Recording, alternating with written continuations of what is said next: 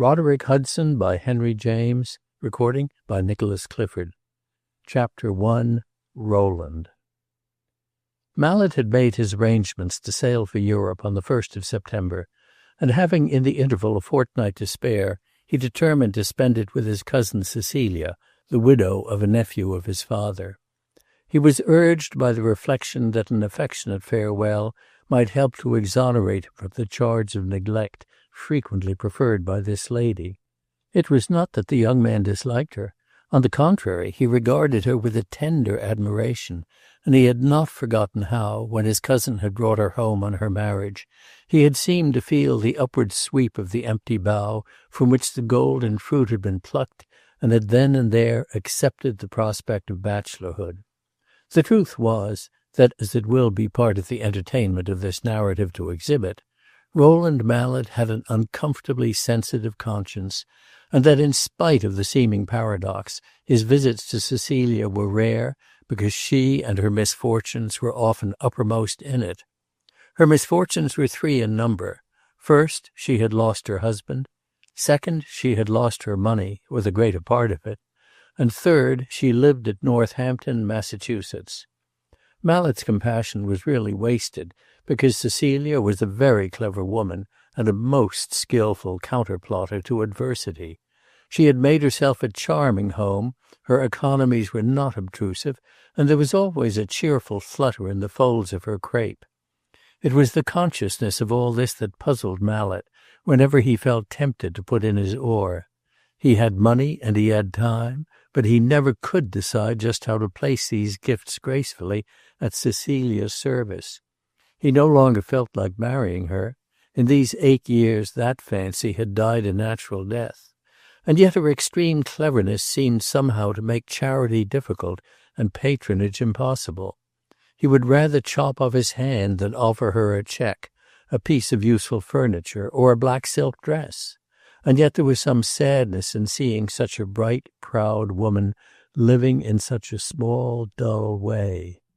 Cecilia had, moreover, a turn for sarcasm, and her smile, which was her pretty feature, was never so pretty as when her sprightly phrase had a lurking scratch in it.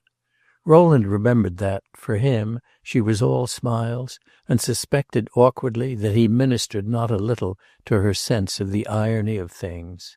And in truth, with his means, his leisure, and his opportunities, what had he done? He had an unaffected suspicion of his uselessness. Cecilia, meanwhile, cut out her own dresses, and was personally giving her little girl the education of a princess. This time, however, he presented himself bravely enough, for in the way of activity it was something definite, at least, to be going to Europe, and to be meaning to spend the winter in Rome. Cecilia met him in the early dusk at the gate of her little garden, amid a studied combination of floral perfumes. A rosy widow of 28, half cousin, half hostess, doing the honours of an odorous cottage on a midsummer evening, was a phenomenon to which the young man's imagination was able to do ample justice. Cecilia was always gracious, but this evening she was almost joyous. She was in a happy mood, and Mallet imagined there was a private reason for it, a reason quite distinct from her pleasure in receiving her honoured kinsman. The next day he flattered himself he was on the way to discover it. For the present, after tea, as they sat on the rose-framed porch, while Rowland held his younger cousin between his knees, and she, enjoying her situation, listened timorously for the stroke of bedtime, Cecilia insisted on talking more about her visitor than about herself. "What is it you mean to do in Europe?" she asked lightly, giving a turn to the frill of her sleeve, just such a turn as seemed to Mallet to bring out all the latent difficulties of the question. "Why, very much what I do here," he answered. "No great harm." "Is it true," Cecilia asked, "that you do no great harm? Is not a man like you doing harm when he is not doing positive good?" "Your compliment is ambiguous," said Rowland. "No," answered the widow, "you know what I think of you. You have a particular aptitude for beneficence. You have it in the first place in your character. You are a benevolent person. Ask Bessie if you don't hold her more gently and comfortably than any of her other admirers." "He holds me more comfortably than Mr. Hudson," Bessie declared roundly. Rowland, not knowing Mr. Hudson, could but half appreciate the eulogy, and Cecilia went on to develop her idea. "Your circumstances, in the second place, suggest the idea of social usefulness. You are intelligent, you are well informed, and your charity, if one may call it charity, would be discriminating. You are rich and unoccupied, so that it might be abundant. Therefore, I say, you are a person to do something on a large scale. Bestir yourself, dear Rowland, or we may be taught to think that virtue herself is setting a bad example." "Heaven forbid," cried Rowland, "that I should set the examples of virtue. I am quite willing to follow them, however, and if I don't do something on the grand scale, it is that my genius is altogether imitative, and that I have not recently encountered any very striking models of grandeur. Pray, what shall I do? Found an orphan asylum, or build a dormitory for Harvard College? I am not rich enough to do either in an ideally handsome way, and I confess that yet awhile I feel too young to strike my grand coup. I am holding myself ready for inspiration. I am waiting till something takes my fancy irresistibly. If inspiration comes at 40, it will be 100 pities to have tied up my money bag at 30. "Well, I give you till 40, said Cecilia. "It's only a word to the wise, a notification that you are expected not to run your course without having done something handsome for your fellow man." 9 o'clock sounded, and Bessie with each stroke courted a closer embrace. But a single winged word from her mother overleaped her successive entrenchments. She turned and kissed her cousin, and deposited an irrepressible tear on his moustache. Then she went and said her prayers to her mother. It was evident she was being admirably brought up. Rowland, with the permission of his hostess, lighted a cigar, and puffed it a while in silence. Cecilia's interest in his career seemed very agreeable. That Mallet was without vanity, I by no means intend to affirm, but there had been times when, seeing him accept, hardly less deferentially, advice even more peremptory than the widow's, you might have asked yourself what had become of his vanity. Now, in the sweet-smelling starlight, he felt gently wooed to egotism. There was a project connected with his going abroad, which it was on his tongue's end to communicate. It had no relation to hospitals or dormitories, and yet it would have sounded very generous. But it was not because it would have sounded generous that poor Mallet at last puffed it away in the fumes of his cigar. Useful though it might be, it expressed most imperfectly the young man's own personal conception of usefulness. He was extremely fond of all the arts, and he had an almost passionate enjoyment of pictures. He had seen many, and he had judged them sagaciously. It had occurred to him some time before that it would be the work of a good citizen to go abroad, and with all expedition and secrecy purchase certain valuable specimens of the Dutch and Italian schools as to which he had received private proposals, and then present his treasures out of hand to an American city, not unknown to aesthetic fame, in which at the time there prevailed a good deal of fruitless aspiration toward an art museum.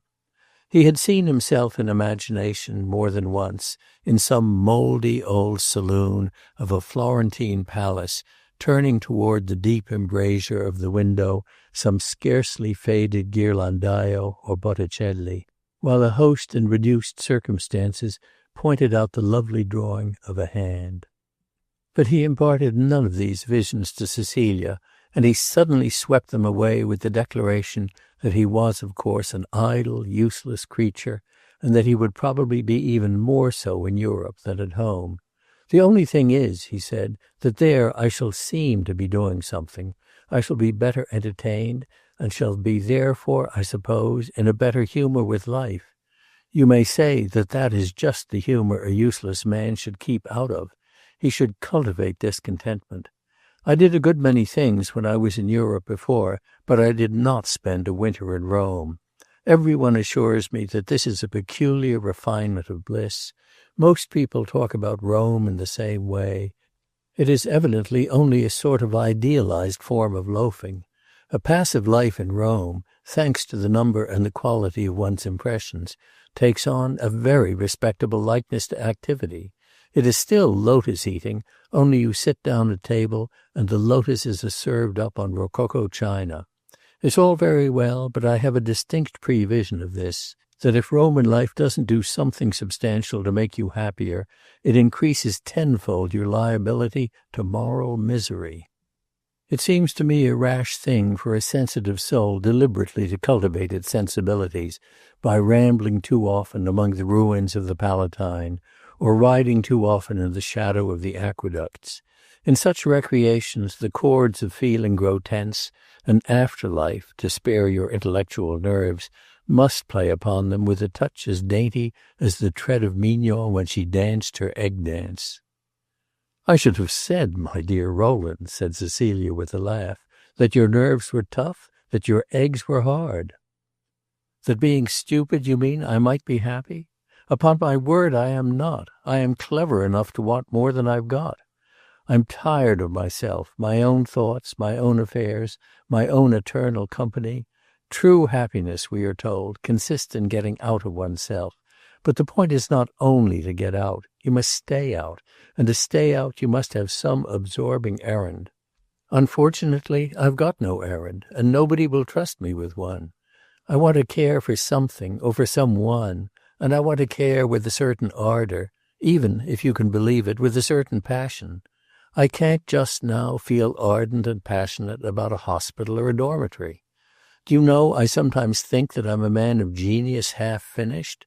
The genius has been left out, the faculty of expression is wanting, but the need for expression remains, and I spend my days groping for the latch of a closed door." "What an immense number of words," said Cecilia after a pause, "to say you want to fall in love. I've no doubt you have as good a genius for that as anyone, if you would only trust it." "Of course I've thought of that, and I assure you I hold myself ready.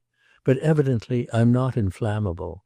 Is there in Northampton some perfect epitome of the graces?" "Of the graces?" said Cecilia, raising her eyebrows, and suppressing too distinct a consciousness of being herself a rosy embodiment of several. "The household virtues are better represented. There are some excellent girls, and there are 2 or 3 very pretty ones. I will have them here, one by one, to tea, if you like." "I should particularly like it, especially as I should give you a chance to see, by the profundity of my attention, that if I am not happy, it's not for want of taking pains." Cecilia was silent for a moment, and then, "On the whole," she resumed, "I don't think there are any worth asking. There are none so very pretty, none so very pleasing." "Are you very sure?" asked the young man, rising and throwing away his cigar end. "Upon my word," cried Cecilia, "one would suppose I wished to keep you for myself. Of course I am sure. But as the penalty of your insinuations, I shall invite the plainest and prosiest damsel that can be found, and leave you alone with her." Rowland smiled. "Even against her," he said, "I should be sorry to conclude until I had given her my respectful attention." This little profession of ideal chivalry, which closed the conversation, was not quite so fanciful on Mallet's lips as it would have been on those of many another man, as a rapid glance at its antecedents may help to make the reader perceive. His life had been a singular mixture of the rough and the smooth. He had sprung from a rigid Puritan stock, and had been brought up to think much more intently of the duties of this life than of its privileges and pleasures. His progenitors had submitted in the matter of dogmatic theology to the relaxing influences of recent years, but if Rowland's youthful consciousness was not chilled by the menace of long punishment for brief transgression, he had at least been made to feel that there ran through all things a strain of right and wrong, as different, after all, in their complexions as the texture to the spiritual sense of Sundays and weekdays. His father was a chip of the primal Puritan block, a man with an icy smile and a stony frown. He had always bestowed on his son, on principle, more frowns than smiles, and if the lad had not been turned to stone himself, it was because nature had blessed him inwardly with a well of vivifying waters. Mrs. Mallet had been a Miss Rowland, the daughter of a retired sea captain, once famous on the ships that sailed from Salem and Newburyport. He had brought to port many a cargo which crowned the edifice of fortunes already almost colossal, but he had also done a little sagacious trading on his own account, and he was able to retire prematurely for so seaworthy a maritime organism upon a pension of his own providing. He was to be seen for a year on the Salem wharves, smoking the best tobacco and eyeing the seaward horizon with an inveteracy which superficial minds interpreted as a sign of repentance. At last, one evening, he disappeared beneath it, as he had often done before, this time, however, not as a commissioned navigator, but simply as an amateur of an observing turn likely to prove oppressive to the officer in command of the vessel. 5 months later his place at home knew him again, and made the acquaintance also of a handsome, blonde young woman of redundant contours, speaking a foreign tongue. The foreign tongue proved, after much conflicting research, to be the idiom of Amsterdam, and the young woman, which was stranger still, to be Captain Rowland's wife. Why had he gone forth so suddenly across the seas to marry her? What had happened between them before, and whether, though it was of questionable propriety for a good citizen to espouse a young person of mysterious origin who did her hair in fantastically elaborate plaits, and as whose appearance figure enjoyed such striking predominance, he would not have had a heavy weight on his conscience if he had remained an irresponsible bachelor. These questions, and many others, bearing with varying degrees of immediacy on the subject, were much propounded but scantily answered, and this history need not be charged with resolving them.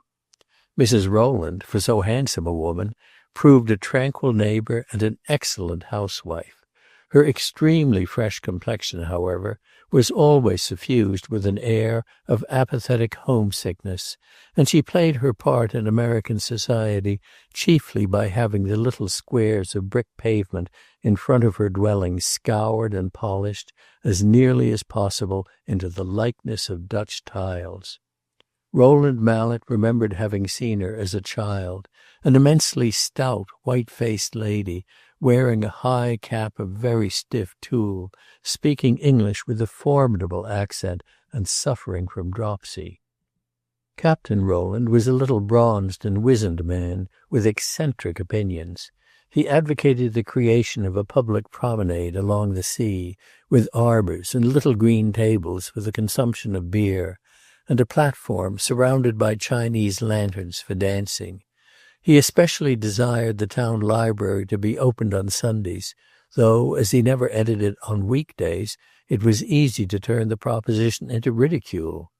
If, therefore, Mrs. Mallet was a woman of an exquisite moral tone, it was not that she had inherited her temper from an ancestry with a turn for casuistry.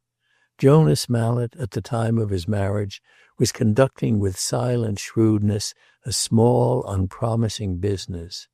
Both his shrewdness and his silence increased with his years, and at the close of his life he was an extremely well-dressed, well-brushed gentleman with a frigid grey eye, who said little to anybody, but of whom everybody said that he had a very handsome fortune. He was not a sentimental father, and the roughness I just now spoke of in Rowland's life dated from his early boyhood. Mr. Mallet, whenever he looked at his son, felt extreme compunction at having made a fortune. He remembered that the fruit had not dropped ripe from the tree into his own mouth, and determined it should be no fault of his if the boy was corrupted by luxury. Rowland, therefore, except for a good deal of expensive instruction in foreign tongues and abstruse sciences, received the education of a poor man's son. His fare was plain, his temper familiar with the discipline of patched trousers, and his habits marked by an exaggerated simplicity which it really cost a good deal of money to preserve unbroken. He was kept in the country for months together, in the midst of servants who had strict injunctions to see that he suffered no serious harm, but were as strictly forbidden to wait upon him. As no school could be found conducted on principles sufficiently rigorous, he was attended at home by a master who set a high price on the understanding that he was to illustrate the beauty of abstinence not only by precept but by example. Rowland passed for a child of ordinary parts, and certainly during his younger years was an excellent imitation of a boy who had inherited nothing whatever that was to make life easy. He was passive, pliable, frank, extremely slow at his books, and inordinately fond of trout fishing. His hair, a memento of his Dutch ancestry, was of the fairest shade of yellow, his complexion absurdly rosy, and his measurement around the waist, when he was about 10 years old, quite alarmingly large. This, however, was but an episode in his growth. He became afterwards a fresh-colored, yellow-bearded man, but he was never accused of anything worse than a tendency to corpulence. He emerged from childhood a simple, wholesome, round-eyed lad, with no suspicion that a less roundabout course might have been taken to make him happy, but with a vague sense that his young experience was not a fair sample of human freedom, and that he was to make a great many discoveries. When he was about 15, he achieved a momentous one. He ascertained that his mother was a saint. She had always been a very distinct presence in his life, but so ineffably gentle a one that his sense was fully open to it only by the danger of losing her. She had an illness which for many months was liable at any moment to terminate fatally, and during her long-arrested convalescence she removed the mask which she had worn for years by her husband's order. Rowland spent his days at her side, and felt before long as if he had made a new friend.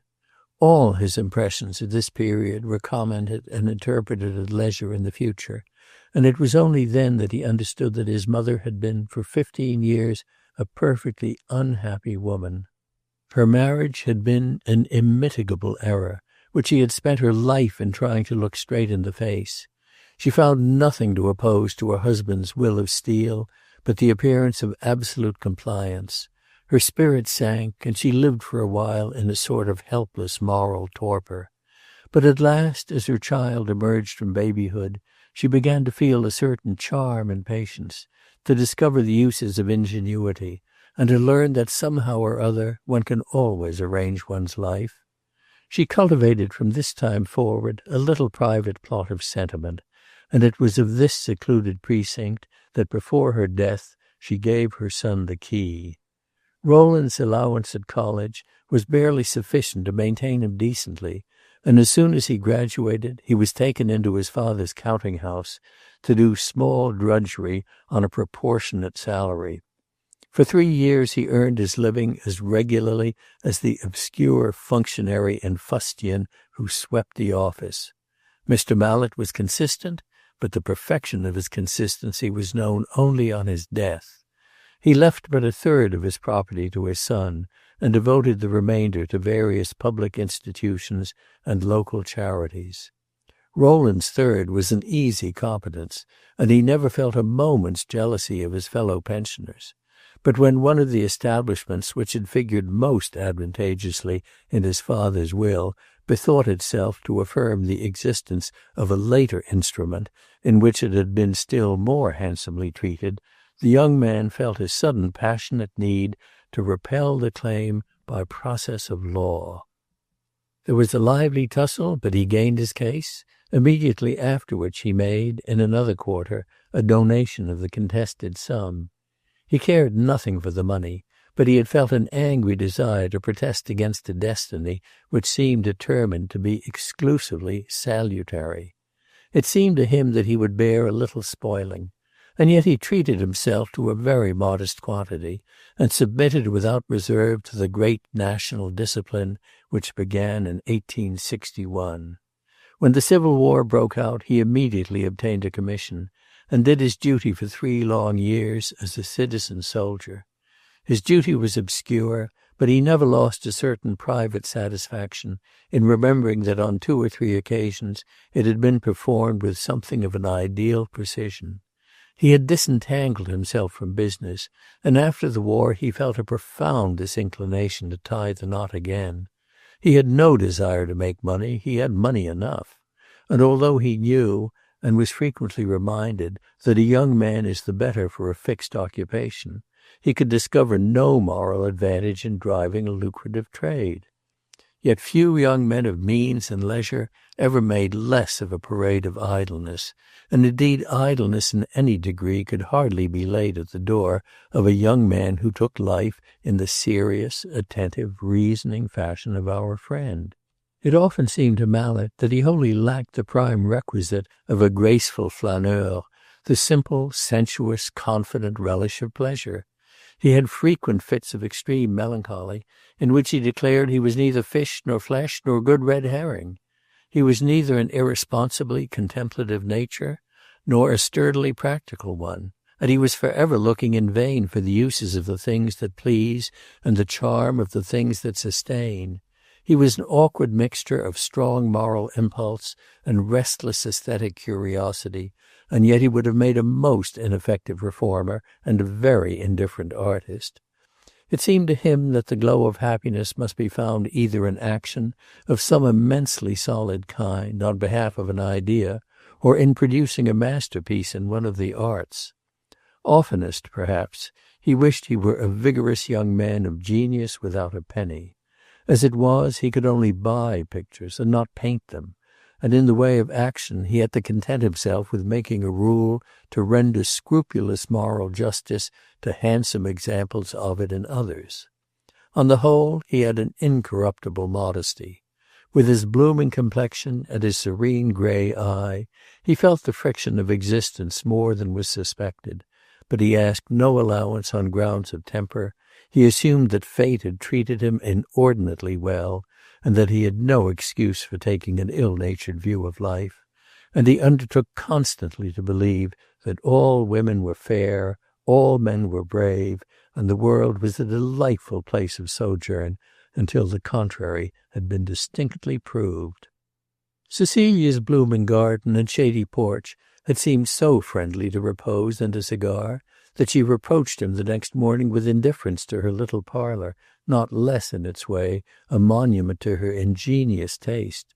"And by the way," she added, as he followed her in, "if I refused last night to show you a pretty girl, I can at least show you a pretty boy." She threw open a window and pointed to a statuette which occupied the place of honour among the ornaments of the room.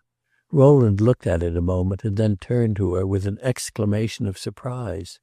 She gave him a rapid glance, perceived that her statuette was of altogether exceptional merit, and then smiled knowingly, as if this had long been an agreeable certainty. "Who did it? Where did you get it?" Rowland demanded.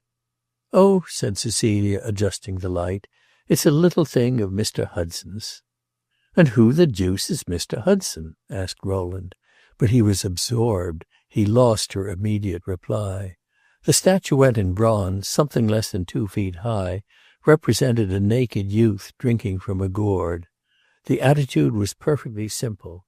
The lad was squarely planted on his feet, with his legs a little apart, his back was slightly hollowed, his head thrown back, and both hands raised to support the rustic cup. There was a loosened fillet of wild flowers about his head, and his eyes, under their drooped lids, looked straight into the cup. On the base was scratched the Greek word dipsa, thirst. The figure might have been some beautiful youth of ancient fable, Hylas or Narcissus, Paris or Endymion. Its beauty was the beauty of natural movement. Nothing had been sought to be represented but the perfection of an attitude. This had been most attentively studied, and it was exquisitely rendered. Rowland demanded more light, dropped his head on this side and that, uttered vague exclamations. He said to himself, as he had said more than once in the Louvre and the Vatican, "We ugly mortals, what beautiful creatures we are." Nothing in a long time had given him so much pleasure. "Hudson, Hudson," he asked again. "Who was Hudson?" "A young man of this place," said Cecilia. "A young man? How old?" "Oh, I suppose he is 3 or 24. "Of this place, you say? Of Northampton, Massachusetts?" "He lives here, but he comes from Virginia." "Is he a sculptor by profession?" "He's a law student." Rowland burst out laughing. "He has found something in Blackstone that I never did. He makes statues then simply for his pleasure?" Cecilia, with a smile, gave a little toss of her head. "For mine." "I congratulate you," said Rowland. "I wonder whether he could be induced to do anything for me?" This was a matter of friendship. I saw the figure when he had modelled it in clay, and of course greatly admired it. He said nothing at the time, but a week ago, on my birthday, he arrived in a buggy with this. He had had it cast at the foundry at Chicopee. I believe it's a beautiful piece of bronze. He begged me to accept." "Upon my word," said Mallett, "he does things handsomely." And he fell to admiring the statue again. "So then," said Cecilia, "it's very remarkable?" "Why, my dear cousin," Rowland answered, "Mr. Hudson of Virginia is an extraordinary—" Then suddenly stopping, "Is he a great friend of yours?" he asked. "A great friend?" and Cecilia hesitated. "I regard him as a child." "Well," said Rowland, "he's a very clever child. Tell me something about him. I should like to see him." Cecilia was obliged to go to her daughter's music lesson, but she assured Rowland that she would arrange for him a meeting with the young sculptor. He was a frequent visitor, and as he had not called for some days, it was likely he would come that evening. Rowland, left alone, examined the statuette at his leisure, and returned more than once during the day to take another look at it. He discovered its weak points, but it wore well. It had the stamp of genius. Rowland envied the happy youth who, in a New England village, without aid or encouragement, without models or resources, had found it so easy to produce a lovely work. In the evening, as he was smoking his cigar on the veranda, a light, quick step pressed the gravel of the garden path, and in a moment a young man made his bow to Cecilia. It was rather a nod than a bow, and indicated either that he was an old friend or that he was scantily versed in the usual social forms. Cecilia, who was sitting near the steps, pointed to a neighboring chair, but the young man seated himself abruptly on the floor at her feet, began to fan himself vigorously with his hat, and broke out into a lively objurgation upon the hot weather. "I'm dripping wet," he said without ceremony. "You walk too fast," said Cecilia. "You do everything too fast." I know it," he cried, passing his hand back through his abundant dark hair and making it stand out in a picturesque shock. "I can't be slow if I try. There's something inside of me that drives me, a restless fiend."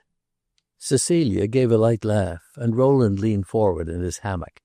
He had placed himself in it at Bessie's request, and was playing that he was her baby, and that she was rocking him to sleep.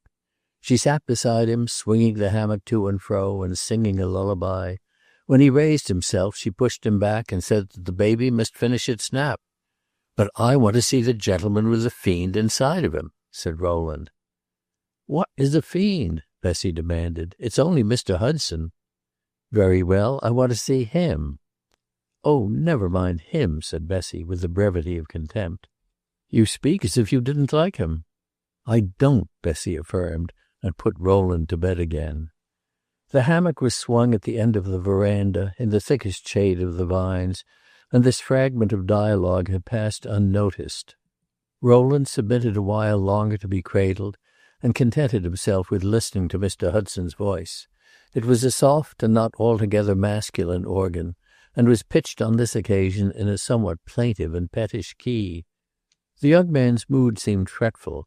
He complained of the heat, of the dust, of a shoe that hurt him, of having gone on an errand a mile to the other side of the town, and found the person he was in search of had left Northampton an hour before. "Won't you have a cup of tea?" Cecilia asked. "Perhaps that will restore your equanimity." "Aye, by keeping me awake all night," said Hudson. "At the best, it's hard enough to go down to the office. With my nerves set on edge by a sleepless night, I should perforce stay at home and be brutal to my poor mother." "Your mother is well, I hope?" "Oh, she's as usual." "And Miss Garland?" "She's as usual, too. Everyone, everything is as usual. Nothing ever happens in this benighted town." "I beg your pardon. Things do happen sometimes," said Cecilia. "Here is a dear cousin of mine arrived on purpose to congratulate you on your statuette." And she called to Rowland to come and be introduced to Mr. Hudson. The young man sprang up with alacrity, and Rowland, coming forward to shake hands, had a good look at him in the light projected from the parlor window. Something seemed to shine out of Hudson's face as a warning against a compliment of the idle, unpondered sort. "Your statuette seems to be very good," Rowland said gravely. "It has given me extreme pleasure." "And my cousin knows what is good," said Cecilia. "He's a connoisseur." Hudson smiled and stared. "A connoisseur!" he cried, laughing. "He's the first I've ever seen. Let me see what they look like." And he drew Rowland nearer to the light. "Have they all such good heads as that? I should like to model yours." "Pray do," said Cecilia. "It will keep him a while. He is running off to Europe." "Ah, to Europe!" Hudson exclaimed with a melancholy cadence as they sat down. "Happy man!" But the note seemed to Rowland to be struck rather at random, for he perceived no echo of it in the boyish garrulity of his later talk. Hudson was a tall, slender young fellow, with a singularly mobile and intelligent face. Rowland was struck at first only with its responsive vivacity, but in a short time he perceived it was remarkably handsome. The features were admirably chiseled and finished, and a frank smile played over them as gracefully as a breeze among flowers. The fault of the young man's whole structure was an excessive want of breadth. The forehead, though it was high and rounded, was narrow. The jaw and the shoulders were narrow, and the result was an air of insufficient physical substance. But Mallet afterwards learned that this fair, slim youth could draw indefinitely upon a mysterious fund of nervous force which outlasted and outwearied the endurance of many a sturdier temperament. And certainly there was life enough in his eye to furnish an immortality. It was a generous, dark gray eye, in which there came and went a sort of kindling glow, which would have made a ruder visage striking, and which gave at times to Hudson's harmonious face an altogether extraordinary beauty. There was, to Rowland's sympathetic sense, a slightly pitiful disparity between the young sculptor's delicate countenance and the shabby gentility of his costume.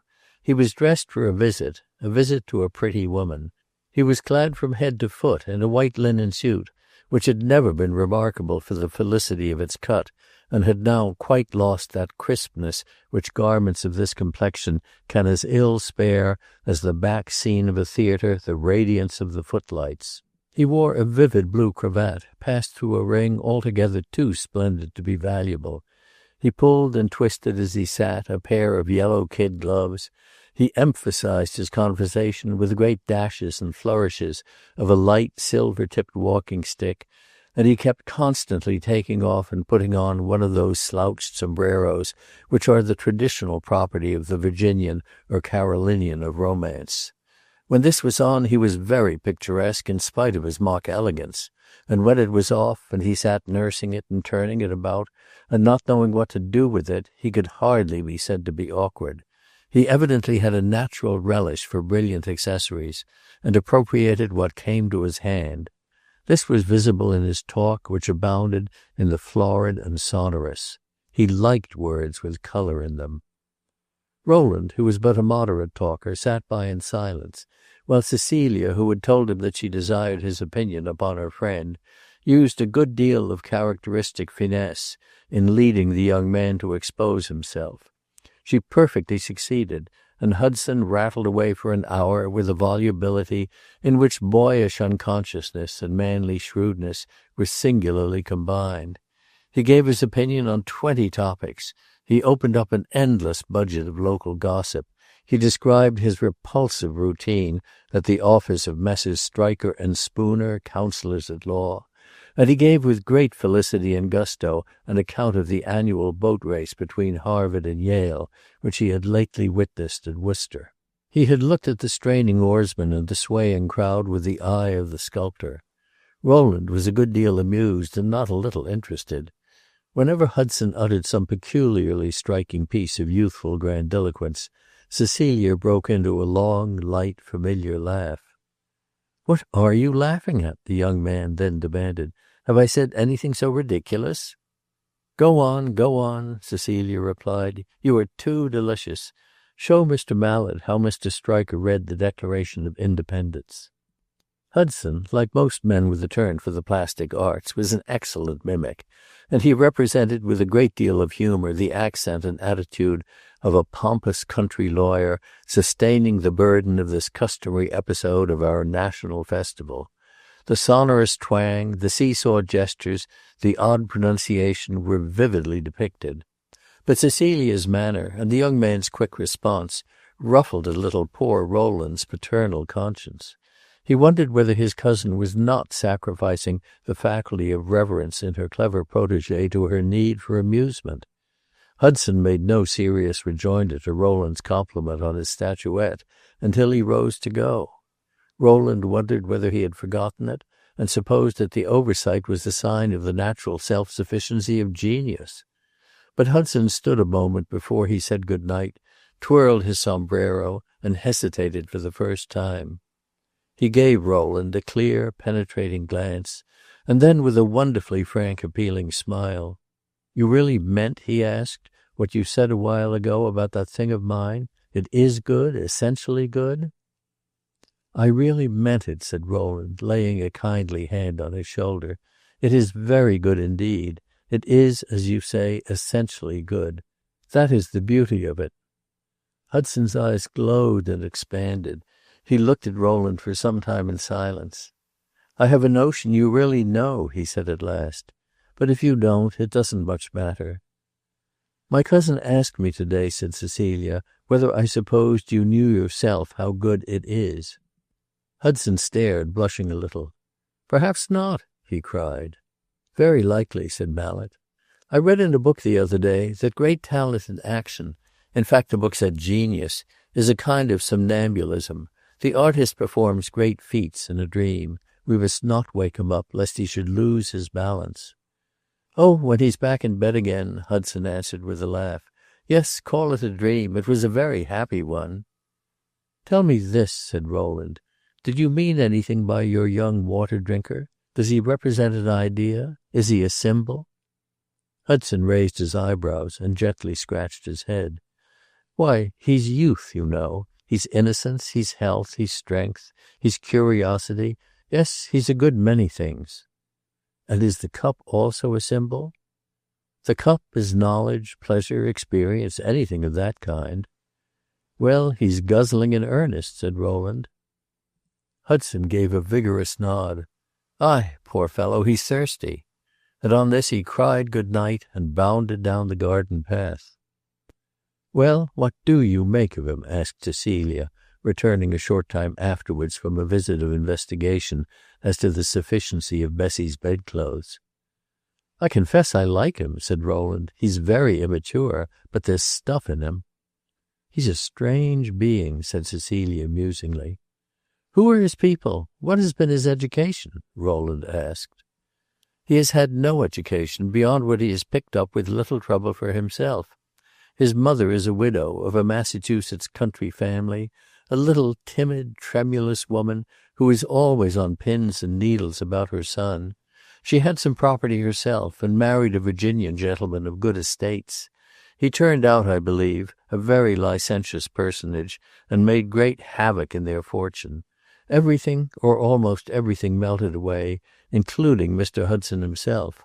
This is literally true, for he drank himself to death. 10 years ago his wife was left a widow with scanty means and a couple of growing boys. She paid her husband's debts as best she could, and came to establish herself here, where by the death of a charitable relative she had inherited an old-fashioned ruinous house. Roderick, our friend, was her pride and joy, but Stephen the elder was her comfort and support. I remember him later. He was an ugly, sturdy, practical lad, very different from his brother, and in his way, I imagine, a very fine fellow. When the war broke out, he found that the New England blood ran thicker in his veins than the Virginian, and immediately obtained a commission. He fell in some Western battle and left his mother inconsolable. Roderick, however, has given her plenty to think about, and she has induced him by some mysterious art to abide, nominally at least, in a profession that he abhors, and for which he is about as fit, I should say, as I am to drive a locomotive. He grew up à la grâce de Dieu and was horribly spoiled.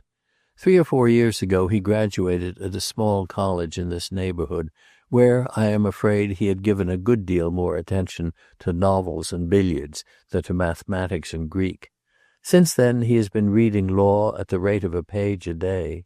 If he is ever admitted to practice, I'm afraid my friendship won't avail to make me give him my business.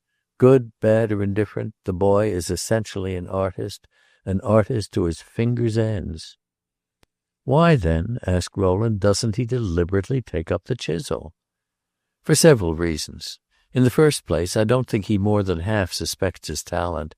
The flame is smoldering, but it is never fanned by the breath of criticism. He sees nothing, hears nothing, to help him to self-knowledge.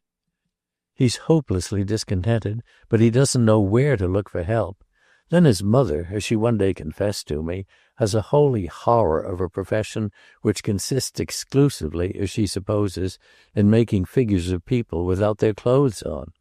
Sculpture, to her mind, is an insidious form of immorality, and for a young man of a passionate disposition, she considers the law a much safer investment. Her father was a judge, she has 2 brothers at the bar, and her elder son had made a very promising beginning in the same line. She wishes the tradition to be perpetuated. I'm pretty sure the law won't make Roderick's fortune, and I'm afraid it will, in the long run, spoil his temper. What sort of a temper is it? One to be trusted on the whole. It is quick, but it is generous. I have known it to breathe flame and fury at 10 o'clock in the evening, and soft, sweet music early on the morrow. It's a very entertaining temper to observe. I, fortunately, can do so dispassionately, for I'm the only person in the place he has not quarrelled with. Has he then no society? Who is Miss Garland, whom you asked about? A young girl staying with his mother, a sort of far-away cousin, a good plain girl, but not a person to delight a sculptor's eye. Roderick has a goodly share of the old Southern arrogance. He has the aristocratic temperament. He will have nothing to do with the small townspeople. He says they're ignoble. He cannot endure his mother's friends, the old ladies and the ministers and the Tea Party people. They bore him to death. So he comes and lounges here and rails at everything and everyone. This graceful young scoffer reappeared a couple of evenings later and confirmed the friendly feeling he had provoked on Rowland's part. He was in an easier mood than before. He chattered less extravagantly and asked Rowland a number of rather naïf questions about the condition of the fine arts in New York and Boston. Cecilia, when he had gone, said that this was the wholesome effect of Rowland's praise of his statuette. Roderick was acutely sensitive, and Rowland's tranquil commendation had stilled his restless pulses. He was ruminating the full-flavored verdict of culture. Rowland felt an irresistible kindness for him, a mingled sense of his personal charm and his artistic capacity. He had an indefinable attraction, the something divine of unspotted, exuberant, confident youth. The next day was Sunday, and Rowland proposed that they should take a long walk and that Roderick should show him the country. The young man assented gleefully, and in the morning, as Rowland at the garden gate was giving his hostess Godspeed on her way to church, he came striding along the grassy margin of the road and out whistling the music of the church bells. It was one of those lovely days of August when you feel the complete exuberance of summer just warned and checked by autumn. "Remember the day, and take care you rob no orchards," said Cecilia, as they separated. The young men walked away at a steady pace over hill and dale, through woods and fields, and at last found themselves on a grassy elevation studded with mossy rocks and red cedars. Just beneath them, in a great shining curve, flowed the goodly Connecticut. They flung themselves on the grass and tossed stones into the river. They talked like old friends. Rowland lit a cigar, and Roderick refused one with a grimace of extravagant disgust. He thought them vile things. He didn't see how decent people could tolerate them. Rowland was amused, and wondered what it was that made this ill-mannered speech seem perfectly inoffensive on Roderick's lips. He belonged to the race of mortals, to be pitied or envied according as we view the matter, who are not held to a strict account for their aggressions. Looking at him as he lay stretched in the shade, Rowland vaguely likened him to some beautiful, supple, restless, bright-eyed animal, whose motion should have no deeper warrant than the tremulous delicacy of its structure, and be graceful even when they were most inconvenient. Rowland watched the shadows on Mount Holyoke, listened to the gurgle of the river, and sniffed the balsam of the pines. A gentle breeze had begun to tickle their summits, and brought the smell of the mown grass across from the elm-dotted river meadows. He sat up beside his companion, and looked away at the far-spreading view. It seemed to him beautiful, and suddenly a strange feeling of prospective regret took possession of him. Something seemed to tell him that later in a foreign land he would remember it lovingly and penitently. "It's a wretched business," he said, "this practical quarrel of ours with our own country, this everlasting impatience to get out of it. Is one's only safety then in flight? This is an American day, an American landscape, an American atmosphere. It certainly has its merits, and some day when I am shivering with ague in classic Italy, I shall accuse myself of having slighted them." Roderick kindled with a sympathetic glow, and declared that America was good enough for him, and that he had always thought it the duty of an honest citizen to stand by his own country and help it along. He had evidently thought nothing whatever about it, and was launching his doctrine on the inspiration of the moment.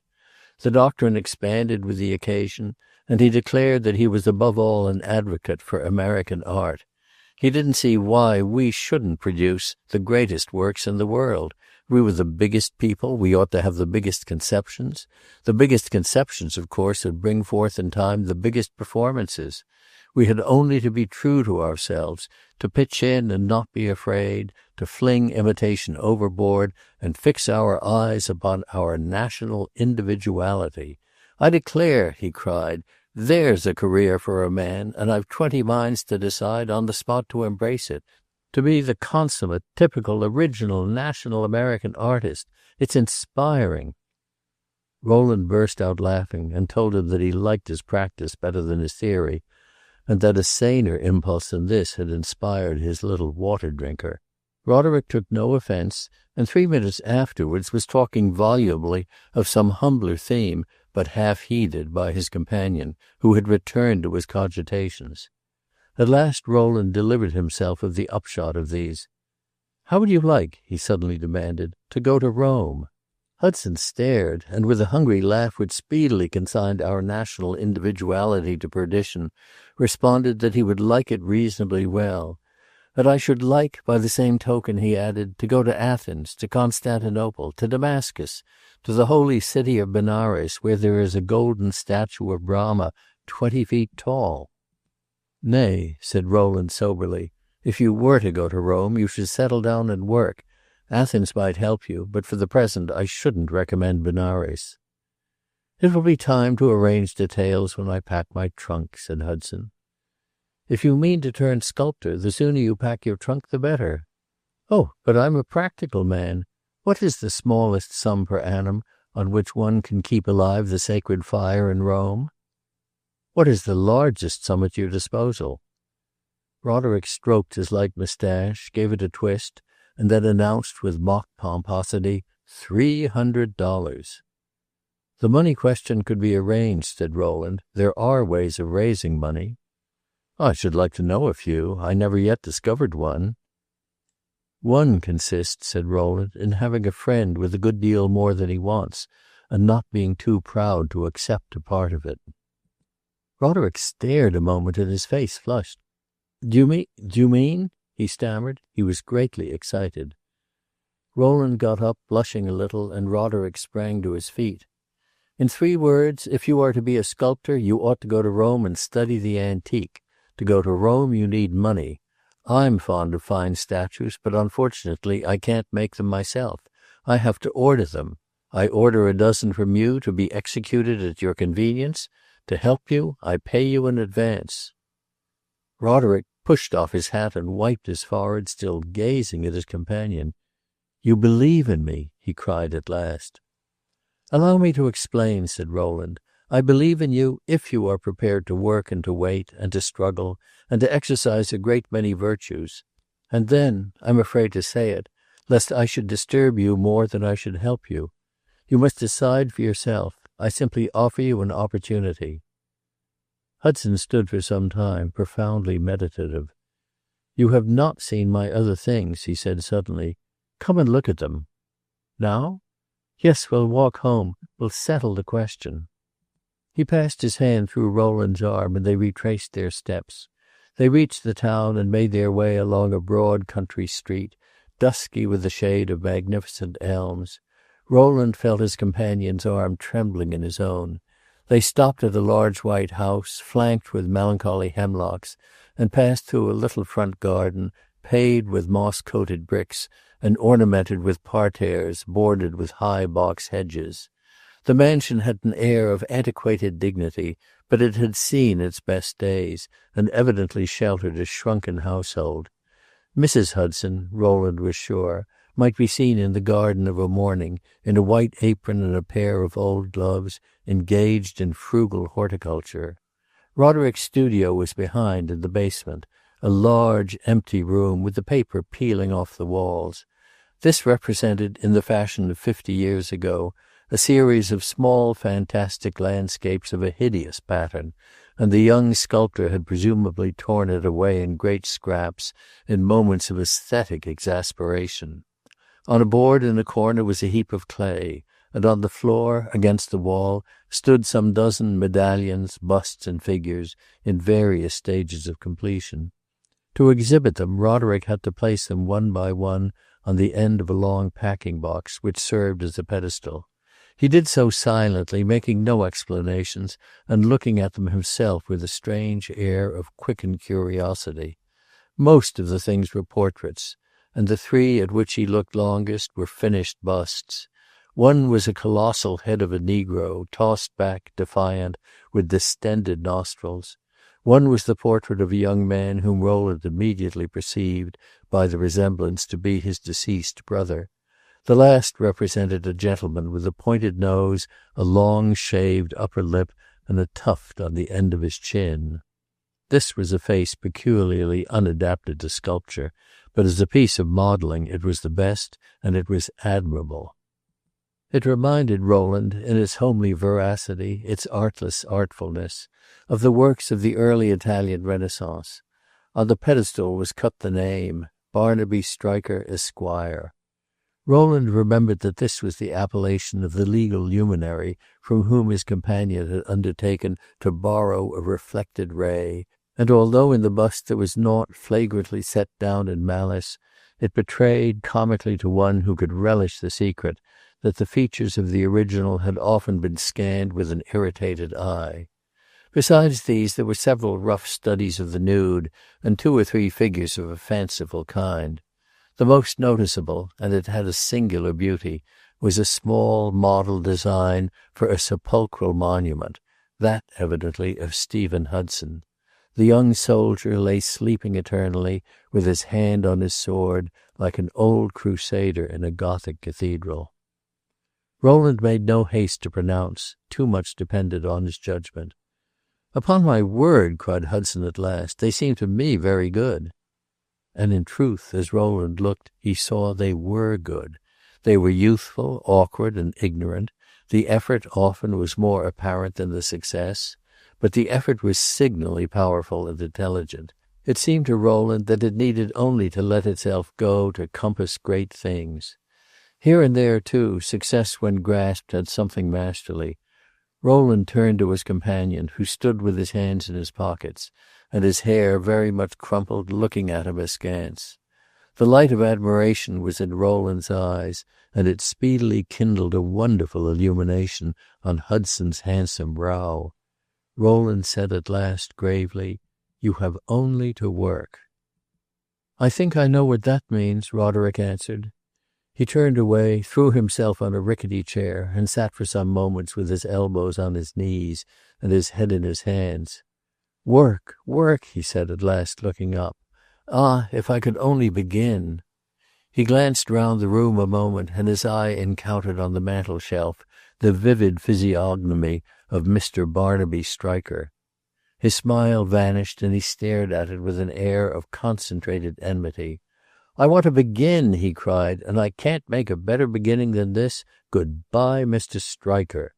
He strode across the room, seized a mallet that lay at hand, and before Rowland could interfere in the interest of art, if not of morals, dealt a merciless blow upon Mr. Stryker's skull. The bust cracked into a dozen pieces, which toppled with a great crash upon the floor. Rowland relished neither the destruction of the image nor his companion's look in working it, but as he was about to express his displeasure, the door opened and gave passage to a young girl. She came in with a rapid step and startled face, as if she had been summoned by the noise. Seeing the heap of shattered clay and the mallet in Roderick's hand, she gave a cry of horror. Her voice died away when she perceived that Rowland was a stranger, but she murmured reproachfully, "Why, Roderick, what have you done?"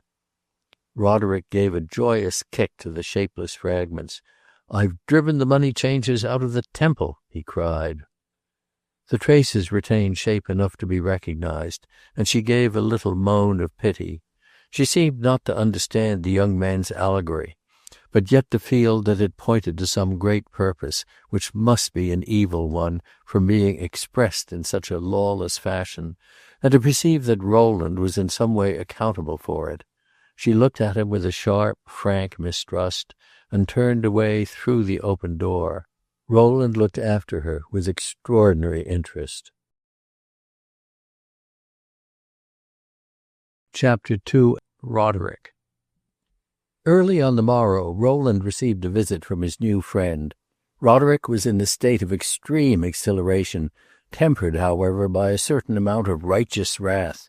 He had had a domestic struggle, but he had remained master of the situation. He had shaken the dust of Mr. Stryker's office from his feet. "I had it out last night with my mother," he said. "I dreaded the scene, for she takes things terribly hard. She doesn't scold nor storm, and she doesn't argue nor insist. She sits with her eyes full of tears that never fall, and looks at me, when I displease her, as if I were a perfect monster of depravity. And the trouble is that I was born to displease her. She doesn't trust me, she never has, and she never will. I don't know what I have done to set her against me, but ever since I could remember, I have been looked at with tears. The trouble is," he went on, giving a twist to his moustache, "I've been too absurdly docile. I've been sprawling all my days by the maternal fireside, and my dear mother has grown used to bullying me. I've made myself cheap. If I'm not in my bed by 11 o'clock, the girl is sent out to explore with a lantern. When I think of it, I fairly despise my amiability. It's rather a hard fate to live like a saint and to pass for a sinner. I should like for 6 months to lead Mrs. Hudson the life some fellows lead their mothers." "Allow me to believe," said Rowland, "that you would like nothing of the sort. If you have been a good boy, don't spoil it by pretending you don't like it. You have been very happy, I suspect, in spite of your virtues, and there are worse fates in the world than being loved too well. I have not had the pleasure of seeing your mother, but I would lay you a wager that that is the trouble. She is passionately fond of you, and her hopes, like all intense hopes, keep trembling into fears." Rowland, as he spoke, had an instinctive vision of how such a beautiful young fellow must be loved by his female relatives. Roderick frowned, and with an impatient gesture, "I do her justice," he cried. "May she never do me less." Then, after a moment's hesitation, "I'll tell you the perfect truth," he went on. "I have to fill a double place. I have to be my brother as well as myself. It's a good deal to ask of a man, especially when he has so little talent as I for being what he is not. When we were both young together, I was the curled darling, I had the silver mug and the biggest piece of pudding, and I stayed indoors to be kissed by the ladies while he made mud pies in the garden, and was never missed, of course.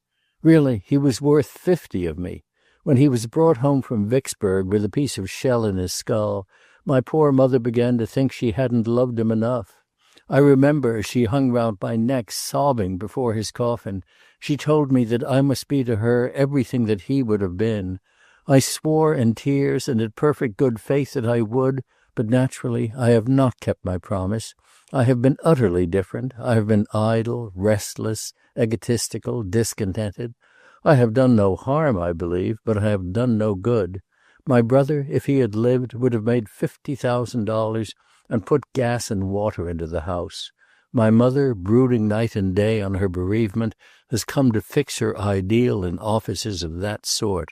Judged by that standard, I'm nowhere. Rowland was at a loss how to receive this account of his friend's domestic circumstances. It was plaintive, and yet the manner seemed to him over-trenchant. "You must lose no time in making a masterpiece," he answered. "Then, with the proceeds, you can give her gas from golden burners." "So I have told her, but she only half believes either in the masterpiece or in proceeds. She can see no good in my making statues. They seem to her a snare of the enemy. She would fain see me all my life tethered to the law, like a browsing goat to a stake. In that way I'm in sight. It's a more regular occupation. That's all I can get out of her. A more regular damnation. Is it a fact that artists in general are such wicked men? I never had the pleasure of knowing one, so I couldn't confute her with an example.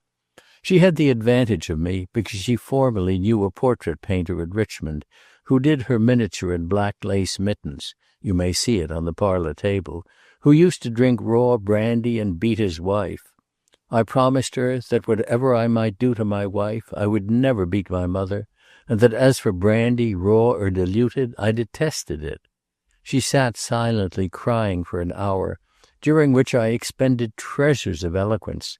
It's a good thing to have to reckon up one's intentions, and I assure you, as I pleaded my cause, I was most agreeably impressed with the elevated character of my own. I kissed her solemnly at last, and told her that I had said everything, and that she must make the best of it. This morning she has dried her eyes, but I warrant you it isn't a cheerful house. I long to be out of it." "I'm extremely sorry," said Rowland, "to have been the prime cause of so much suffering. I owe your mother some amends. Will it be possible for me to see her?" "If you'll see her, it will smooth matters vastly. Though to tell the truth, she'll need all her courage to face you, for she considers you an agent of the foul fiend. She doesn't see why you should have come here and set me by the ears. You are made to ruin ingenuous youths and desolate doting mothers. I leave it to you personally to answer these charges. You see, what she can't forgive, what she'll not really ever forgive, is your taking me off to Rome. Rome is an evil word in my mother's vocabulary, to be said in a whisper, as you'd say damnation. Northampton is in the center of the earth, and Rome far away in outlying dusk, into which it can do no Christian any good to penetrate. And there was I but yesterday a doomed habitué of that repository of every virtue, Mr. Stryker's office." "And does Mr. Stryker know of your decision?" asked Rowland. "To a certainty. Mr. Stryker, you must know, is not simply a good-natured attorney who lets me dog's-ear his law books. He's a particular friend and general adviser. He looks after my mother's property and kindly consents to regard me as part of it. Our opinions have always been painfully divergent, but I freely forgive him his zealous attempts to unscrew my headpiece and set it on hind part before. He never understood me, and it was useless to try to make him. We speak a different language. We're made of a different clay. I had a fit of rage yesterday when I smashed his bust, at the thought of all the bad blood he had stirred up in me. It did me good, and it's all over now. I don't hate him any more. I'm rather sorry for him. See how you've improved me. I must have seemed to him willfully, wickedly stupid, and I'm sure he only tolerated me on account of his great regard for my mother. This morning I grasped the bull by the horns. I took an armful of law books that had been gathering the dust in my room for the last year and a half, and presented myself at the office. "Allow me to put these back in their places," I said. "I shall never have need for them more, never more, never more, never more." "So you've learned everything they contained?" asked Stryker, leering over his spectacles. "Better late than never."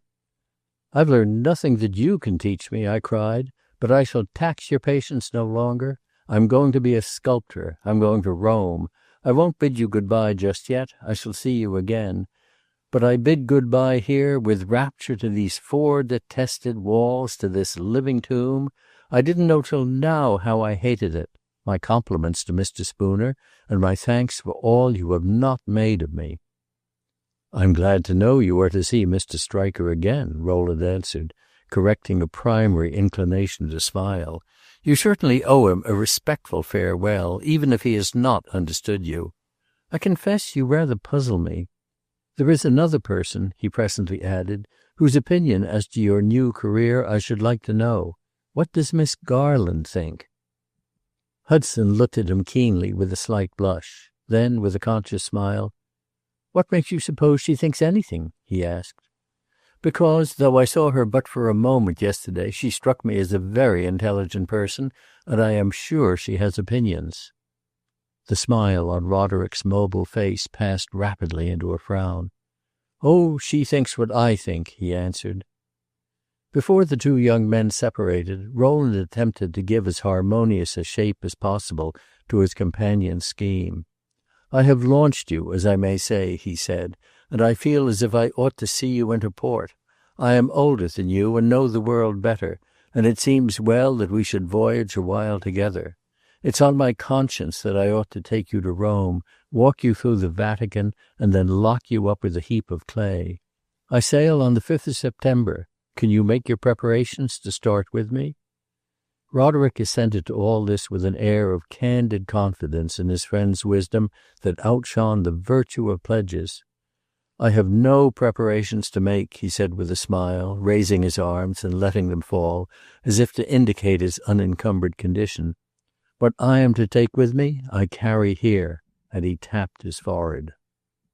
"Happy man," murmured Rowland with a sigh, thinking of the light stowage in his own organism in the region indicated by Roderick, and of the heavy one in deposit at his banker's of bags and boxes.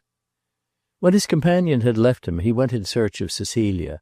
She was sitting at work at a shady window, and welcomed him to a low, chintz-covered chair. He sat some time thoughtfully snipping tape with her scissors. He expected criticism, and he was preparing a rejoinder. At last he told her of Roderick's decision and of his own influence in it. Cecilia, besides an extreme surprise, exhibited a certain fine displeasure at his not having asked her advice. "What would you have said if I had?" he demanded. "I would have said in the first place, 'Oh, for pity's sake, don't carry off the person in all Northampton who amuses me most.' I would have said in the second place, 'Nonsense, the boy is doing very well, let well alone.' That in the first 5 minutes. What would you have said later? That for a man who is generally averse to meddling, you were suddenly rather officious." Rowland's countenance fell. He frowned in silence. Cecilia looked at him askance. Gradually the spark of irritation faded from her eye. "Excuse my sharpness," she resumed at last, "but I am literally in despair at losing Roderick Hudson. His visits in the evening for the past year have kept me alive. They have given a silver tip to leaden days. I don't say he is of a more useful metal than other people, but he is of a different one.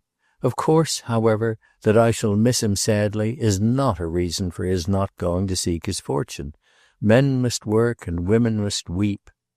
"Decidedly not," said Rowland, with a good deal of emphasis. He had suspected from the first hour of his stay that Cecilia had treated herself to a private social luxury. He had then discovered that she found it in Hudson's lounging visits and boyish chatter, and he had felt himself wondering at last whether, judiciously viewed, her gain in the matter was not the young man's loss. It was evident that Cecilia was not judicious, and that her good sense, habitually rigid under the demands of domestic economy, indulged itself with a certain agreeable laxity on this particular point. She liked her young friend just as he was. She humored him, flattered him, laughed at him, caressed him, did everything but advise him. It was a flirtation without the benefits of a flirtation.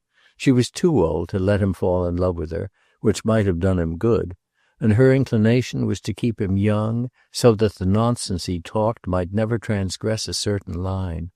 It was quite conceivable that poor Cecilia should relish a pastime, but if one had philanthropically embraced the idea that something considerable might be made of Roderick, it was impossible not to see that her friendship was not what might be called tonic.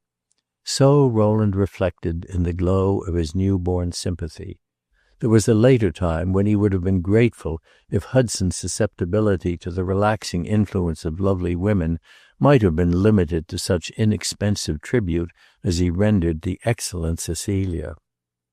"I only desire to remind you," she pursued, "that you are likely to have your hands full." "I've thought of that, and I rather like the idea, liking as I do the man. I told you the other day, you know, that I longed to have something on my hands. When it first occurred to me that I might start our young friend on the path of glory, I felt as if I had an unimpeachable inspiration. Then I remembered there were dangers and difficulties, and asked myself whether I had a right to step in between him and his obscurity. My sense of his really having the divine flame answered the question. He is made to do the things that humanity is the happier for. I can't do such things myself, but when I see a young man of genius standing helpless and hopeless for want of capital, I feel, and it's no affectation of humility, I assure you, as if I would give at least a reflected usefulness to my own life to offer him his opportunity. In the name of humanity, I suppose I ought to thank you, but I want first of all to be happy myself. You guarantee us, at any rate, I hope, the masterpieces?" "A masterpiece a year," said Rowland, smiling, "for the next quarter of a century." "It seems to me that we have a right to ask more, to demand that you guarantee us not only the development of the artist, but the security of the man." Rowland became grave again. "His security?" "His moral, his sentimental security. Here, you see, it's perfect. We are all under a tacit compact to preserve it. Perhaps you believe in the necessary turbulence of genius, and you intend to enjoin upon your protege the importance of cultivating his passions." "On the contrary, I believe that a man of genius owes as much deference to his passions as any other man, but not a particle more, and I confess I have a strong conviction that the artist is better for leading a quiet life. That is what I shall preach to my protege, as you call him, by example as well as by precept. You evidently believe," he added in a moment, "that he will lead me a dance." "Nay, I prophesy nothing. I only think that circumstances with our young man have a great influence, as is proved by the fact that although he has been fuming and fretting here for the last 5 years, he has nevertheless managed to make the best of it, and found it easy on the whole to vegetate. Transplanted to Rome, I fancy he'll put forth a denser leafage. I should like vastly to see the change. You must write me about it from stage to stage. I hope with all my heart that the fruit will be proportionate to the foliage. Don't think me a bird of ill omen. Only remember that you will be held to a strict account." "A man should make the most of himself, and be helped if he needs help," Rowland answered, after a long pause. "Of course, when a body begins to expand, there comes in the possibility of bursting, but I nevertheless approve of a certain tension of one's being. It's what a man is meant for. And then I believe in the essential salubrity of genius, true genius." "Very good," said Cecilia, with an air of resignation which made Rowland for the moment seem to himself culpably eager. "We'll drink then to-day at dinner to the health of our friend." Having it much at heart to convince Mrs. Hudson of the purity of his intentions, Rowland waited upon her that evening. He was ushered into a large parlor, which by the light of a couple of candles he perceived to be very meagrely furnished, and very tenderly and sparingly used. The windows were open to the air of the summer night, and a circle of 3 persons was temporarily awed into silence by his appearance. One of these was Mrs. Hudson, who was sitting at one of the windows, empty-handed save for the pocket handkerchief in her lap, which was held with an air of familiarity with its sadder uses. Near her, on the sofa, half sitting, half lounging, in the attitude of a visitor outstaying ceremony, with one long leg flung over the other, and a large foot in a clumsy boot swinging to and fro continually, was a lean, sandy-haired gentleman whom Rowland recognized as the original of the portrait of Mr. Barnaby Stryker.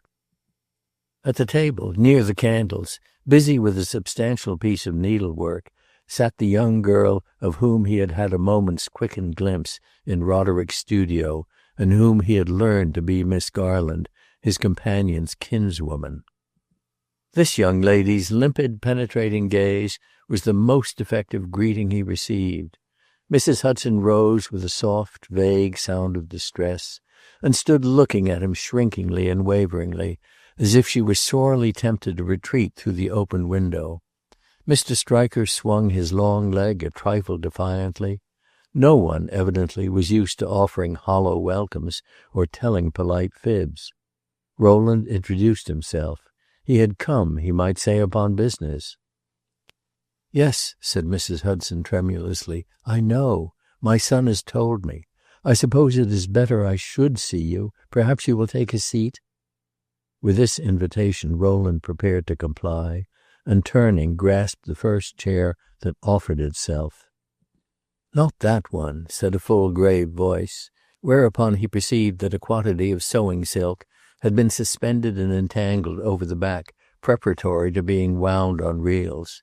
He felt the least bit irritated at the curtness of the warning, coming as it did from a young woman whose countenance he had mentally pronounced interesting, and with regard to whom he was conscious of the germ of the inevitable desire to produce a responsive interest.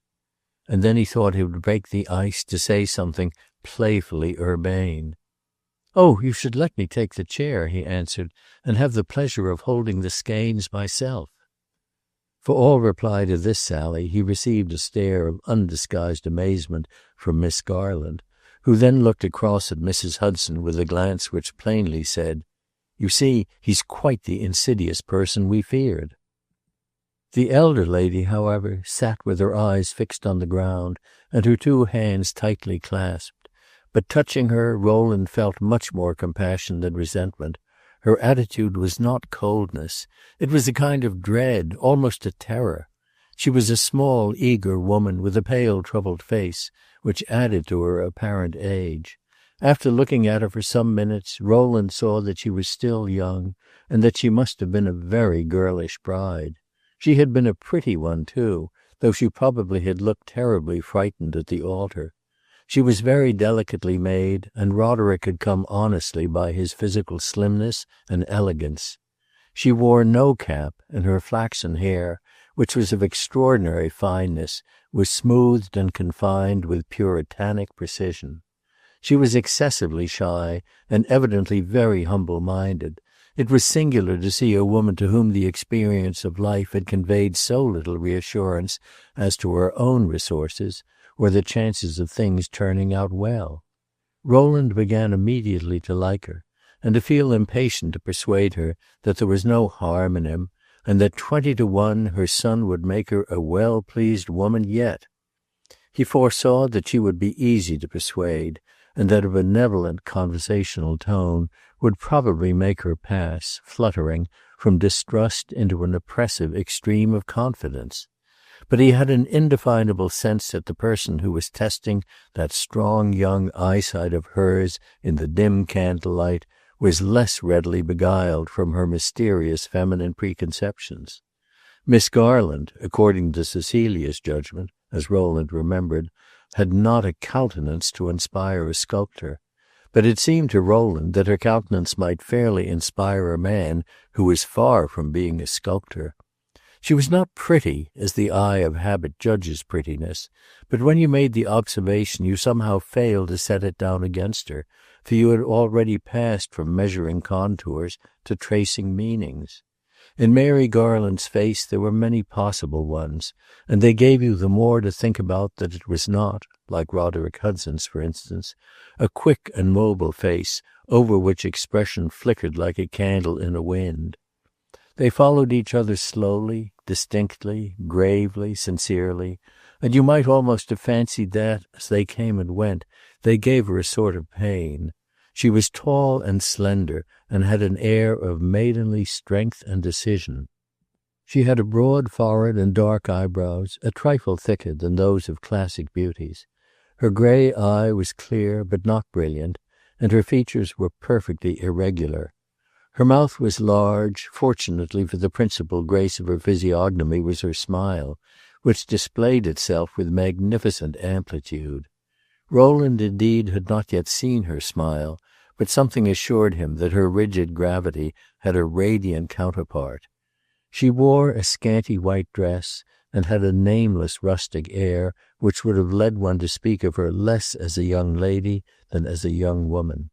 She was evidently a girl of a great personal force, but she lacked pliancy. She was hemming a kitchen towel with the aid of a large steel thimble. She bent her serious eyes at last on her work again, and let Rowland explain himself. "I have become suddenly so very intimate with your son," he said at last, addressing himself to Mrs. Hudson, "that it seems just I should make your acquaintance." "Very just," murmured the poor lady, and after a moment's hesitation was on the point of adding something more, but Mr. Stryker here interposed, after a prefatory clearing of the throat. "I should like to take the liberty," he said, "of addressing you a simple question. For how long a period of time have you been acquainted with our young friend?" He continued to kick the air, but his head was thrown back and his eyes fixed on the opposite wall, as if in aversion to the spectacle of Rowland's inevitable confusion. "A very short time, I confess. Hardly 3 days." "And yet you call yourself intimate, eh? I have been seeing Mr. Roderick daily these 3 years, and yet it was only this morning that I felt as if I had at last the right to say that I knew him. We had a few moments' conversation in my office which supplied the missing links in the evidence, so that now I do venture to say I'm acquainted with Mr. Roderick. But wait 3 years, sir, like me," and Mr. Stryker laughed, with a closed mouth and a noiseless shake of all his long person. Mrs. Hudson smiled confusedly at hazard. Miss Garland kept her eyes on her stitches. But it seemed to Rowland that the latter colored a little. "Oh, in 3 years, of course," he said, "we shall know each other better. Before many years are over, madam," he pursued, "I expect the world to know him. I expect him to be a great man." Mrs. Hudson looked at first as if this could be but an insidious device for increasing her distress by the assistance of irony. Then, reassured little by little by Rowland's benevolent visage, she gave him an appealing glance and a timorous "Really?" But before Rowland could respond, Mr. Stryker again intervened. "Do I fully apprehend your expression?" he asked. "Our young friend is to become a great man?" "A great artist, I hope," said Rowland. "This is a new and interesting view," said Mr. Stryker, with an assumption of judicial calmness. "We have had hopes for Mr. Roderick, but I confess, if I have rightly understood them, they stop short of greatness. We shouldn't have taken the responsibility of claiming it for him. What do you say, ladies? We all feel about him here, his mother, Miss Garland, and myself, as if his merits were rather in the line of the—" and Mr. Stryker waved his hand with a series of fantastic flourishes in the air, "of the light ornamental." Mr. Stryker bore his recalcitrant pupil a grudge, but he was evidently trying both to be fair and to respect the susceptibilities of his companions. But he was unversed in the mysterious processes of feminine emotion. 10 minutes before there had been a general harmony of sombre views, but on hearing Roderick's limitations thus distinctly formulated to a stranger, the two ladies mutely protested. Mrs. Hudson uttered a short, faint sigh, and Miss Garland raised her eyes toward their advocate and visited him with a short, cold glance. "I'm afraid, Mrs. Hudson," Rowland pursued, evading the discussion of Roderick's possible greatness, "that you don't at all thank me for stirring up your son's ambition on a line which leads him so far from home. I suspect I have made you my enemy." Mrs. Hudson covered her mouth with her fingertips and looked painfully perplexed between the desire to confess the truth and the fear of being impolite. "My cousin is no one's enemy," Miss Garland hereupon declared, gently, but with that same fine deliberateness with which she had made Rowland relax his grasp of the chair. "Does she leave that to you?" Rowland ventured to ask with a smile. "We are inspired with none but Christian sentiments," said Mr. Stryker. "Miss Garland perhaps most of all. Miss Garland," and Mr. Stryker waved his hand again as if to perform an introduction which had been regrettably omitted, "is the daughter of a minister, the granddaughter of a minister, the sister of a minister." Rowland bowed deferentially, and the young girl went on with her sewing, with nothing apparently either of embarrassment or elation at the promulgation of these facts. Mr. Stryker continued, "Mrs. Hudson, I see, is too deeply agitated to converse with you freely. She will allow me to address you a few questions. Would you kindly inform her, as exactly as possible, just what you propose to do with her son?" The poor lady fixed her eye appealingly on Rowland's face, and seemed to say that Mr. Stryker had spoken her desire, though she herself would have expressed it less defiantly. But Rowland saw in Mr. Stryker's many-wrinkled, light-blue eye, shrewd at once and good-natured, that he had no intention of defiance, and that he was simply pompous and conceited and sarcastically compassionate of any view of things in which Roderick Hudson was regarded in a serious light. "Do, my dear madam?" demanded Rowland. "I don't propose to do anything. He must do for himself. I simply offer him the chance. He's to study, to work, hard, I hope." "Not too hard, please," murmured Mrs. Hudson pleadingly, wheeling about from recent visions of dangerous leisure. "He's not very strong, and I'm afraid the climate of Europe is very relaxing." "Ah, study?" repeated Mr. Stryker. "To what line of study is he to direct his attention?"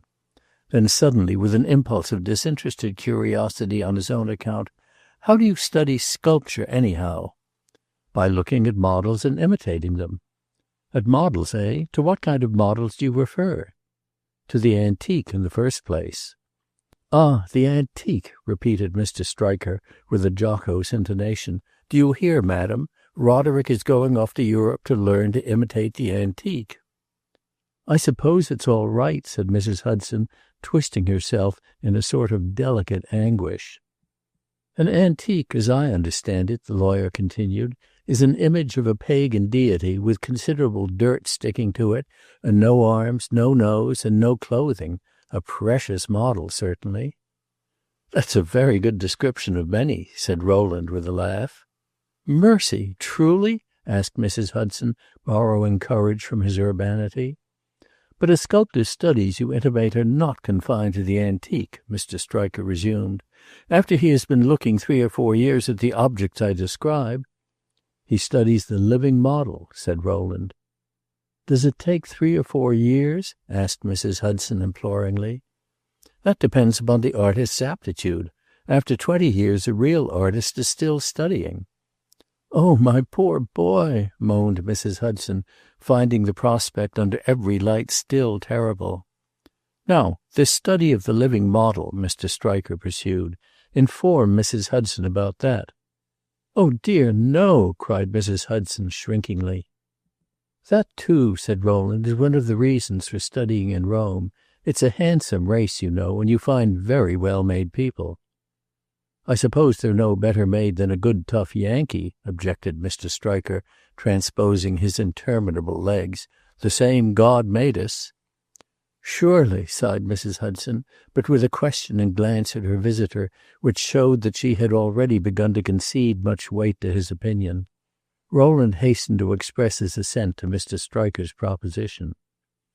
Miss Garland looked up, and after a moment's hesitation, "Are the Roman women very beautiful?" she asked. Rowland, too, in answering, hesitated. He was looking straight at the young girl. "On the whole, I prefer ours," he said. She had dropped her work in her lap. Her hands were crossed upon it, her head thrown a little back. She had evidently expected a more impersonal answer, and she was dissatisfied. For an instant she seemed inclined to make a rejoinder, but she slowly picked up her work in silence and drew her stitches again. Rowland had for the second time the feeling that she judged him to be a person of a disagreeably sophisticated tone. He noticed, too, that the kitchen towel she was hemming was terribly coarse. And yet his answer had a resonant inward echo, and he repeated to himself, "Yes, on the whole, I prefer ours." "Well, these models," began Mr. Stryker, "you put them into an attitude, I suppose?" "An attitude, exactly." "And then you sit down and look at them?" "You must not sit too long. You must go at your clay and try to build up something that looks like them." "Well, there you are with your model in an attitude on one side, yourself in an attitude too, I suppose, on the other, and your pile of clay in the middle, building up, as you say. So you pass the morning. After that I hope you go out and take a walk and rest from your exertions." "Unquestionably. But to a sculptor who loves his work there is no time lost. Everything he looks at teaches or suggests something." "That's a tempting doctrine to young men with a taste for sitting by the hour with the page unturned, watching the flies buzz or the frost melt on the window pane. Our young friend in this way must have laid up stores of information which I never suspected." "Very likely," said Rowland with an unresentful smile. "He will prove some day the completer artist for some of those lazy reveries." This theory was apparently very grateful to Mrs. Hudson, who had never had the case put for her son with such ingenious hopefulness, and found herself disrelishing the singular situation of seeming to side against her own flesh and blood with a lawyer whose conversational tone betrayed the habit of cross-questioning. "My son, then," she ventured to ask, "my son has what you would call great powers?" "To my sense, very great powers." Poor Mrs. Hudson actually smiled, broadly, gleefully, and glanced at Miss Garland as if to invite her to do likewise. But the young girl's face remained serious, like the eastern sky when the opposite sunset is too feeble to make it glow. "Do you really know?" she asked, looking at Rowland. "One cannot know in such a matter save after proof, and proof takes time, but one can believe." "And you believe?" "I believe." But even then Miss Garland vouchsafed no smile. Her face became graver than ever. "Well, well," said Mrs. Hudson, "we must hope that it is all for the best." Mr. Stryker eyed his old friend for a moment with a look of some displeasure. He saw that this was but a cunning feminine imitation of resignation, and that through some untraceable process of transition she was now taking more comfort in the opinions of this insinuating stranger than in his own tough dogmas. He rose to his feet without pulling down his waistcoat, but with a wrinkled grin at the inconsistency of women. "Well, sir, Mr. Roderick's powers are nothing to me," he said, "nor no use he makes of them. Good or bad, he's no son of mine. But in a friendly way I'm glad to hear so fine an account of him. I'm glad, madam, you're so satisfied with the prospect. Affection, sir, you see, must have its guarantees." He paused a moment, stroking his beard, and with his head inclined and one eye half closed, looking at Rowland.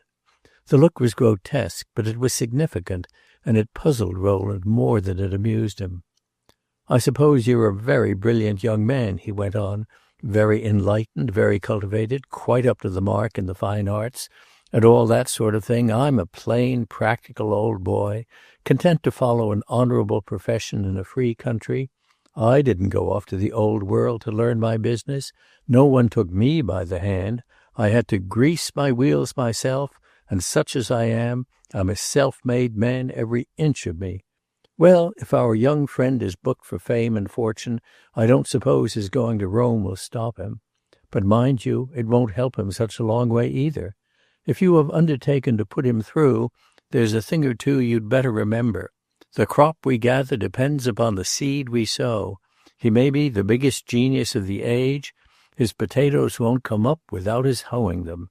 If he takes things so almighty easy as one or two young fellows of genius I've had under my eye, his produce will never gain the prize."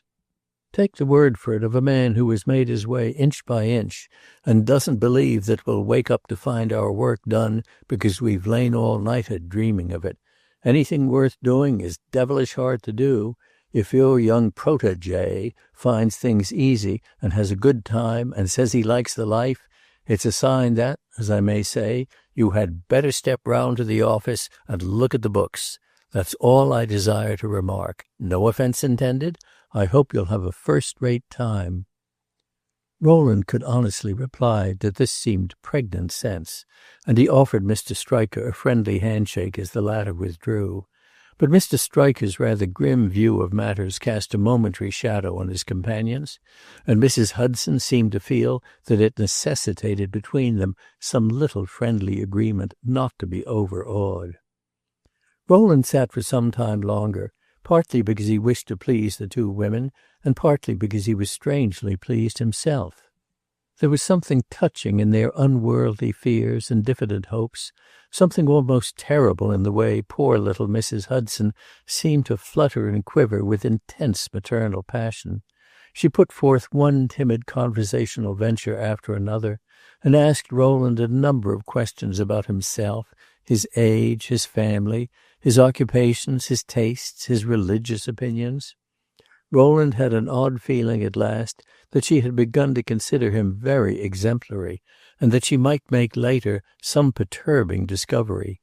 He tried, therefore, to invent something that would prepare her to find him fallible, but he could think of nothing. It only seemed to him that Miss Garland secretly mistrusted him, and that he must leave her to render him the service, after he had gone, of making him the object of a little firm derogation. Mrs. Hudson talked with low-voiced eagerness about her son. "He's very lovable, sir, I assure you. When you come to know him, you'll find him very lovable. He's a little spoiled, of course. He has always done with me as he pleased, but he's a good boy. I'm sure he's a good boy. And everyone thinks him very attractive.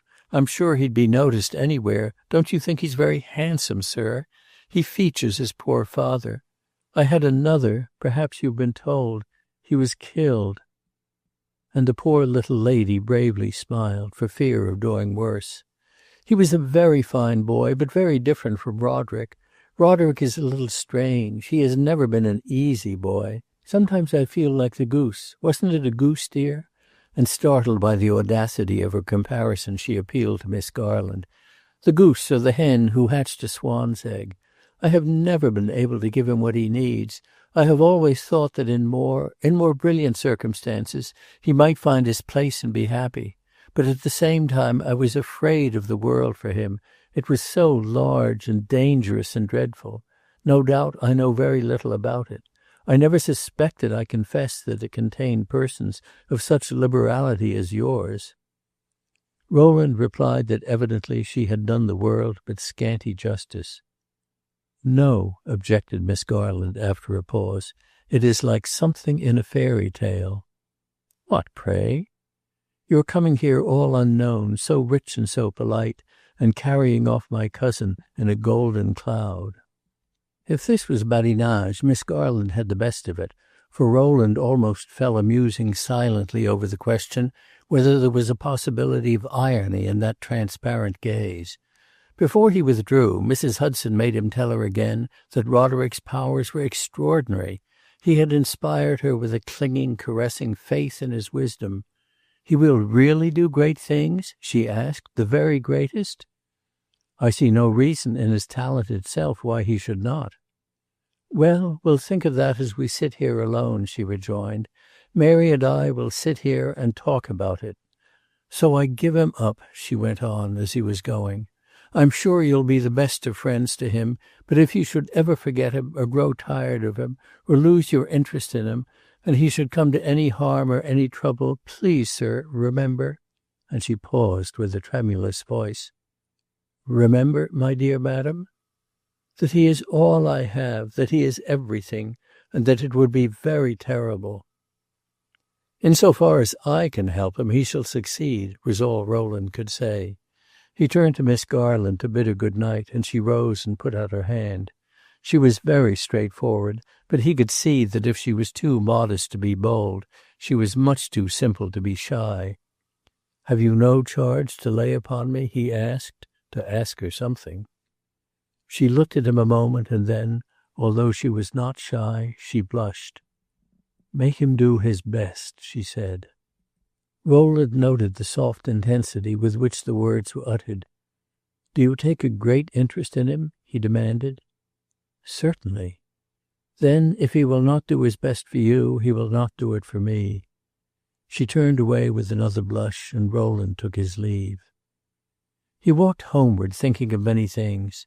The great Northampton elms interarched far above in the darkness, but the moon had risen, and through scattered apertures was hanging the dusky vault with its silver lamps.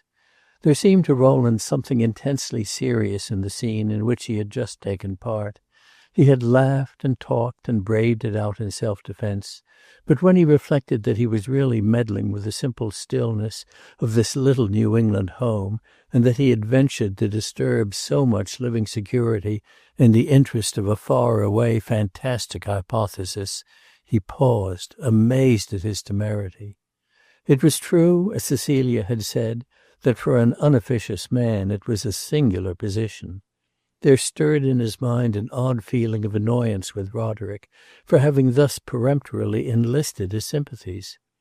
As he looked up and down the long vista, and saw the clear white houses glancing here and there in the broken moonshine, he could almost have believed that the happiest lot for any man was to make the most of life in some such tranquil spot as that. Here were kindness, comfort, safety, the warning voice of duty, the perfect hush of temptation.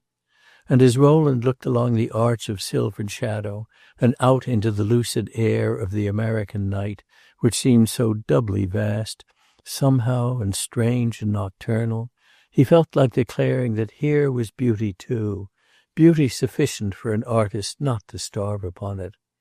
As he stood lost in the darkness, he presently heard a rapid tread on the other side of the road, accompanied by a loud, jubilant whistle, and in a moment a figure emerged into an open gap of moonshine.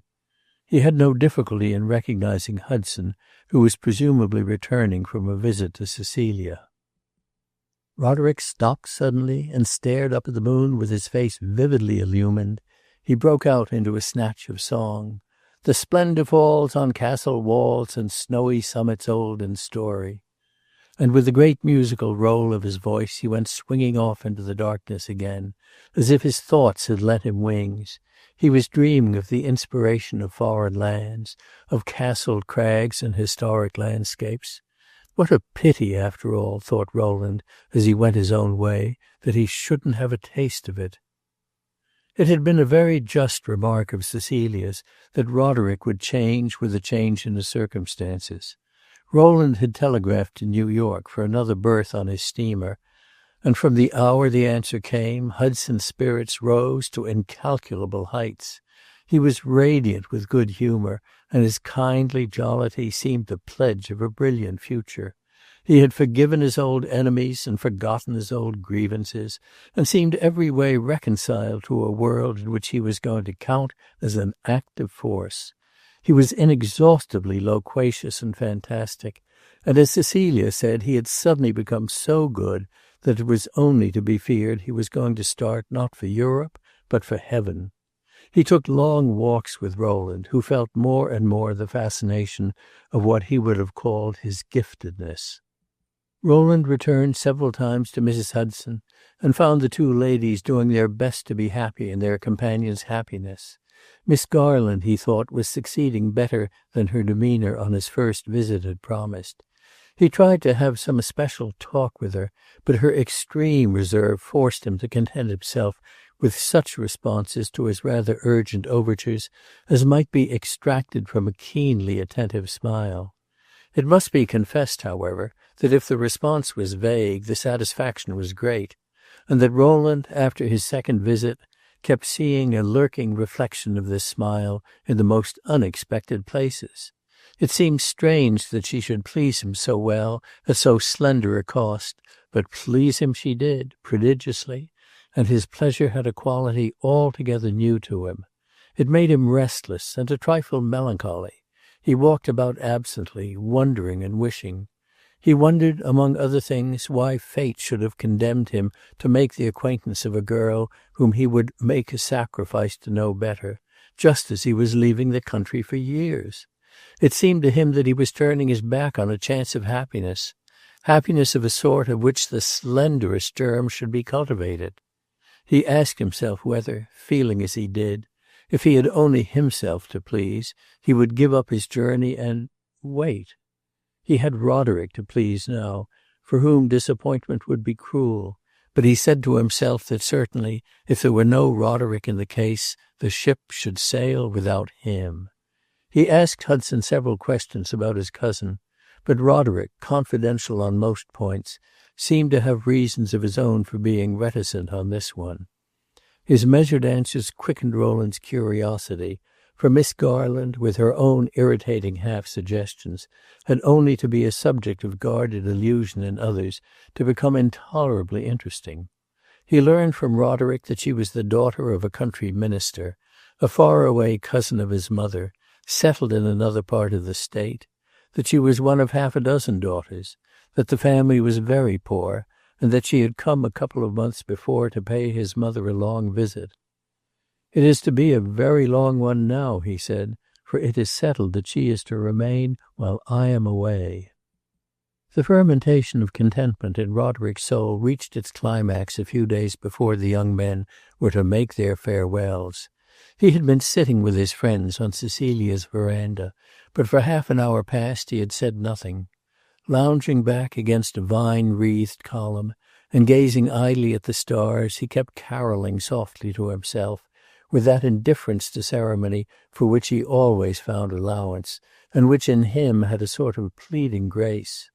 At last, springing up, "I want to strike out hard," he exclaimed. "I want to do something violent, to let off steam." "I'll tell you what to do this lovely weather," said Cecilia. "Give a picnic. It can be as violent as you please, and it will have the merit of leading off our emotion into a safe channel as well as yours." Roderick laughed uproariously at Cecilia's very practical remedy for his sentimental need, but a couple of days later, nevertheless, the picnic was given. It was to be a family party, but Roderick, in his magnanimous geniality, insisted on inviting Mr. Stryker, a decision which Rowland mentally applauded. "And we'll have Mrs. Stryker too," he said, "if she'll come, to keep my mother in countenance. And at any rate we'll have Miss Stryker, the divine Petronilla." The young lady thus denominated formed, with Mrs. Hudson, Miss Garland, and Cecilia, the feminine half of the company. Mr. Stryker presented himself, sacrificing a morning's work, with a magnanimity greater even than Roderick's, and foreign support was further secured in the person of Mr. Whitefoot, the young Orthodox minister. Roderick had chosen the feasting place. He knew it well, and had passed many a summer afternoon there, lying at his length on the grass, and gazing at the blue undulations of the horizon. It was a meadow on the edge of a wood, with mossy rocks protruding through the grass, and a little lake on the other side. It was a cloudless August day. Rowland always remembered it, and the scene, and everything that was said and done, with extraordinary distinctness. Roderick surpassed himself in friendly jollity, and at one moment, when exhilaration was at the highest, was seen in Mr. Stryker's high white hat, drinking champagne from a broken teacup to Mr. Stryker's health. Miss Stryker had her father's pale blue eye. She was dressed as if she were going to sit for her photograph, and remained for a long time with Roderick on a little promontory overhanging the lake. Mrs. Hudson sat all day with a little meek, apprehensive smile. She was afraid of an accident, though unless Miss Stryker, who indeed was a little of a romp, should push Roderick into the lake, it was hard to see what accident could occur. Mrs. Hudson was as neat and crisp and uncrumpled at the end of the festival as at the beginning. Mr. Whitefoot, who but a 12-month later became a convert to episcopacy and was already cultivating a certain conversational sonority, devoted himself to Cecilia. He had a little book in his pocket, out of which he read to at intervals, lying stretched at her feet, and it was a lasting joke with Cecilia afterwards that you would never tell what Mr. Whitefoot's little book had been. Rowland had placed himself near Miss Garland, while the feasting went forward on the grass. She wore a so-called gypsy hat, a little straw hat tied down over her ears so as to cast her eyes into shadow by a ribbon passing outside of it. When the company dispersed after lunch, he proposed to her to take a stroll in the wood. She hesitated a moment and looked toward Mrs. Hudson, as if for permission to leave her. But Mrs. Hudson was listening to Mr. Stryker, who sat gossiping to her with relaxed magniloquence, his waistcoat unbuttoned and his hat on his nose. "You can give your cousin your society at any time," said Rowland, "but me, perhaps, you'll never see again." "Why, then, should we wish to be friends if nothing is to come of it?" she asked, with homely logic. But by this time she had consented, and they were treading the fallen pine needles. "Oh, one must take all one can get," said Rowland. "If we can be friends for half an hour, it's so much gained." "Do you expect never to come back to Northampton again?" "Never is a good deal to say, but I go to Europe for a long stay." "Do you prefer it so much to your own country?" "I will not say that, but I have the misfortune to be a rather idle man, and in Europe the burden of idleness is less heavy than here." She was silent for a few minutes, then at last, "In that, then, we are better than Europe," she said. To a certain point Rowland agreed with her, but he demurred to make her say more. "Wouldn't it be better," she asked, "to work to get reconciled to America than to go to Europe to get reconciled to idleness?"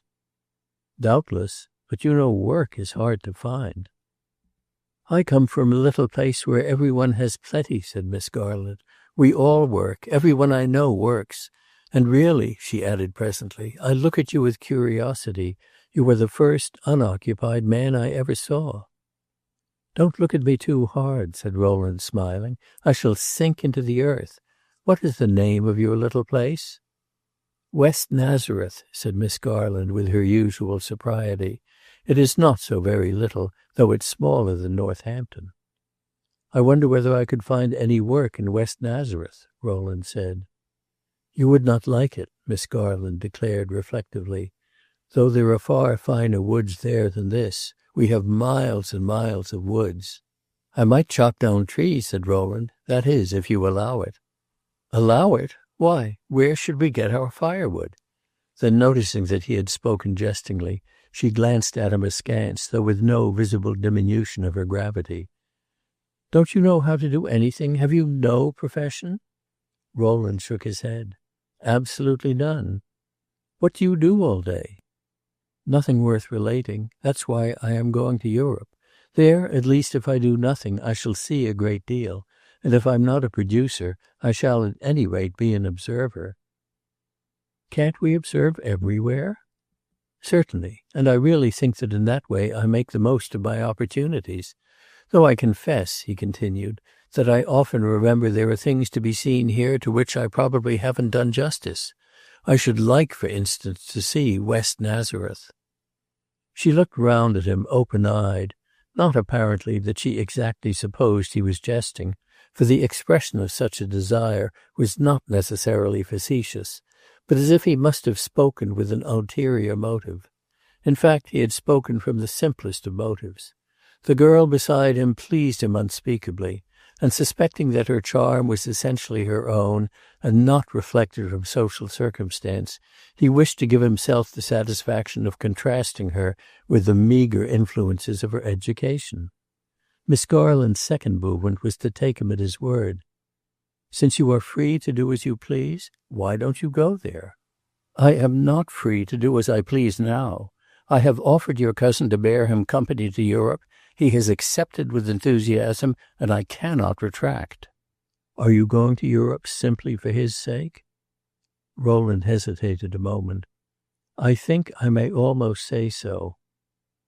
Miss Garland walked along in silence. "Do you mean to do a great deal for him?" she asked at last. "What I can, but my power of helping him is very small beside his power of helping himself." For a moment she was silent again. "You are very generous," she said, almost solemnly. "No, I am simply very shrewd. Roderick will repay me. It's an investment. At first, I think," he added shortly afterwards, "you would not have paid me that compliment. You distrusted me." She made no attempt to deny it. "I didn't see why you should wish to make Roderick discontented. I thought you were rather frivolous." "You did me injustice. I don't think I'm that." "It was because you are unlike other men, those at least whom I have seen." "In what way?"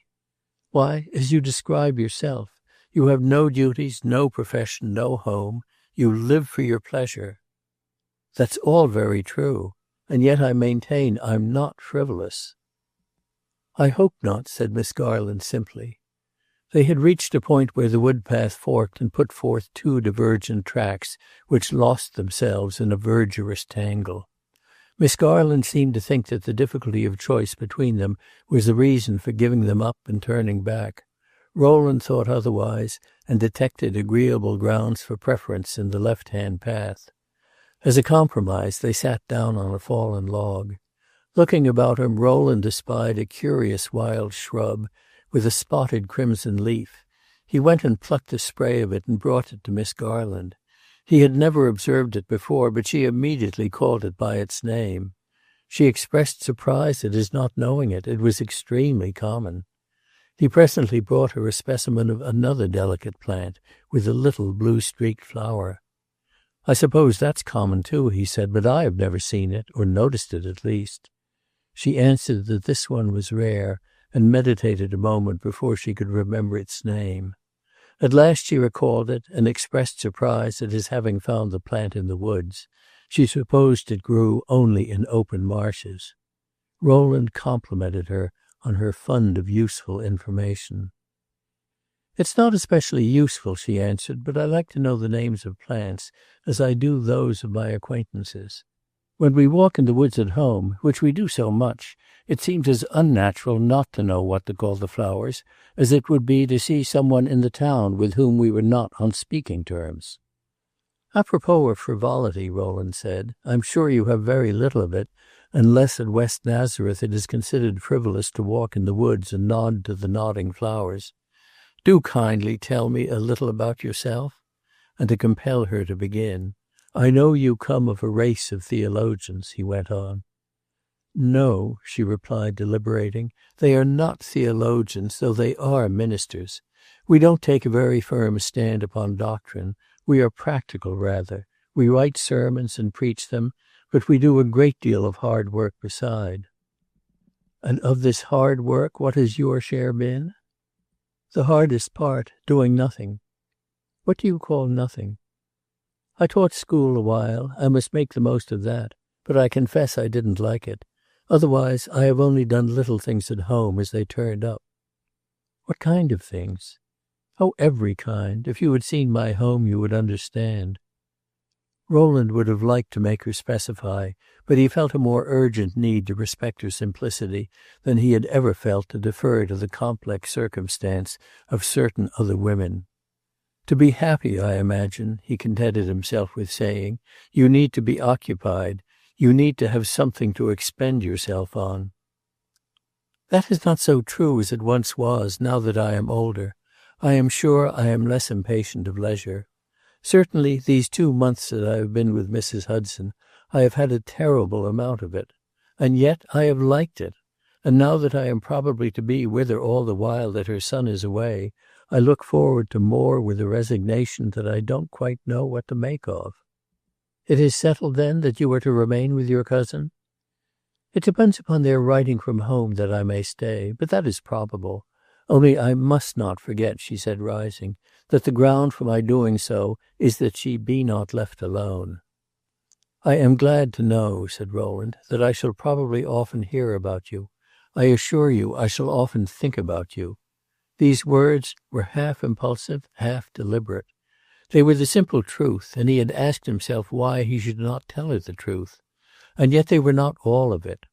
Her hearing the rest would depend upon the way she received this. She received it not only, as Rowland foresaw, without a shadow of coquetry, of any apparent thought of listening to it gracefully, but with a slight movement of nervous deprecation which seemed to betray itself in the quickening of her step. Evidently, if Rowland was to take pleasure in hearing about her, it would have to be a highly disinterested pleasure. She answered nothing, and Rowland, too, as he walked beside her, was silent. But as he looked along the shadow-woven wood-path, what he was really facing was a level 3 years of disinterestedness. He ushered them in by talking composed civility until he had brought Miss Garland back to her companions.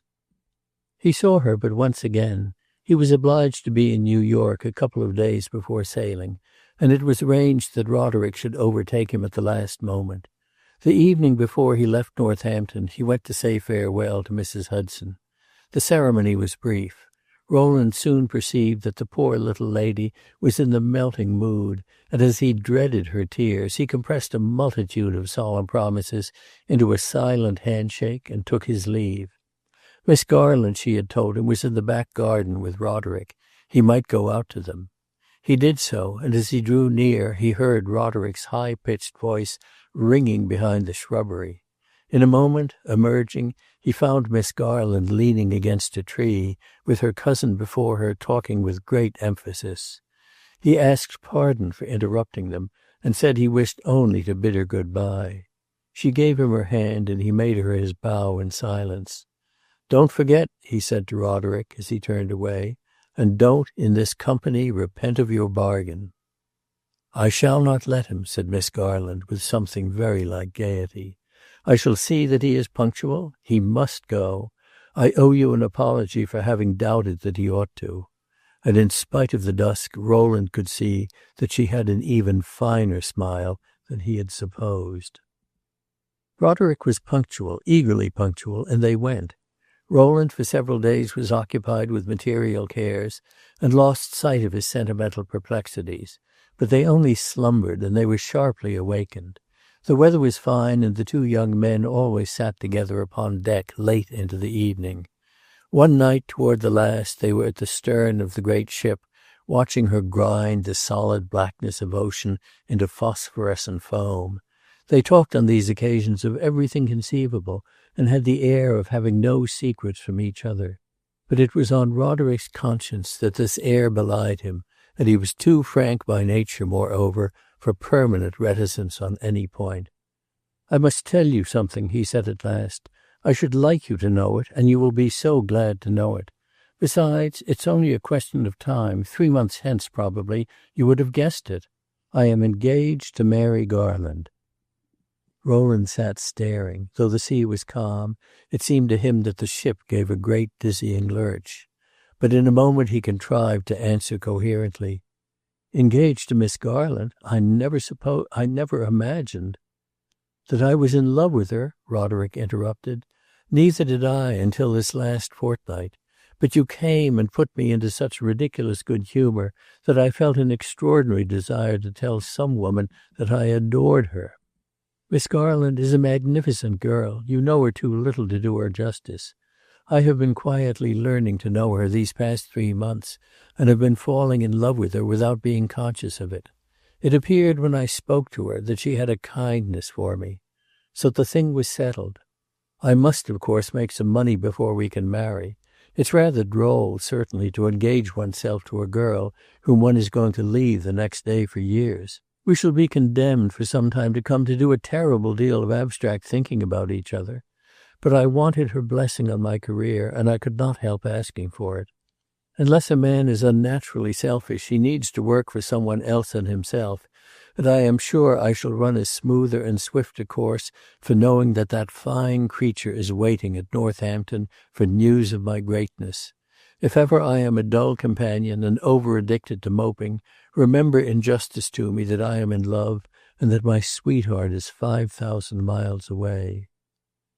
Rowland listened to all this with a sort of feeling that fortune had played him an elaborately devised trick. It had lured him out into mid-ocean, and smoothed the sea and stilled the winds, and given him a singularly sympathetic comrade, and then it had turned and delivered him a thumping blow in mid-chest. "Yes," he said, after an attempt at the usual formal congratulation, "you certainly ought to do better, with Miss Garland waiting for you at Northampton." Roderick, now that he had broken ground, was eloquent, and rung 100 changes on the assurance that he was a very happy man. Then at last, suddenly, his climax was a yawn, and he declared that he must go to bed. Rowland let him go alone, and sat there late, between sea and sky. Chapter 3. Rome. One warm, still day, late in the Roman autumn, our two young men were sitting beneath one of the high-stemmed pines of the Villa Ludovisi. They had been spending an hour in the mouldy little garden house, where the colossal mask of the famous Juno looks out with blank eyes from that dusky corner which must seem to her the last possible stage of a lapse from Olympus. Then they had wandered out into the gardens and were lounging away the morning under the spell of their magical picturesqueness. Roderick declared that he would go nowhere else, that after the Juno it was a profanation to look at anything but sky and trees. There was a fresco of Guercino, to which Rowland, though he had seen it on his former visit to Rome, went dutifully to pay his respects. But Roderick, though he had never seen it, declared that it couldn't be worth a fig, and that he didn't care to look at ugly things. He remained stretched on his overcoat, which he had spread on the grass, while Rowland went off envying the intellectual comfort of genius, which can arrive at serene conclusions without disagreeable processes. When the latter came back, his friend was sitting with his elbows on his knees and his head in his hands. Rowland, in the geniality of a mood attuned to the mellow charm of a Roman villa, found a good word to say for the Guercino, but he chiefly talked of the view from the little belvedere on the roof of the casino, and how it looked like the prospect from a castle turret in a fairy tale. "Very likely," said Roderick, throwing himself back with a yawn, "but I must let it pass. I have seen enough for the present. I have reached the top of the hill. I have an indigestion of impressions. I must work them off before I go in for any more. I don't want to look at any more of other people's works for a month, not even at nature's own. I want to look at Roderick Hudson's. The result of it all is that I'm not afraid. I can but try as well as the rest of them. The fellow who did that gazing goddess yonder only made an experiment. The other day, when I was looking at Michelangelo's Moses, I was seized with a kind of defiance, a reaction against all this mere passive enjoyment of grandeur. It was a rousing great success, certainly, that rose there before me, but somehow it was not an inscrutable mystery, and it seemed to me, not perhaps that I should some day do as well, but that at least I might. "As you say, you can but try," said Rowland. "Success is only passionate effort." "Well, the passion is blazing. We have been piling on fuel handsomely.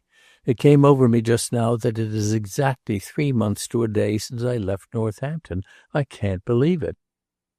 "It certainly seems more." "It seems like 10 years. What an exquisite ass I was." "Do you feel so wise now?" "Verily. Don't I look so? Surely I haven't the same face. Haven't I a different eye, a different expression, a different voice?" "I can hardly say, because I have seen the transition, but it's very likely. You are, in the literal sense of the word, more civilized. I dare say," added Rowland, "that Miss Garland would think so." "That's not what she would call it. She would say I was corrupted." Rowland asked a few questions about Miss Garland, but he always listened narrowly to his companion's voluntary observations. "Are you very sure?" he replied. "Why, she's a stern moralist, and she would infer from my appearance that I had become a cynical sybarite." Roderick had, in fact, a Venetian watch-chain round his neck and a magnificent Roman intaglio on the third finger of his left hand. "Will you think I take a liberty," asked Rowland, "if I say you judge her superficially?" "For heaven's sake," cried Roderick, laughing, "don't tell me she's not a moralist. It was for that I fell in love with her, and with rigid virtue in her person." "She is a moralist, but not, as you imply, a narrow one. There's more than a difference in degree. It's a difference in kind. I don't know whether I ever mentioned it, but I admire her extremely." "There is nothing narrow about her but her experience. Everything else is large.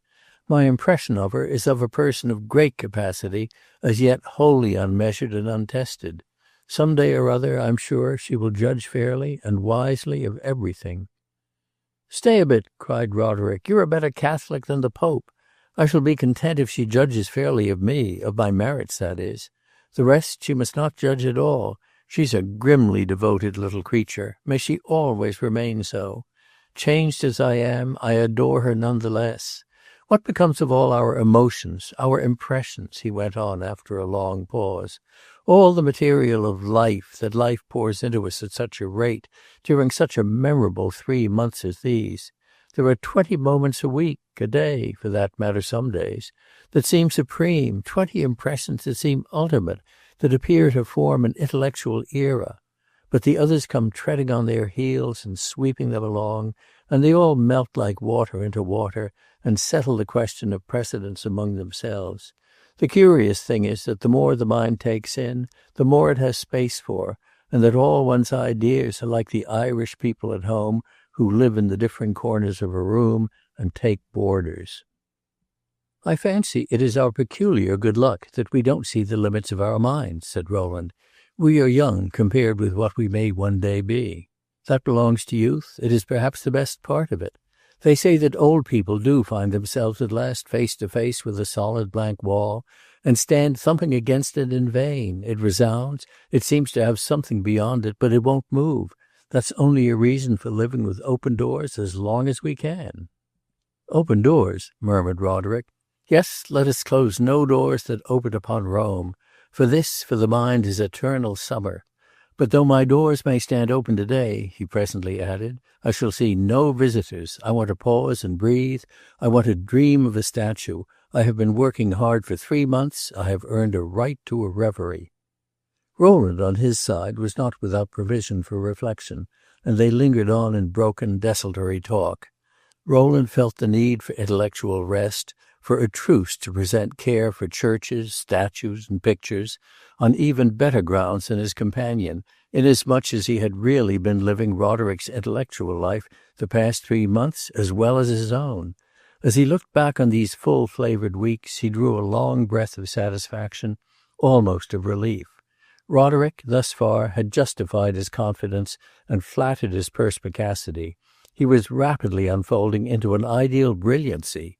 He was changed even more than he himself suspected. He had stepped, without faltering, into his birthright, and was spending money intellectually as lavishly as a young heir who has just won an obstructive lawsuit.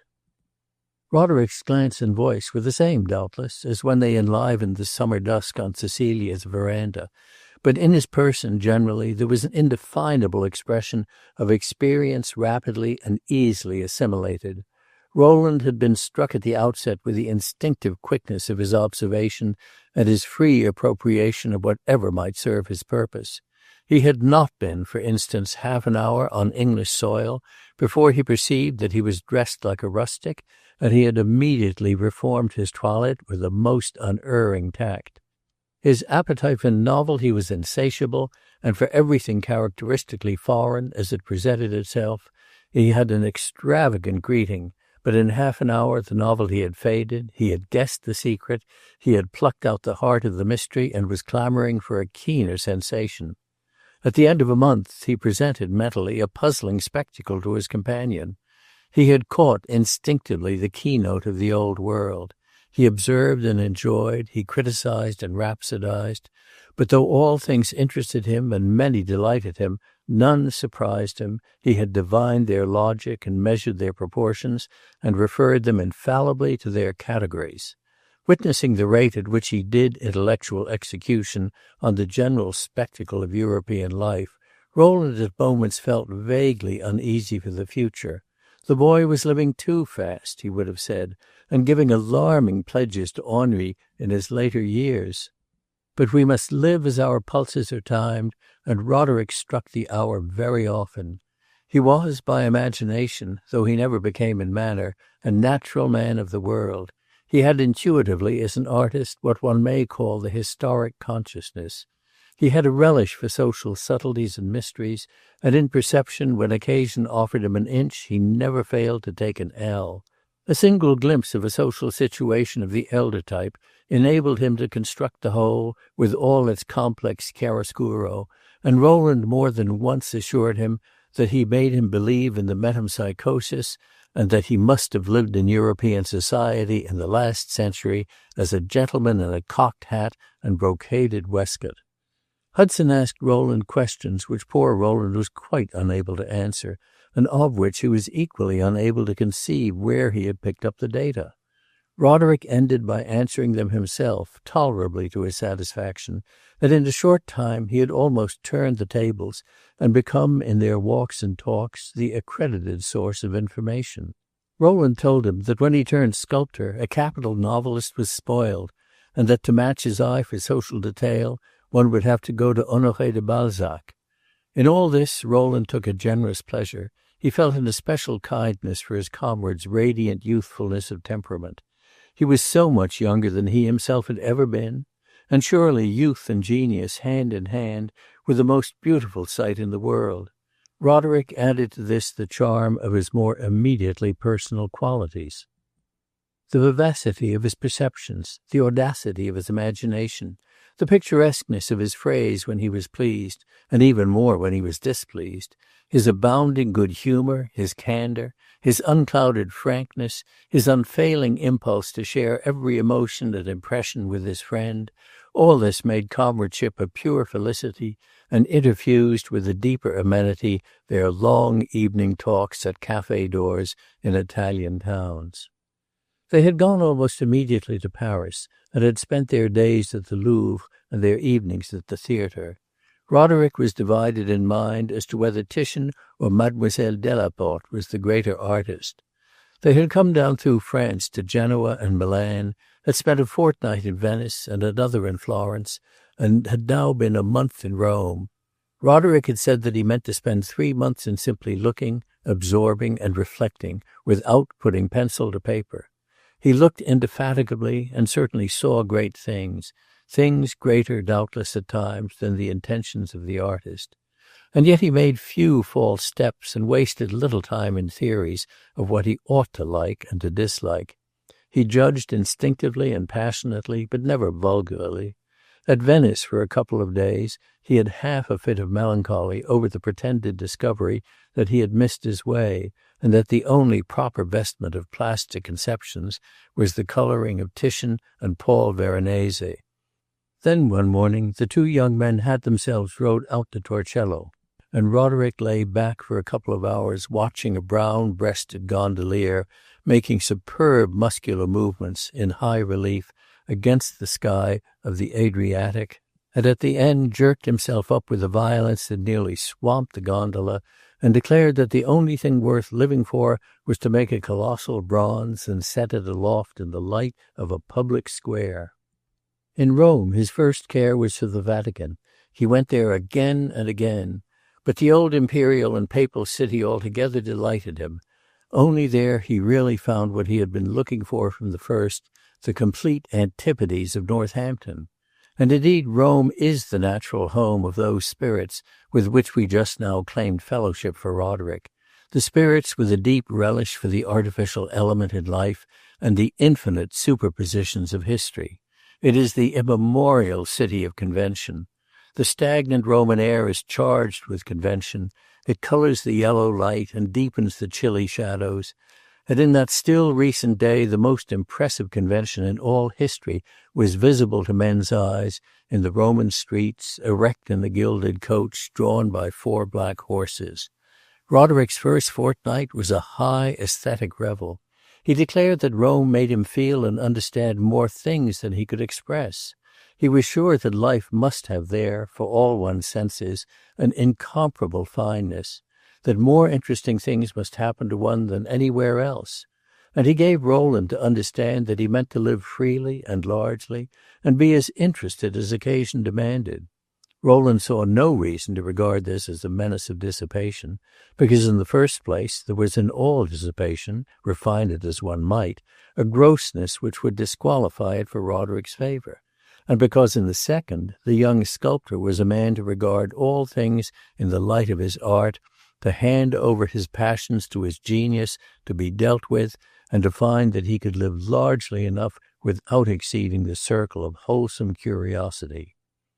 Rowland took immense satisfaction in his companion's deep impatience to make something of all his impressions. Some of these indeed found their way into a channel which did not lead to statues, but it was none the less a safe one.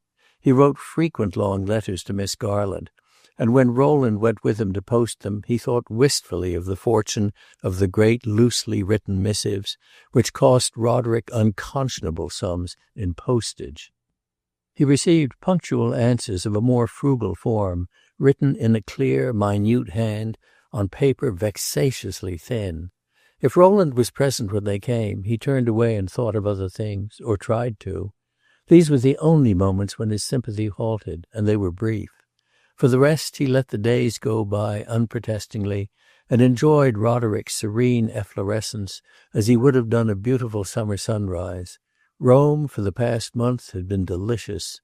The annual descent of the Goths had not yet begun, and sunny leisure seemed to brood over the city. Roderick had taken out a notebook and was roughly sketching a memento of the great Juno.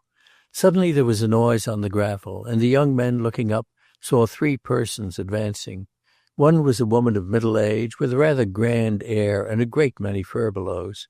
She looked very hard at our friends as she passed, and glanced back over her shoulder as if to hasten the step of a young girl who slowly followed her. She had such an expansive majesty of mien that Rowland supposed she must have some proprietary right in the villa, and was not just then in a hospitable mood.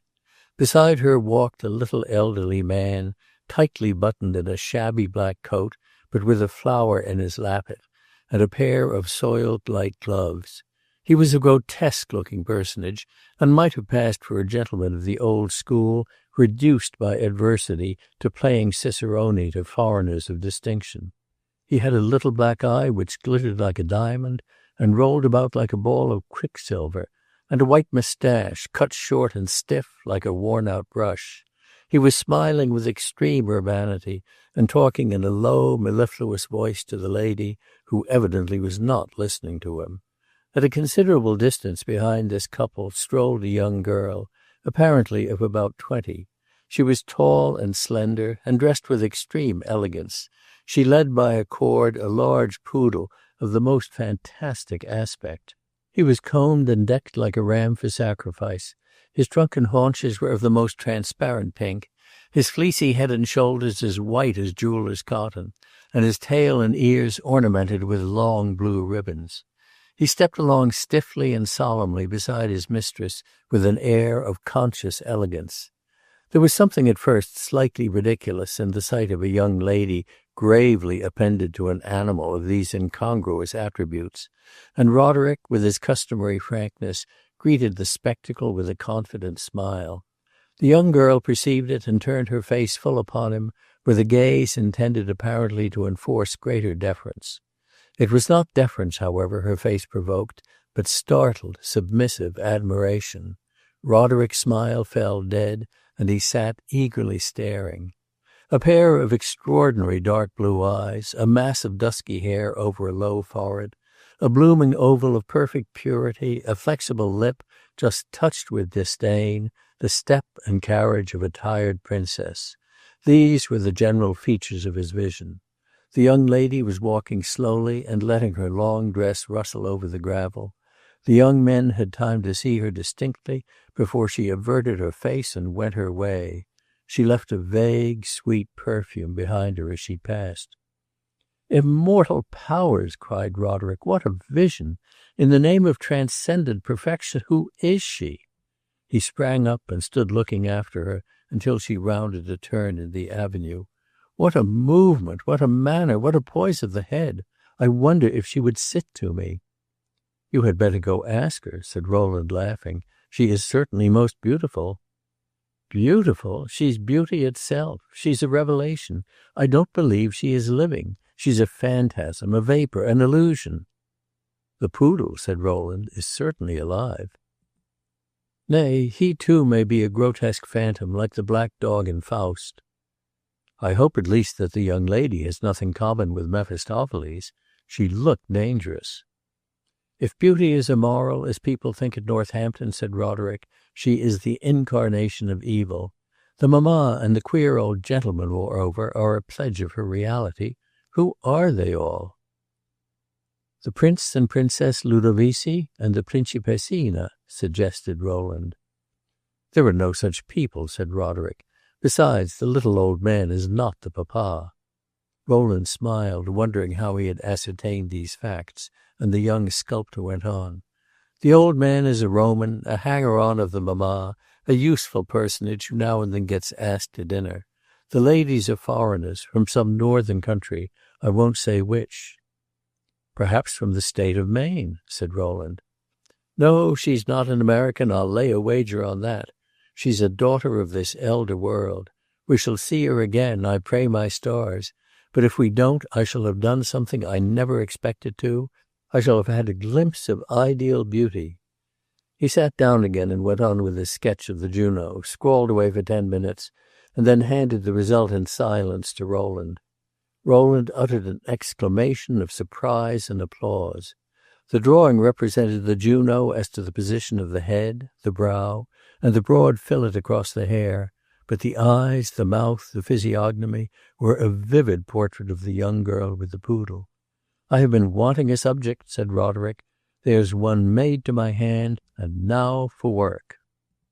They saw no more of the young girl, though Roderick looked hopefully, for some days, into the carriages on the Pincian. She had evidently been but passing through Rome.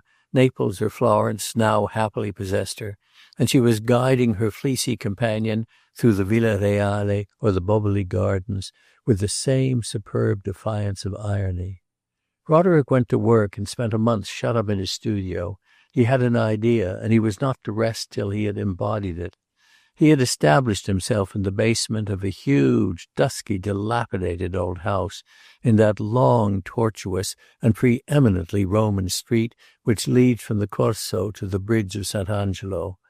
The black archway which admitted you might have served as the portal of the Augean stables, but you emerged presently upon a mouldy little court, of which the fourth side was formed by a narrow terrace overhanging the Tiber. Here along the parapet were stationed half a dozen shapeless fragments of sculpture, with a couple of meagre orange trees in terracotta tubs, and an oleander that never flowered. The unclean, historic river swept beneath. Behind were dusky, reeking walls spotted here and there with hanging rags and flower pots in windows.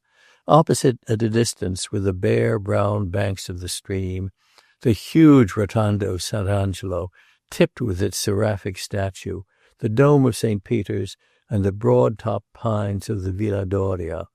The place was crumbling and shabby and melancholy, but the river was delightful, the rent was a trifle, and everything was picturesque. Roderick was in the best humour with his quarters from the first, and was certain that the working mood there would be intenser in an hour than in 20 years of Northampton. His studio was a huge, empty room with a vaulted ceiling, covered with vague, dark traces of an old fresco, which Rowland, when he spent an hour with his friend, used to stare at vainly for some surviving coherence of floating draperies and clasping arms. Roderick had lodged himself economically in the same quarter. He occupied a fifth floor on the Ripetta, but he was only at home to sleep, for when he was not at work he was either lounging in Rowland's more luxurious rooms or strolling through the streets and churches and gardens. Rowland had found a convenient corner in a stately old palace not far from the Fountain of Trevi, and made himself a home to which books and pictures and prints and odds and ends of curious furniture gave an air of leisurely permanence. He had the tastes of a collector. He spent half his afternoons ransacking the dusky magazines of the curiosity mongers, and often made his way, in quest of a prize, into the heart of impecunious Roman households, which had been prevailed upon to listen, with closed doors and an impenetrably wary smile, to proposals for a hereditary antique. In the evening, often, under the lamp, amid dropped curtains and the scattered gleam of firelight upon polished carvings and mellow paintings, the two friends sat with their heads together, criticizing intaglios and etchings, watercolor drawings and illuminated missals. Roderick's quick appreciation of every form of artistic beauty reminded his companion of the flexible temperament of those Italian artists of the 16th century who were indifferently painters and sculptors, sonneteers and engravers. At times, when he saw how the young sculptor's day passed in a single sustained pulsation, while his own was broken into a dozen conscious devices for disposing of the hours, and intermingled with sighs, half suppressed, some of them, for conscience' sake, over what he failed of in action and missed in possession, he felt a pang of something akin to envy. But Rowland had two substantial aids for giving patience the air of contentment. He was an inquisitive reader and a passionate writer. He plunged into bulky German octavos on Italian history, and he spent long afternoons in the saddle ranging over the grassy desolation of the Campagna. As the season went on and the social groups began to constitute themselves, he found that he knew a great many people and that he had easy opportunity for knowing others. He enjoyed a quiet corner of a drawing-room beside an agreeable woman, and although the machinery of what calls itself society seemed to him to have many superfluous wheels, he accepted invitations and made visits punctiliously, from the conviction that the only way not to be overcome by the ridiculous side of most such observances is to take them with exaggerated gravity. He introduced Roderick right and left, and suffered him to make his way himself, an enterprise for which Roderick very soon displayed an all-sufficient capacity. Wherever he went he made, not exactly what is called a favorable impression, but what, from a practical point of view, is better, a puzzling one. He took to evening parties as a duck to water, and before the winter was half over was the most freely and frequently discussed young man in the heterogeneous foreign colony. Rowland's theory of his own duty was to let him run his course and play his cards, only holding himself ready to point out shoals and pitfalls and administer a friendly propulsion through tight places. Roderick's manners on the precincts of the Pincian were quite the same as his manners on Cecilia's veranda. That is, they were no manners at all. But it remained as true as before that it would have been impossible, on the whole, to violate ceremony with less of lasting offence. He interrupted, he contradicted, he spoke to people he had never seen, and left his social creditors without the smallest conversational interest on their loans. He lounged and yawned, he talked loud when he should have talked low, and low when he should have talked loud. Many people, in consequence, thought him insufferably conceited, and declared that he ought to wait till he had something to show for his powers before he assumed the airs of a spoiled celebrity. But to Rowland and to most friendly observers this judgment was quite beside the mark, and the young man's undiluted naturalness was its own justification. He was impulsive, spontaneous, sincere. There were so many people at dinner tables and in studios who were not, that it seemed worth while to allow this rare specimen all possible freedom of action. If Roderick took the words out of your mouth when you were just prepared to deliver them with the most effective accent, he did it with a perfect good conscience, and with no pretension of a better right to being heard, but simply because he was full to overflowing of his own momentary thought, and it sprang from his lips without asking leave. There were persons who waited on your periods much more deferentially, who were 100 times more capable than Roderick of a reflective impertinence. Roderick received from various sources, chiefly feminine, enough finely adjusted advice to have established him in life as an embodiment of the proprieties, and he received it, as he afterwards listened to criticisms on his statues, with unfaltering candor and good humor. Here and there, doubtless, as he went, he took in a reef in his sail, but he was too adventurous a spirit to be successfully tamed, and he remained at most points the florid, rather strident young Virginian whose serene inflexibility had been the despair of Mr. Stryker. All this was what friendly commentators, still chiefly feminine, alluded to when they spoke of his delightful freshness, and critics of harsher sensibilities, of the other sex, when they denounced his damned impertinence. His appearance enforced these impressions, his handsome face, his radiant, unaverted eyes, his childish, unmodulated voice. Afterwards, when those who loved him were in tears, there was something in all this unspotted comeliness that seemed to lend a mockery to the causes of their sorrow. Certainly, among the young men of genius who for so many ages have gone up to Rome to test their powers, none ever made a fairer beginning than Roderick. He rode his 2 horses at once with extraordinary good fortune. He established the happiest modus vivendi betwixt work and play. He wrestled all day with a mountain of clay in his studio, and shattered half the night away in Roman drawing-rooms. It all seemed part of a kind of divine facility. He was passionately interested. He was feeling his powers. Now that they had thoroughly kindled in the glowing, aesthetic atmosphere of Rome, the ardent young fellow should be pardoned for believing that he never was to see the end of them. He enjoyed immeasurably, after the chronic obstruction of home, the downright act of production. He kept models in his studio till they dropped with fatigue. He drew on other days at the Capitol and the Vatican, till his own head swam with his eagerness and his limbs stiffened with the cold. He had promptly set up a life-sized figure, which he called an Adam, and was pushing it rapidly toward completion. There were naturally a great many wise heads who smiled at his precipitancy and cited him as one more example of Yankee crudity, a capital recruit to the great army of those who wish to dance before they can walk. They were right, but Roderick was right too, for the success of his statue was not to have been foreseen. It partook really of the miraculous. He never surpassed it afterwards, and a good judge here and there has been known to pronounce it the finest piece of sculpture of our modern era. To Rowland it seemed to justify superbly his highest hopes of his friend, and he said to himself that if he had invested his happiness in fostering a genius, he ought now to be in possession of a boundless complacency. There was something especially confident and masterly in the artist's negligence of all such small, picturesque accessories as might serve to label his figure to a vulgar apprehension. If it represented the father of the human race and the primal embodiment of human sensation, it did so in virtue of its look of balanced physical perfection and deeply, eagerly sentient vitality.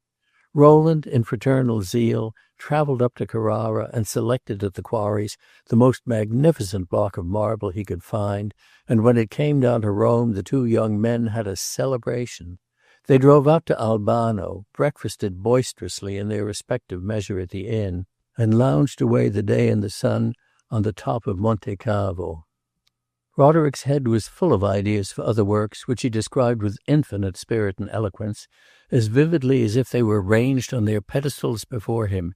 He had an indefatigable fancy. Things he saw in the streets, in the country, things he heard and read, effects he saw just missed or half expressed in the works of others, acted upon his mind as a kind of challenge, and he was terribly restless until, in some form or other, he had taken up the glove and set his lance in rest. The Adam was put into marble, and all the world came to see it. Of the criticisms passed upon it, this history undertakes to offer no record. Over many of them the 2 young men had a daily laugh for a month, and certain of the formulas of the connoisseurs, restrictive or indulgent, furnished Roderick with a permanent supply of humorous catchwords. But people enough spoke flattering good sense to make Roderick feel as if he were already half famous. The statue passed formally into Rowland's possession, and was paid for as if an illustrious name had been chiseled on the pedestal. Poor Roderick owed every franc of the money. It was not for this, however, but because he was so gloriously in the mood, that, denying himself all breathing time, on the same day he had given the last touch to the Adam, he began to shape the rough contour of an Eve. This went forward with equal rapidity and success. Roderick lost his temper time and again with his models, who offered but a gross, degenerate image of his splendid ideal.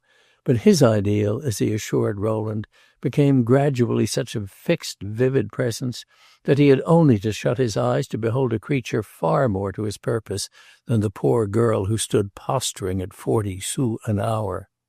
The Eve was finished in a month, and the feat was extraordinary, as well as the statue, which represented an admirably beautiful woman.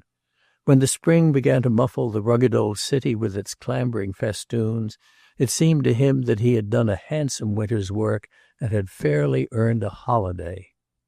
He took a liberal one and lounged away the lovely Roman May, doing nothing. He looked very contented, with himself perhaps at times a trifle too obviously.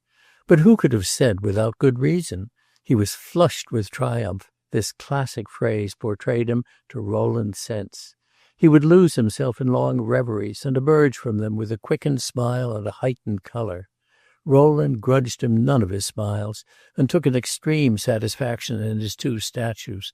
He had the Adam and the Eve transported to his own apartment, and one warm evening in May he gave a little dinner in honor of the artist.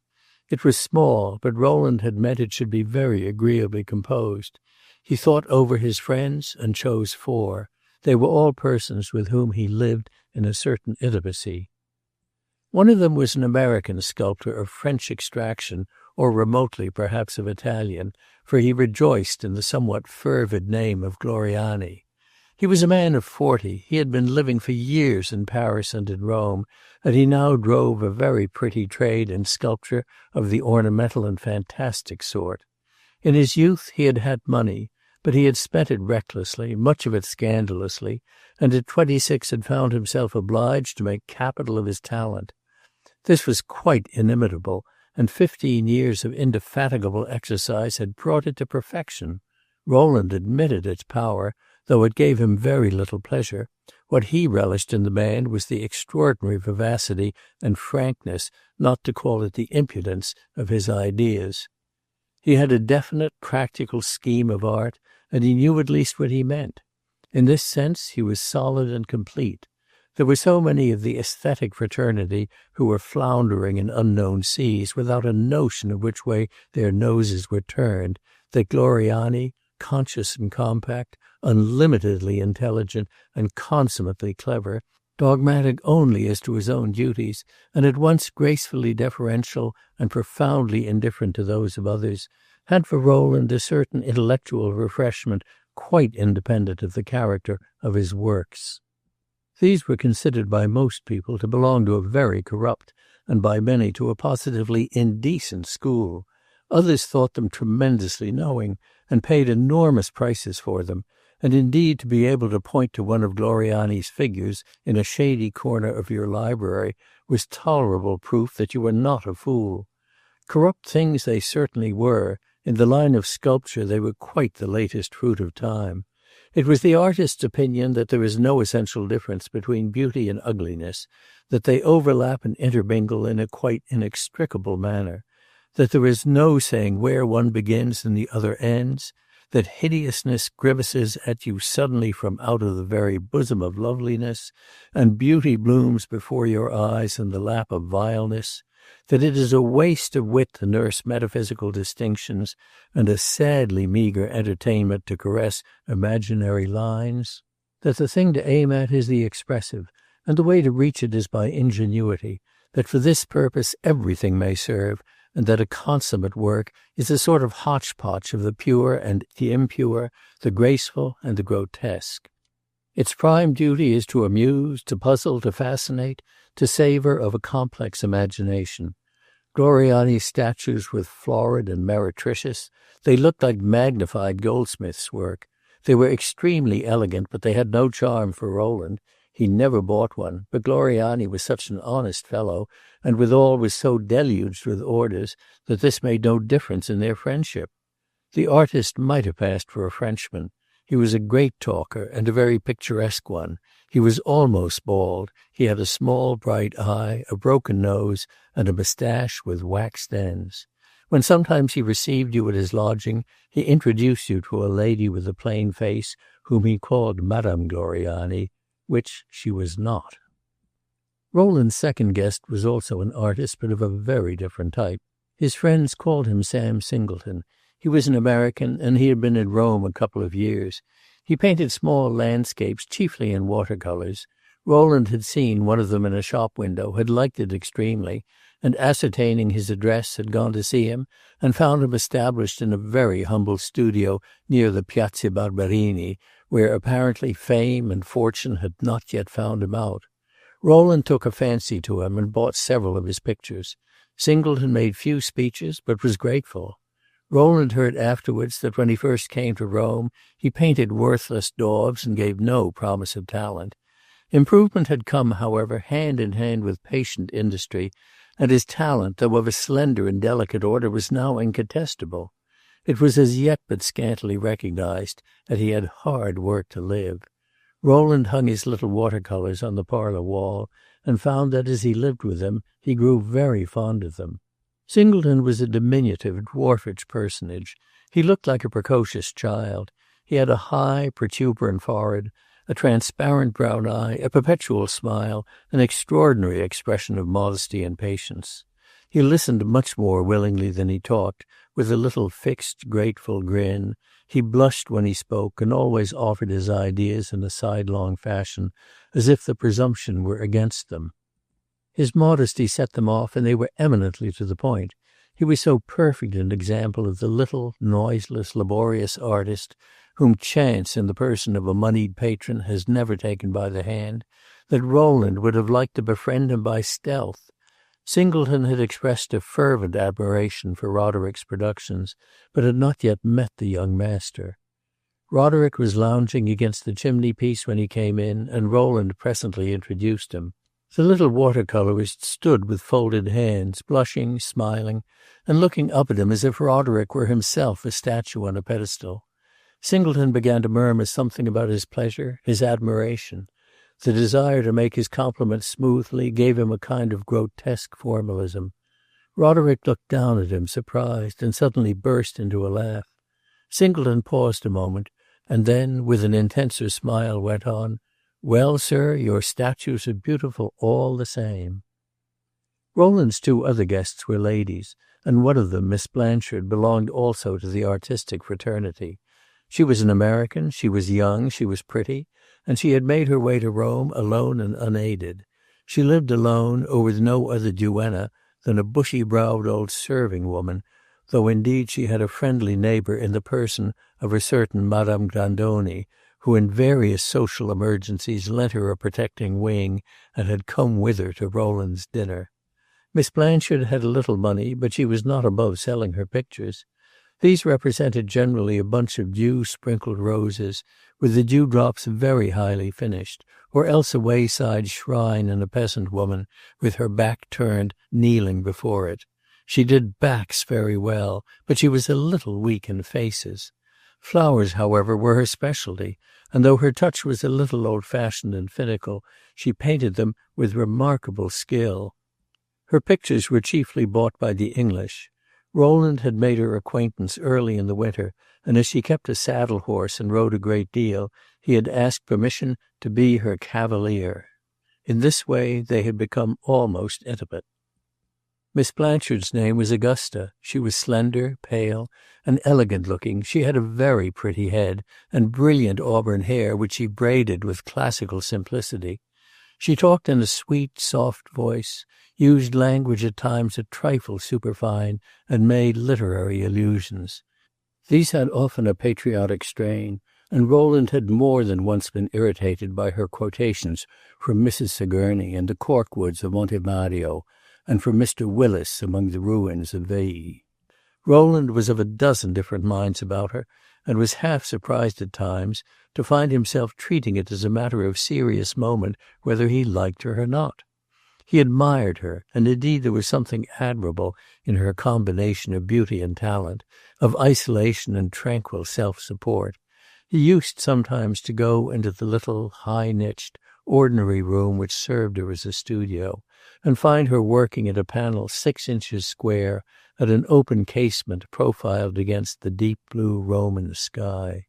She received him with a meek-eyed dignity that made her seem like a painted saint on a church window, receiving the daylight in all her being. The breath of reproach passed her by with folded wings. And yet Rowland wondered why he did not like her better. If he failed, the reason was not far to seek. There was another woman whom he liked better, an image in his heart which refused to yield precedence. On that evening to which allusion has been made, when Rowland was left alone between the starlight and the waves, with the sudden knowledge that Mary Garland was to become another man's wife, he had made, after a while, the simple resolution to forget her. And every day since, like a famous philosopher who wished to abbreviate his mourning for a faithful servant, he had said to himself in substance, "Remember to forget Mary Garland." Sometimes it seemed as if he were succeeding. Then suddenly, when he was least expecting it, he would find her name inaudibly on his lips, and seem to see her eyes meeting his eyes. All this made him uncomfortable, and seemed to portend a possible discord. Discord was not to his taste. He shrank from imperious passions, and the idea of finding himself jealous of an unsuspecting friend was absolutely repulsive. More than ever then, the path of duty was to forget Mary Garland, and he cultivated oblivion, as we may say, in the person of Miss Blanchard. Her fine temper, he said to himself, was a trifle cold and conscious, her purity prudish, perhaps, her culture pedantic. But since he was obliged to give up hopes of Mary Garland, Providence owed him a compensation, and he had fits of angry sadness, in which it seemed to him that to attest his right to sentimental satisfaction, he would be capable of falling in love with a woman he absolutely detested, if she were the best that came in his way. And what was the use, after all, of bothering about a possible which was only perhaps a dream? Even if Mary Garland had been free, what right had he to assume that he would have pleased her? The actual was good enough. Miss Blanchard had beautiful hair, and if she was a trifle old maidish, there is nothing like matrimony for curing old maidishness. Madame Grandoni, who had formed with the companion of Rowland's rides an alliance which might have been called defensive on the part of the former and attractive on that of Miss Blanchard, was an excessively ugly old lady, highly esteemed in Roman society for her homely benevolence and her shrewd and humorous good sense. She had been the widow of a German archaeologist who had come to Rome in the early ages as an attaché of the Prussian legation on the Capitoline. Her good sense had been wanting on but a single occasion, that of her second marriage. This occasion was certainly a momentous one, but these, by common consent, are not test cases. A couple of years after her first husband's death, she had accepted the hand and the name of a Neapolitan music master 10 years younger than herself and with no fortune but his fiddle bow. The marriage was most unhappy, and the maestro Grandoni was suspected of using the fiddle bow as an instrument of conjugal correction. He had finally run off with a prima donna assoluta, who, it was to be hoped, had given him a taste of the quality implied in her title. He was believed to be living still, but he had shrunk to a small black spot in Madame Grandoni's life, and for 10 years she had not mentioned his name.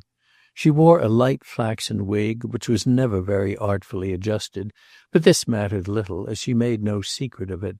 She used to say, "I was not always so ugly as this. As a young girl I had beautiful golden hair, very much the color of my wig." She had worn from time immemorial an old blue satin dress and a white crepe shawl embroidered in colors. Her appearance was ridiculous, but she had an interminable Teutonic pedigree, and her manners in every presence were easy and jovial, as became a lady whose ancestor had been cup-bearer to Frederick Barbarossa. 30 years' observation of Roman society had sharpened her wits and given her an inexhaustible store of anecdotes, but she had beneath her crumpled bodice a deep-welling fund of Teutonic sentiment, which she communicated only to the objects of her particular favor. Rowland had a great regard for her, and she repaid it by wishing him to get married. She never saw him without whispering to him that Augusta Blanchard was just the girl. It seemed to Rowland a sort of a foreshadowing of matrimony to see Miss Blanchard standing gracefully on his hearthrug and blooming behind the central bouquet at his circular dinner table. The dinner was very prosperous, and Roderick amply filled his position as hero of the feast. He had always an air of buoyant enjoyment in his work, but on this occasion he manifested a good deal of harmless pleasure in his glory.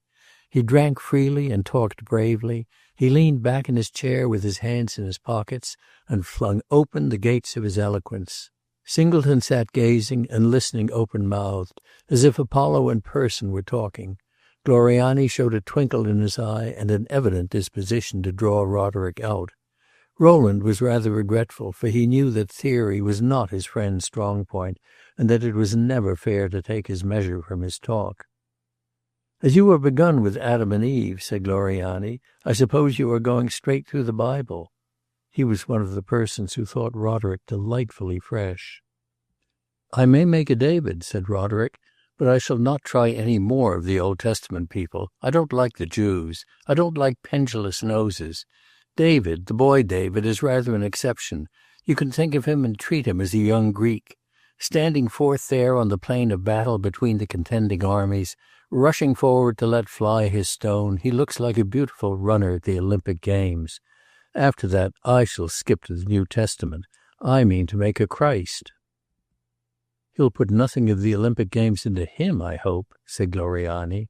"Oh, I shall make him very different from the Christ of tradition, more," and Roderick paused a moment to think. This was the first that Rowland had heard of his Christ. "More rationalistic, I suppose," suggested Miss Blanchard. "More idealistic," cried Roderick. "The perfection of form, you know, to symbolize the perfection of spirit." "For a companion piece," said Miss Blanchard, "you ought to make a Judas." "Never. I mean never to make anything ugly. The Greeks never made anything ugly, and I'm a Hellenist. I'm not a Hebraist. I've been thinking lately of making a Cain, but I should never dream of making him ugly. He should be a very handsome fellow, and he should lift up the murderous club with the beautiful movement of the fighters in the Greek friezes who are chopping at their enemies." "There's no use trying to be a Greek," said Gloriani. "If Phidias were to come back, he would recommend you to give it up."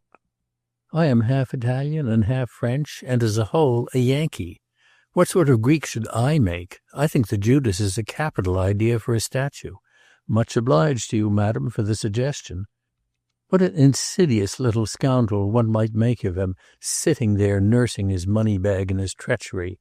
There can be a great deal of expression in a pendulous nose, my dear sir, especially when it is cast in green bronze." "Very likely," said Roderick, "but it is not the sort of expression I care for.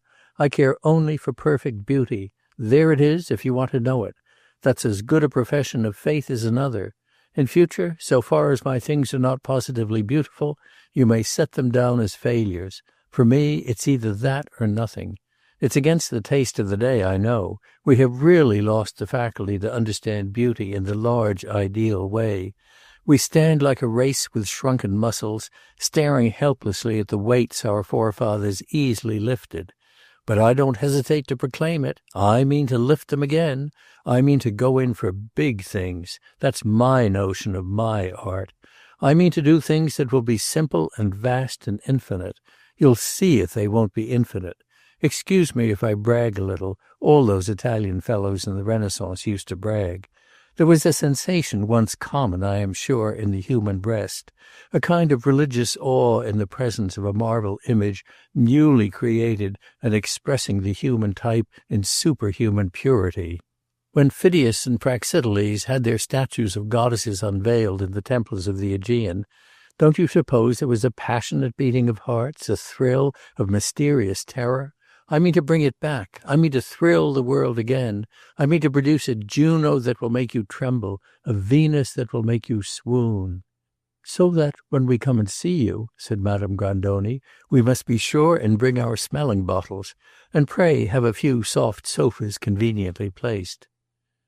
"Phidias and Praxiteles," Miss Blanchard remarked, "had the advantage of believing in their goddesses. I insist on believing for myself that the pagan mythology is not a fiction, and that Venus and Juno and Apollo and Mercury used to come down in a cloud into this very city of Rome, where we sit talking 19th century English." "19th century nonsense, my dear," cried Madame Grandoni.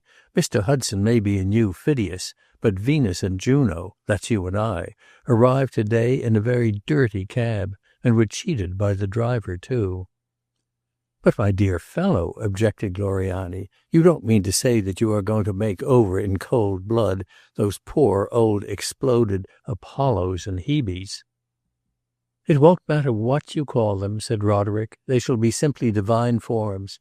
They shall be beauty. They shall be wisdom. They shall be power. They shall be genius. They shall be daring. That's all the Greek divinities were." "That's rather abstract, you know," said Miss Blanchard. "My dear fellow," cried Gloriani, "you're delightfully young." "I hope you'll not grow any older," said Singleton, with a flush of sympathy across his large white forehead. "You can do it if you try." "Then there are all the forces and mysteries and elements of nature," Roderick went on. "I mean to do the morning, I mean to do the night, I mean to do the ocean and the mountains, the moon and the west wind. I mean to make a magnificent statue of America." "America, the mountains, the moon," said Gloriani. "You'll find it rather hard, I'm afraid, to compress such subjects into classic forms." "Oh, there's a way," cried Roderick, "and I shall think it out. My figures shall make no contortions, but they shall mean a tremendous deal." "I am sure there are contortions enough in Michelangelo," said Madame Grandoni. "Perhaps you don't approve of him." "Oh, Michelangelo is not me," said Roderick with sublimity. There was a great laugh, but after all Roderick had done some fine things. Rowland had bidden one of the servants bring him a small portfolio of prints, and had taken out a photograph of Roderick's little statue of the youth drinking. It pleased him to see his friend sitting there in radiant ardor, defending idealism against so knowing an apostle of corruption as Gloriani, and he wished to help the elder artist to be confuted. He silently handed him the photograph. "Bless me!" cried Gloriani. "Did he do this?" "Ages ago," said Roderick. Gloriani looked at the photograph a long time with evident admiration. "It's deucedly pretty," he said at last. "But, my dear young friend, you can't keep this up." "I shall do better," said Roderick. "You will do worse. You will become weak. You will have to take to violence, to contortions, to romanticism and self-defense. This sort of thing is like a man trying to lift himself by the seat of his trousers. He may stand on tiptoe, but he can't do more. Here you stand on tiptoe very gracefully, I admit, but you can't fly. There's no use trying." "My America shall answer you," said Roderick, shaking toward him a tall glass of champagne and drinking it down. Singleton had taken the photograph and was poring over it with a little murmur of delight. "Was this done in America?" he asked.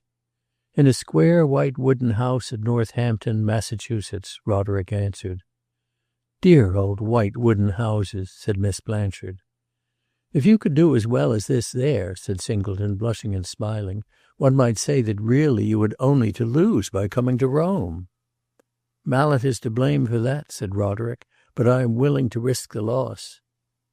The photograph had been passed to Madame Grandoni. "It reminds me," she said, "of the things a young man used to do whom I knew years ago when I first came to Rome."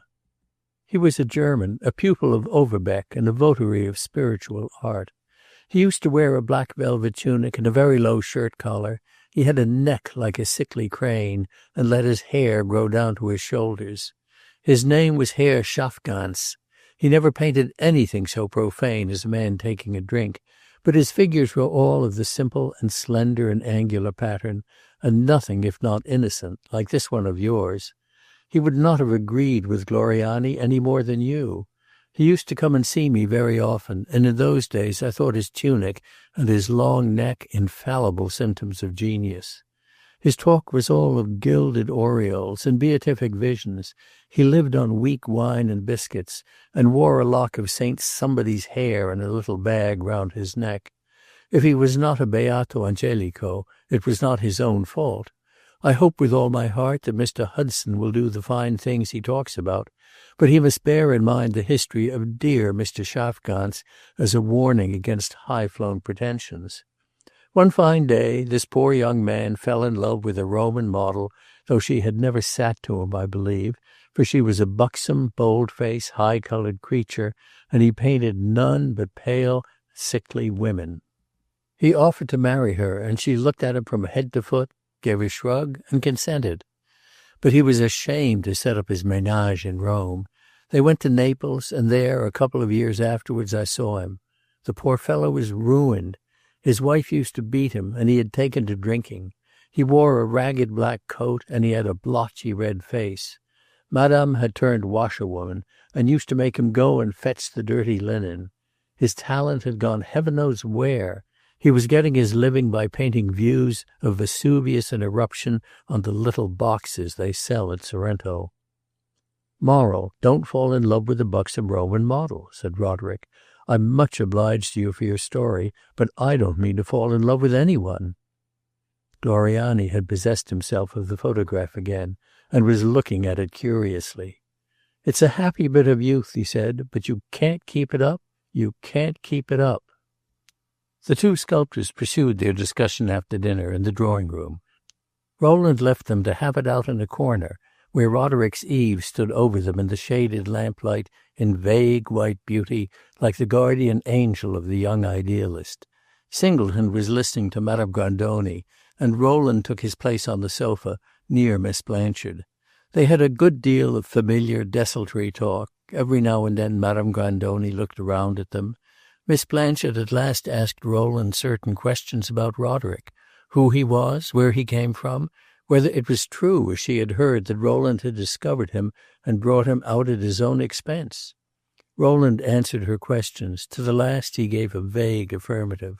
Finally, after a pause, looking at him, "You're very generous," Miss Blanchard said. The declaration was made with a certain richness of tone, but it brought to Rowland's sense neither delight nor confusion. He had heard the words before. He suddenly remembered the grave sincerity with which Miss Garland had uttered them as he strolled with her in the woods the day of Roderick's picnic. They had pleased him then. Now he asked Miss Blanchard whether she would have some tea. When the two ladies withdrew, he attended them to their carriage. Coming back to the drawing-room, he paused outside the open door. He was struck by the group formed by the three men. They were standing before Roderick's statue of Eve, and the young sculptor had lifted up the lamp and was showing different parts of it to his companions. He was talking ardently, and the lamplight covered his head and face. Rowland stood looking on, for the group struck him with its picturesque symbolism. Roderick, bearing the lamp and glowing in its radiant circle, seemed the beautiful image of a genius which combined sincerity with power. Gloriani, with his head on one side, pulling his long moustache and looking keenly from half-closed eyes at the lighted marble, represented art with a worldly motive, skill unleavened by faith, the mere base maximum of cleverness. Poor little Singleton, on the other side, with his hands behind him, his head thrown back and his eyes following devoutly the course of Roderick's elucidation, might pass for an embodiment of aspiring candor with feeble wings to rise on. In all this, Roderick's was certainly the beau role. Gloriani turned to Rowland as he came up and pointed back with his thumb to the statue, with a smile half sardonic, half good-natured. "A pretty thing, a devilish pretty thing," he said. "It's as fresh as the foam in the milk pail. He can do it once, he can do it twice, he can do it at a stretch half a dozen times, but... He was returning to his former refrain, but Rowland intercepted him. "Oh, he will keep it up," he said, smiling. "I will answer for him." Gloriani was not encouraging, but Roderick had listened, smiling. He was floating unperturbed on the tide of his deep self-confidence. Now, suddenly, however, he turned with a flash of irritation in his eye, and demanded in a ringing voice, "In a word, then, you prophesy that I am to fail?" Gloriani answered imperturbably, patting him kindly on the shoulder. "My dear fellow, passion burns out, inspiration runs to seed. Some fine day every artist finds himself sitting face to face with his lump of clay, with his empty canvas, with his sheet of blank paper, waiting in vain for the revelation to be made, for the muse to descend. He must learn to do without the muse. When the fickle jade forgets the way to your studio, don't waste any time in tearing your hair and meditating on suicide. Come round and see me, and I will show you how to console yourself." "If I break down," said Roderick passionately, "I shall stay down. If the muse deserts me, she shall at least have her infidelity on her conscience."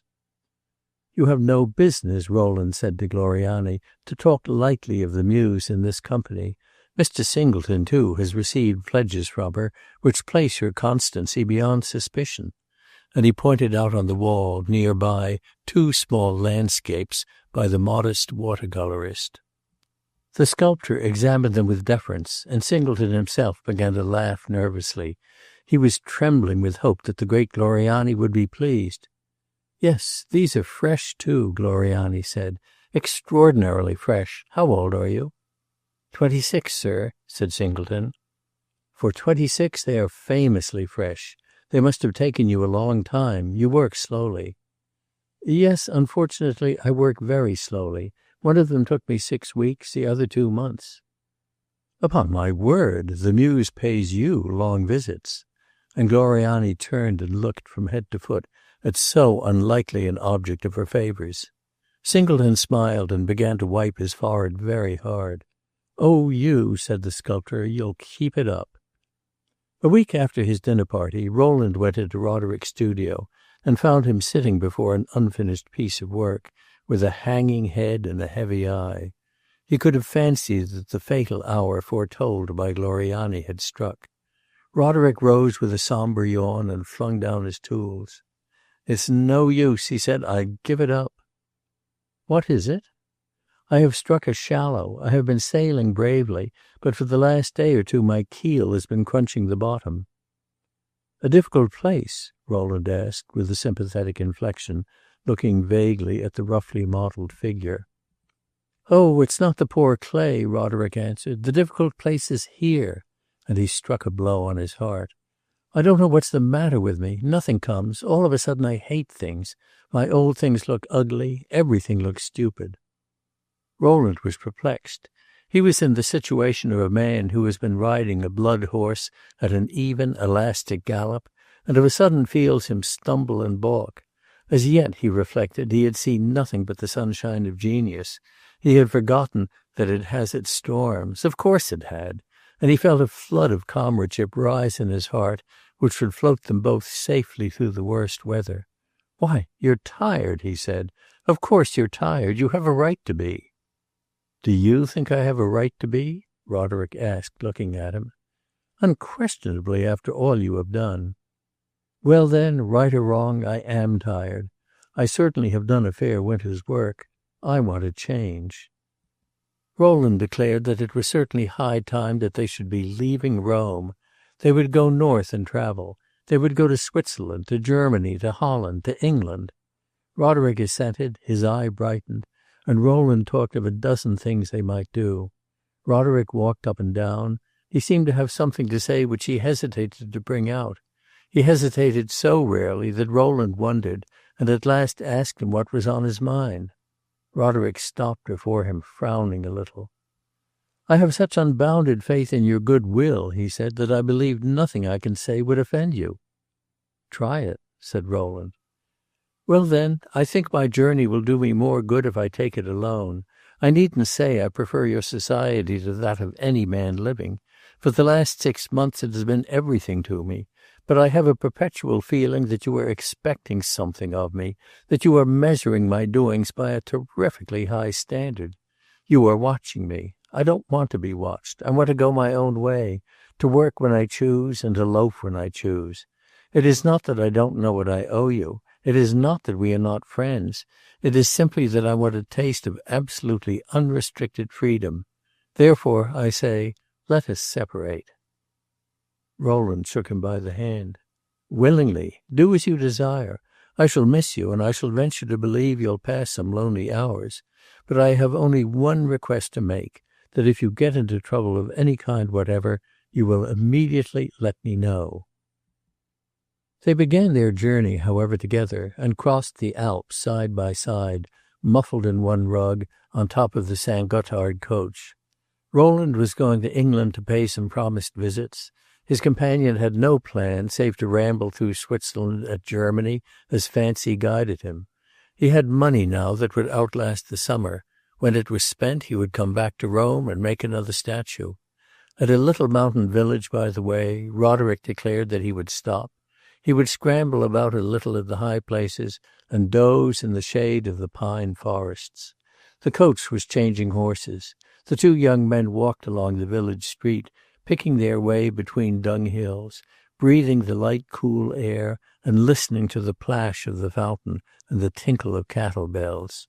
The coach overtook them, and then Rowland, as he prepared to mount, felt an almost overmastering reluctance. "Say the word," he exclaimed, "and I will stop too." Roderick frowned. "Ah, you don't trust me. You don't think I'm able to take care of myself. That proves that I was right in feeling as if I were watched." "Watched, my dear fellow," said Rowland. "I hope you may never have anything worse to complain of than being watched in the spirit in which I watch you. But I will spare you even that. Good-bye." Standing in his place as the coach rolled away, he looked back at his friend lingering by the roadside. A great snow mountain behind Roderick was beginning to turn pink in the sunset. The young man waved his hat, still looking grave. Rowland settled himself in his place, reflecting after all that this was a salubrious beginning of independence. He was among forests and glaciers, leaning on the pure bosom of nature. And then, was it not in itself a guarantee against folly to be engaged to Mary Garland? Chapter 4. Experience. Rowland passed the summer in England, staying with several old friends and 2 or 3 new ones. On his arrival he felt it on his conscience to write to Mrs. Hudson and inform her that her son had relieved him of his tutelage. He felt that she considered him an incorruptible mentor, following Roderick like a shadow, and he wished to let her know the truth. But he made the truth very comfortable, and gave a succinct statement of the young man's brilliant beginnings. He owed it to himself, he said, to remind her that he had not judged lightly, and that Roderick's present achievements were more profitable than his inglorious drudgery at Messrs. Stryker and Spooner's. He was now taking a well-earned holiday and proposing to see a little of the world. He would work none the worse for this. Every artist needed to knock about and look at things for himself. They had parted company for a couple of months, for Roderick was now a great man and beyond the need of going about with a keeper. But they were to meet again in Rome in the autumn, and then he should be able to send her more good news. Meanwhile he was very happy in what Roderick had already done, especially happy in the happiness it must have brought to her. He ventured to ask to be kindly commended to Miss Garland. His letter was promptly answered, to his surprise, in Miss Garland's own hand. The same mail also brought an epistle from Cecilia. The latter was voluminous, and we must content ourselves with giving an extract. Your letter was filled with an echo of that brilliant Roman world which made me almost ill with envy. For a week after I got it I thought Northampton really unpardonably tame. But I am drifting back again to my old deeps of resignation, and I rush to the window when anyone passes with all my old gratitude for small favors. So Roderick Hudson is already a great man, and you turn out to be a great prophet? My compliments to both of you. I never heard of anything working so smoothly. And he takes it all very quietly, and doesn't lose his balance nor let it turn his head? You judged him, then, in a day better than I had done in 6 months, for I really did not expect that he would settle down into such a jog-trot of prosperity.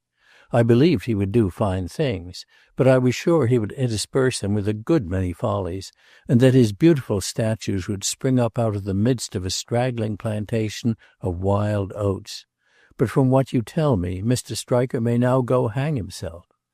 There is one thing, however, to say as a friend in the way of warning.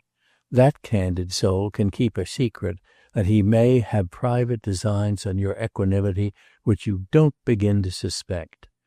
What do you think of his being engaged to Miss Garland? The 2 ladies had given no hint of it all winter, but a fortnight ago, when those big photographs of his statues arrived, they first pinned them up on the wall, and then trotted out into the town, made a dozen calls, and announced the news. Mrs. Hudson did at least. Miss Garland, I suppose, sat at home writing letters. To me, I confess, the thing was a perfect surprise. I had not a suspicion that all the while he was coming so regularly to make himself agreeable on my veranda, he was quietly preferring his cousin to anyone else. Not, indeed, that he was ever at particular pains to make himself agreeable. I suppose he has picked up a few graces in Rome, but he must not acquire too many. If he is too polite when he comes back, Miss Garland will count him as one of the lost. She will be a very good wife for a man of genius, and such a one as they are often shrewd enough to take. She'll darn his stockings and keep his accounts, and sit at home and trim the lamp and keep up the fire, while he studies the beautiful and pretty neighbors at dinner parties.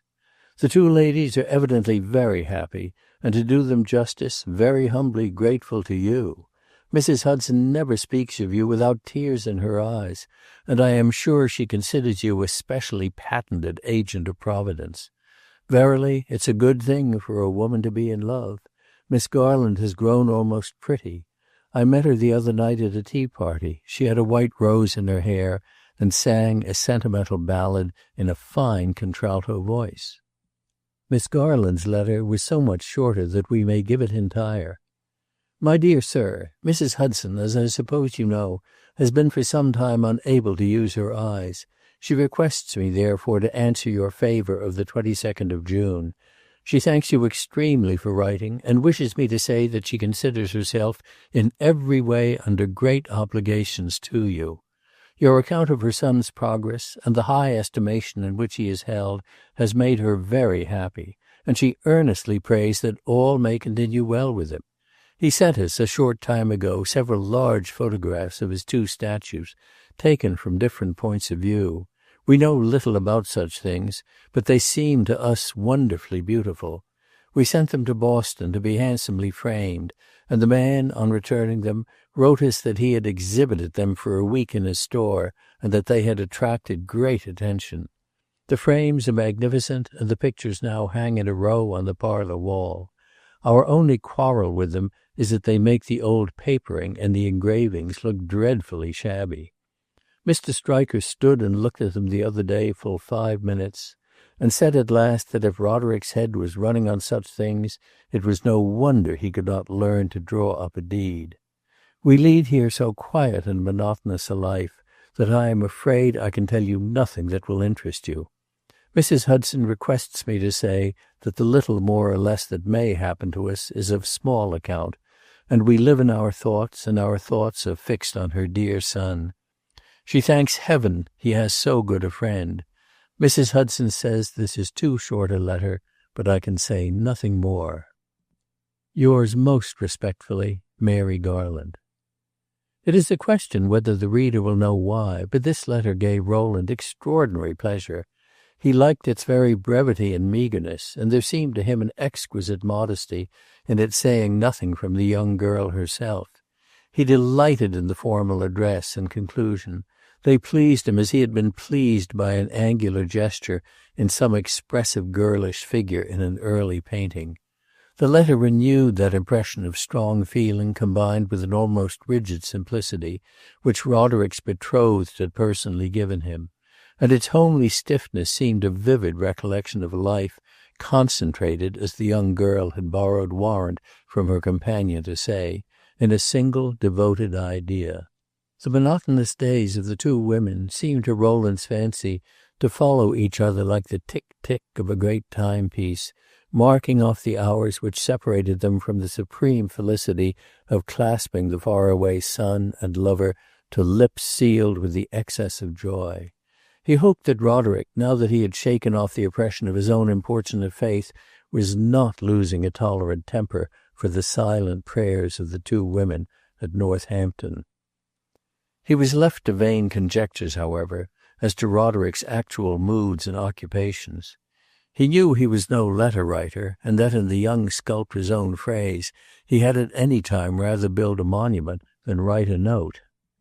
But when a month had passed without news of him, he began to be half anxious and half angry, and wrote him 3 lines in the care of a continental banker, begging him at least to give some sign of whether he was alive or dead. A week afterwards came an answer, brief and dated Baden-Baden. "I know I have been a great brute," Roderick wrote, "not to have sent you a word before, but really I don't know what has got into me. I have lately learned terribly well how to be idle. I am afraid to think how long it is since I wrote to my mother or to Mary. Heaven help them, poor, patient, trustful creatures. I don't know how to tell you what I am doing. It all seems amusing enough while I do it, but it would make a poor show in the narrative intended for your formidable eyes. I found Baxter in Switzerland, or rather he found me, and he grabbed me by the arm and brought me here. I was walking 20 miles a day in the Alps, drinking milk in lonely chalets, sleeping as you sleep, and thinking it was all very good fun. But Baxter told me it would never do, that the Alps would rot, that Baden-Baden was the place, and that if I knew what was good for me, I would come along with him. It is a wonderful place, certainly, though, thank the Lord, Baxter departed last week, blaspheming horribly at Trente-et-Quarante. But you know all about it and what one does, what one is liable to do. I have succumbed in a measure to the liabilities, and I wish I had someone here to give me a thundering good blowing up. Not you, dear friend, you would draw it too mild. You have too much of the milk of human kindness. I have fits of horrible homesickness from my studio, and I shall be devoutly grateful when the summer is over and I can go back and swing a chisel. I feel as if nothing but the chisel would satisfy me, as if I could rush in a rage at a block of unshaped marble. There are a lot of the Roman people here, English and American. I live in the midst of them and talk nonsense from morning till night. There is also someone else, and to her I don't talk sense, nor, thank heaven, mean what I say. I confess I need a month's work to recover my self-respect. These lines brought Rowland no small perturbation, the more that what they seemed to point to surprised him. During the 9 months of their companionship, Roderick had shown so little taste for dissipation that Rowland had come to think of it as a cancelled danger, and it greatly perplexed him to learn that his friend had apparently proved so pliant to opportunity. But Roderick's allusions were ambiguous, and it was possible they might simply mean that he was out of patience with the frivolous way of life, and fretting wholesomely over his absent work. It was a very good thing, certainly, that idleness should prove on experiment to sit heavily on his conscience. Nevertheless, the letter needed, to Rowland's mind, the key. The key arrived a week later. In common charity, Roderick wrote, lend me £100. I have gambled away my last franc. I have made a mountain of debts. Send me the money first. Lecture me afterwards. Rowland sent the money by return of mail. Then he proceeded, not to lecture, but to think. He hung his head. He was acutely disappointed. He had no right to be, he assured himself, but so it was. Roderick was young, impulsive, unpractised in stoicism. It was 100 to 1 that he was to pay the usual vulgar tribute to folly. But his friend had regarded it as securely gained to his own belief in virtue, that he was not as other foolish youths are, and that he would have been capable of looking at folly in the face and passing on his way. Rowland for a while felt a sore sense of wrath. What right had a man who was engaged to that fine girl in Northampton to behave as if his consciousness were a common blank, to be overlaid with coarse sensations? Yes, distinctly he was disappointed. He had accompanied his missive with an urgent recommendation to leave Baden-Baden immediately, and an offer to meet Roderick at any point he would name. The answer came promptly. It ran as follows. Send me another £50. I have been back to the tables. I will leave as soon as the money comes and meet you at Geneva. There I will tell you everything. There is an ancient terrace at Geneva, planted with trees and studded with benches, overlooked by gravely aristocratic old dwellings and overlooking the distant Alps. A great many generations have made it a lounging place. A great many friends and lovers strolled there, a great many confidential talks and momentous interviews gone forward. Here, one morning, sitting on one of the battered green benches, Roderick, as he promised, told his friend everything. He had arrived late the night before. He looked tired, and yet flushed and excited. He made no professions of penitence, but he practised an unmitigated frankness, and his self-reprobation might be taken for granted. He implied in every phrase that he had done with it all, and that he was counting the hours till he could get back to work. We shall not rehearse his confession in detail. Its main outline will be sufficient. He had fallen in with some very idle people, and had discovered that a little example and a little practice were capable of producing on his own part a considerable relish for their diversions. What could he do? He never read, and he had no studio. In one way or another he had to pass the time. He passed it in dangling about several very pretty women in wonderful Paris toilettes, and reflected that it was always something gained for a sculptor to sit under a tree, looking at his leisure into a charming face, and saying things that made it smile and play its muscles and part its lips and show its teeth. Attached to these ladies were certain gentlemen who walked about in clouds of perfume, rose at midday and supped at midnight. Roderick had found himself in the mood for thinking them very amusing fellows. He was surprised at his own taste, but he let it take its course.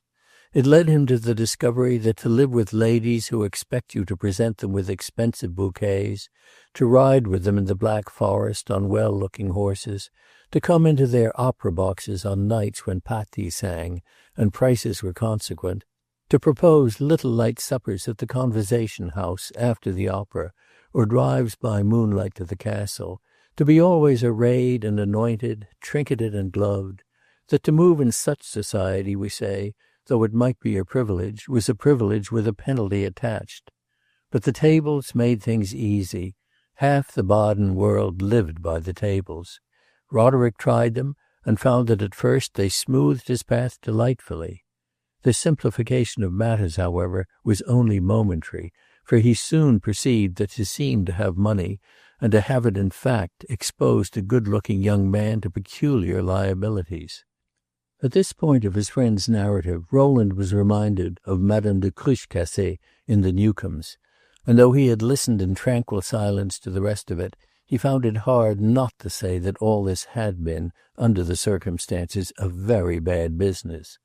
Roderick admitted it with bitterness, and then told how much, measured simply financially, it had cost him. His luck had changed, the tables had ceased to back him, and he had found himself up to his knees in debt.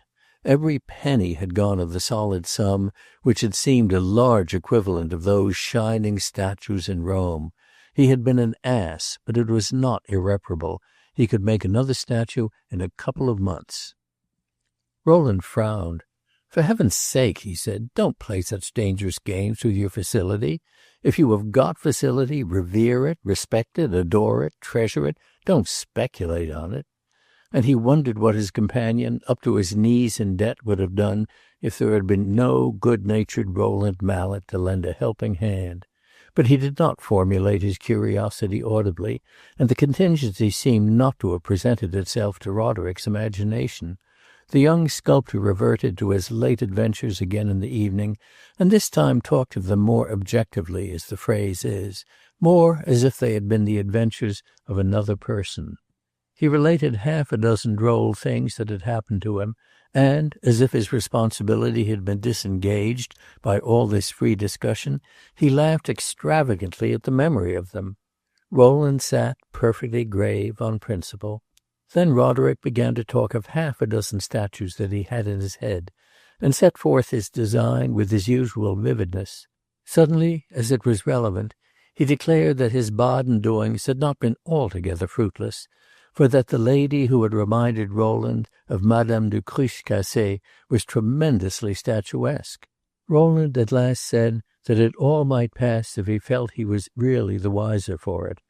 By the wiser, he added, I mean the stronger in purpose, in will. "Oh, don't talk about will," Roderick answered, throwing back his head and looking at the stars. This conversation also took place in the open air, on the little island in the shooting Rhone where Jean-Jacques has a monument. The will, I believe, is the mystery of mysteries. Who can answer for his will? Who can say beforehand that it is strong? There are all kinds of indefinable currents moving to and fro between one's will and one's inclinations. People talk as if the two things were essentially distinct, on different sides of one's organism, like the heart and the liver. Mine, I know, are much nearer together. It all depends upon circumstances. I believe there is a certain group of circumstances possible for every man, in which his will is destined to snap like a dry twig. "My dear boy," said Rowland, "don't talk about the will being destined. The will is destiny itself. That's the way to look at it." "Look at it, my dear Rowland," Roderick answered, "as you find most comfortable. One conviction I have gathered from my summer's experience," he went on, It's as well to look it frankly in the face, is that I possess an almost unlimited susceptibility to the influence of a beautiful woman." Rowland stared, then strolled away, softly whistling to himself. He was unwilling to admit even to himself that this speech had really the sinister meaning it seemed to have.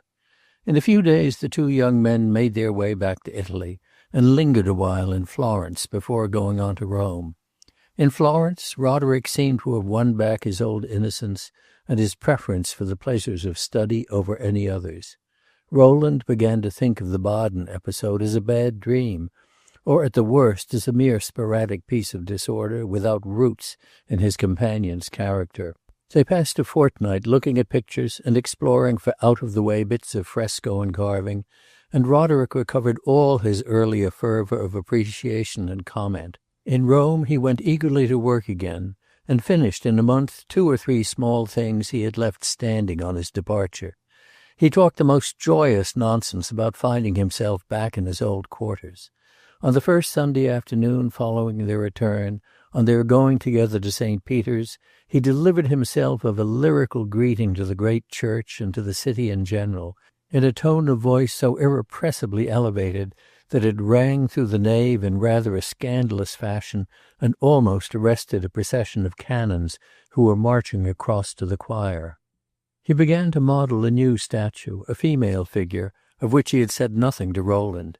It represented a woman leaning lazily back in her chair, with her head drooping as if she were listening, a vague smile on her lips, and a pair of remarkably beautiful arms folded in her lap.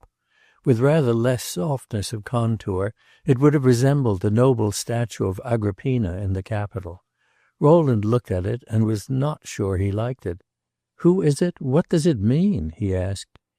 "Anything you please," said Roderick with a certain petulance. "I call it a reminiscence." Rowland then remembered that one of the Baden ladies had been statuesque and asked no more questions. This, after all, was a way of profiting by experience.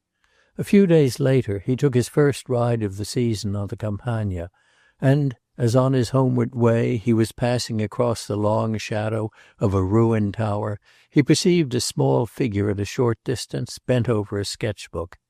As he drew near he recognized his friend Singleton. The honest little painter's face was scorched to flame-color by the light of southern suns, and borrowed an even deeper crimson from his gleeful greeting of his most appreciative patron. He was making a careful and charming little sketch.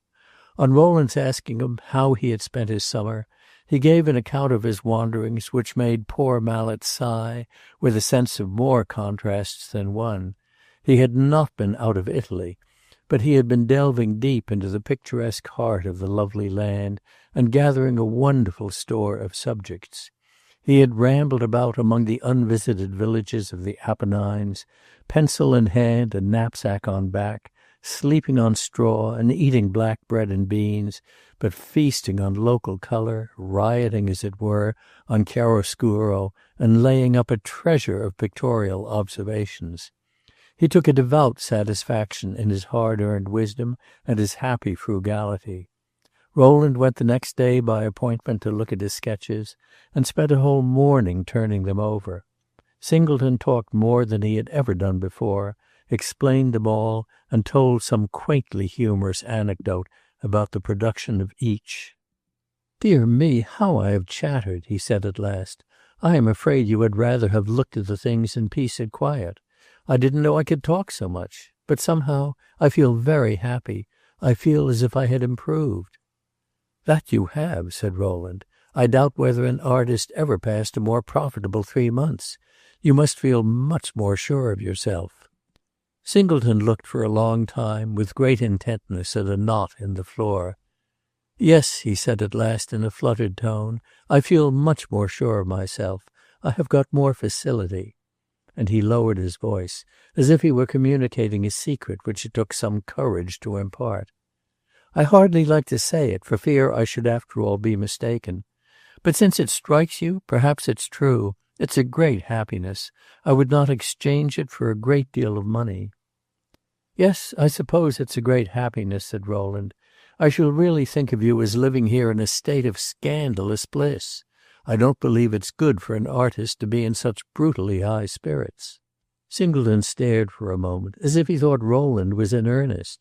Then suddenly fathoming the kindly jest, he walked about the room scratching his head and laughing intensely to himself. "And Mr. Hudson," he said, as Rowland was going, "I hope he is well and happy." "He is very well," said Rowland. "He is back at work again." "Ah, there's a man," cried Singleton, "who has taken his start once for all, and doesn't need to stop and ask himself in fear and trembling every month or two whether he is advancing or not. When he stops, it's to rest. And where did he spend his summer?" "The greater part of it at Baden-Baden." "Ah, that's in the Black Forest," cried Singleton with profound simplicity. "They say you can make capital studies of trees there." "No doubt," said Rowland with a smile, laying an almost paternal hand on the little painter's yellow head. "Unfortunately, trees are not Roderick's line. Nevertheless, he tells me that at Baden he made some studies. Come when you can, by the way," he added after a moment, "to his studio, and tell me what you think of something he has lately begun." Singleton declared that he would come delightedly, and Rowland left him to his work. He met a number of his last winter's friends again, and called upon Madame Grandoni, upon Miss Blanchard, and upon Gloriani shortly after their return. The ladies gave an excellent account of themselves. Madame Grandoni had been taking sea baths at Rimini, and Miss Blanchard painting wildflowers in the Tyrol. Her complexion was somewhat browned, which was very becoming, and her flowers were uncommonly pretty. Gloriani had been in Paris, and had come away in high good humor, finding no one there in the artist world cleverer than himself. He came in a few days to Roderick's studio one afternoon when Rowland was present. He examined the new statue with great deference, said it was very promising, and abstained considerately from irritating prophecies. But Rowland fancied he observed certain signs of inward jubilation on the clever sculptor's part, and walked away with him to learn his private opinion. "Certainly. I liked it as well as I said," Gloriani declared in answer to Rowland's anxious query. "Or rather I liked it a great deal better. I didn't say how much, for fear of making your friend angry. But one can leave him alone now, for he's coming round. I told you he couldn't keep up the transcendental style, and he has already broken down. Don't you see it yourself, man?" "I don't particularly like this new statue," said Rowland. "That's because you're a purist. It's deuced clever, it's deuced knowing, it's deuced pretty, but it isn't the topping high art of 3 months ago. He has taken his turn sooner than I supposed. What has happened to him? Has he been disappointed in love? But that's none of my business. I congratulate him on having become a practical man." Roderick, however, was less to be congratulated than Gloriani had taken it into his head to believe. He was discontented with his work. He applied himself to it by fits and starts. He declared that he didn't know what was coming over him. He was turning into a man of moods. "Is this of necessity what a fellow must come to?" he asked of Rowland, with a sort of peremptory flash in his eye, which seemed to imply that his companion had undertaken to insure him against perplexities, and was not fulfilling his contract. "This damnable uncertainty when he goes to bed at night as to whether he is going to wake up in a working humor or in a swearing humor? Have we only a season, over before we know it, in which we can call our faculties our own? 6 months ago I could stand up to my work like a man day after day, and never dream of asking myself whether I felt like it. But now, some mornings, it's the very devil to get going. My statue looks so bad when I come into the studio that I have 20 minds to smash it on the spot, and I lose 3 or 4 hours in sitting there, moping and getting used to it." Rowland said that he supposed that this sort of thing was the lot of every artist, and that the only remedy was plenty of courage and faith. And he reminded him of Gloriani's having forewarned him against these sterile moods the year before. "Gloriani's an ass," said Roderick almost fiercely. He hired a horse and began to ride with Rowland on the Campagna. This delicious amusement restored him in a measure to cheerfulness, but seemed to Rowland on the whole not to stimulate his industry. Their rides were always very long, and Roderick insisted on making them longer by dismounting in picturesque spots and stretching himself in the sun among a heap of overtangled stones. He let the scorching Roman luminary beat down upon him with an equanimity which Rowland found it hard to emulate. But in this situation Roderick talked so much amusing nonsense that for the sake of his company Rowland consented to be uncomfortable, and often forgot that, though in these diversions the days passed quickly, they brought forth neither high art nor low. And yet it was perhaps by their help, after all, that Roderick secured several mornings of ardent work on his new figure, and brought it to rapid completion. One afternoon, when it was finished, Rowland went to look at it, and Roderick asked him for his opinion. "What do you think yourself?" Rowland demanded, not from pusillanimity, but from real uncertainty. "I think it is curiously bad," Roderick answered. "It was bad from the first. It has fundamental vices. I have shuffled them in a measure out of sight, but I have not corrected them. I can't, he cried passionately. "They stare me in the face. They are all I see." Rowland offered several criticisms of detail, and suggested certain practicable changes. But Roderick differed with him on each of these points. The thing had faults enough, but they were not those faults. Rowland, unruffled, concluded by saying that whatever its faults might be, he had an idea people in general would like it. "I wish to heaven some person in particular would buy it and take it off my hands and out of my sight," Roderick cried. "What am I to do now?" he went on. "I haven't an idea. I think of subjects, but they remain mere lifeless names. They are mere words. They are not images. What am I to do?" Rowland was a trifle annoyed. "Be a man," he was on the point of saying, "and don't, for heaven's sake, talk in that confoundedly querulous voice." But before he had uttered the words there rang through the studio a loud peremptory ring at the outer door. Roderick broke into a laugh. "Talk of the devil," he said, "and you see his horns. If that's not a customer, it ought to be." The door of the studio was promptly flung open, and a lady advanced to the threshold, an imposing, voluminous person who quite filled up the doorway. Rowland immediately felt that he had seen her before, but he recognized her only when she moved forward and disclosed an attendant in the person of a little, bright-eyed, elderly gentleman with a bristling white moustache. Then he remembered that just a year before he and his companion had seen in the Ludovisi Gardens a wonderfully beautiful girl strolling in the train of this conspicuous couple. He looked for her now, and in a moment she appeared, following her companions with the same nonchalant step as before, and leading her great snow-white poodle decorated with motley ribbons. The elder lady offered the two young men a sufficiently gracious salute. The little old gentleman bowed and smiled with extreme alertness.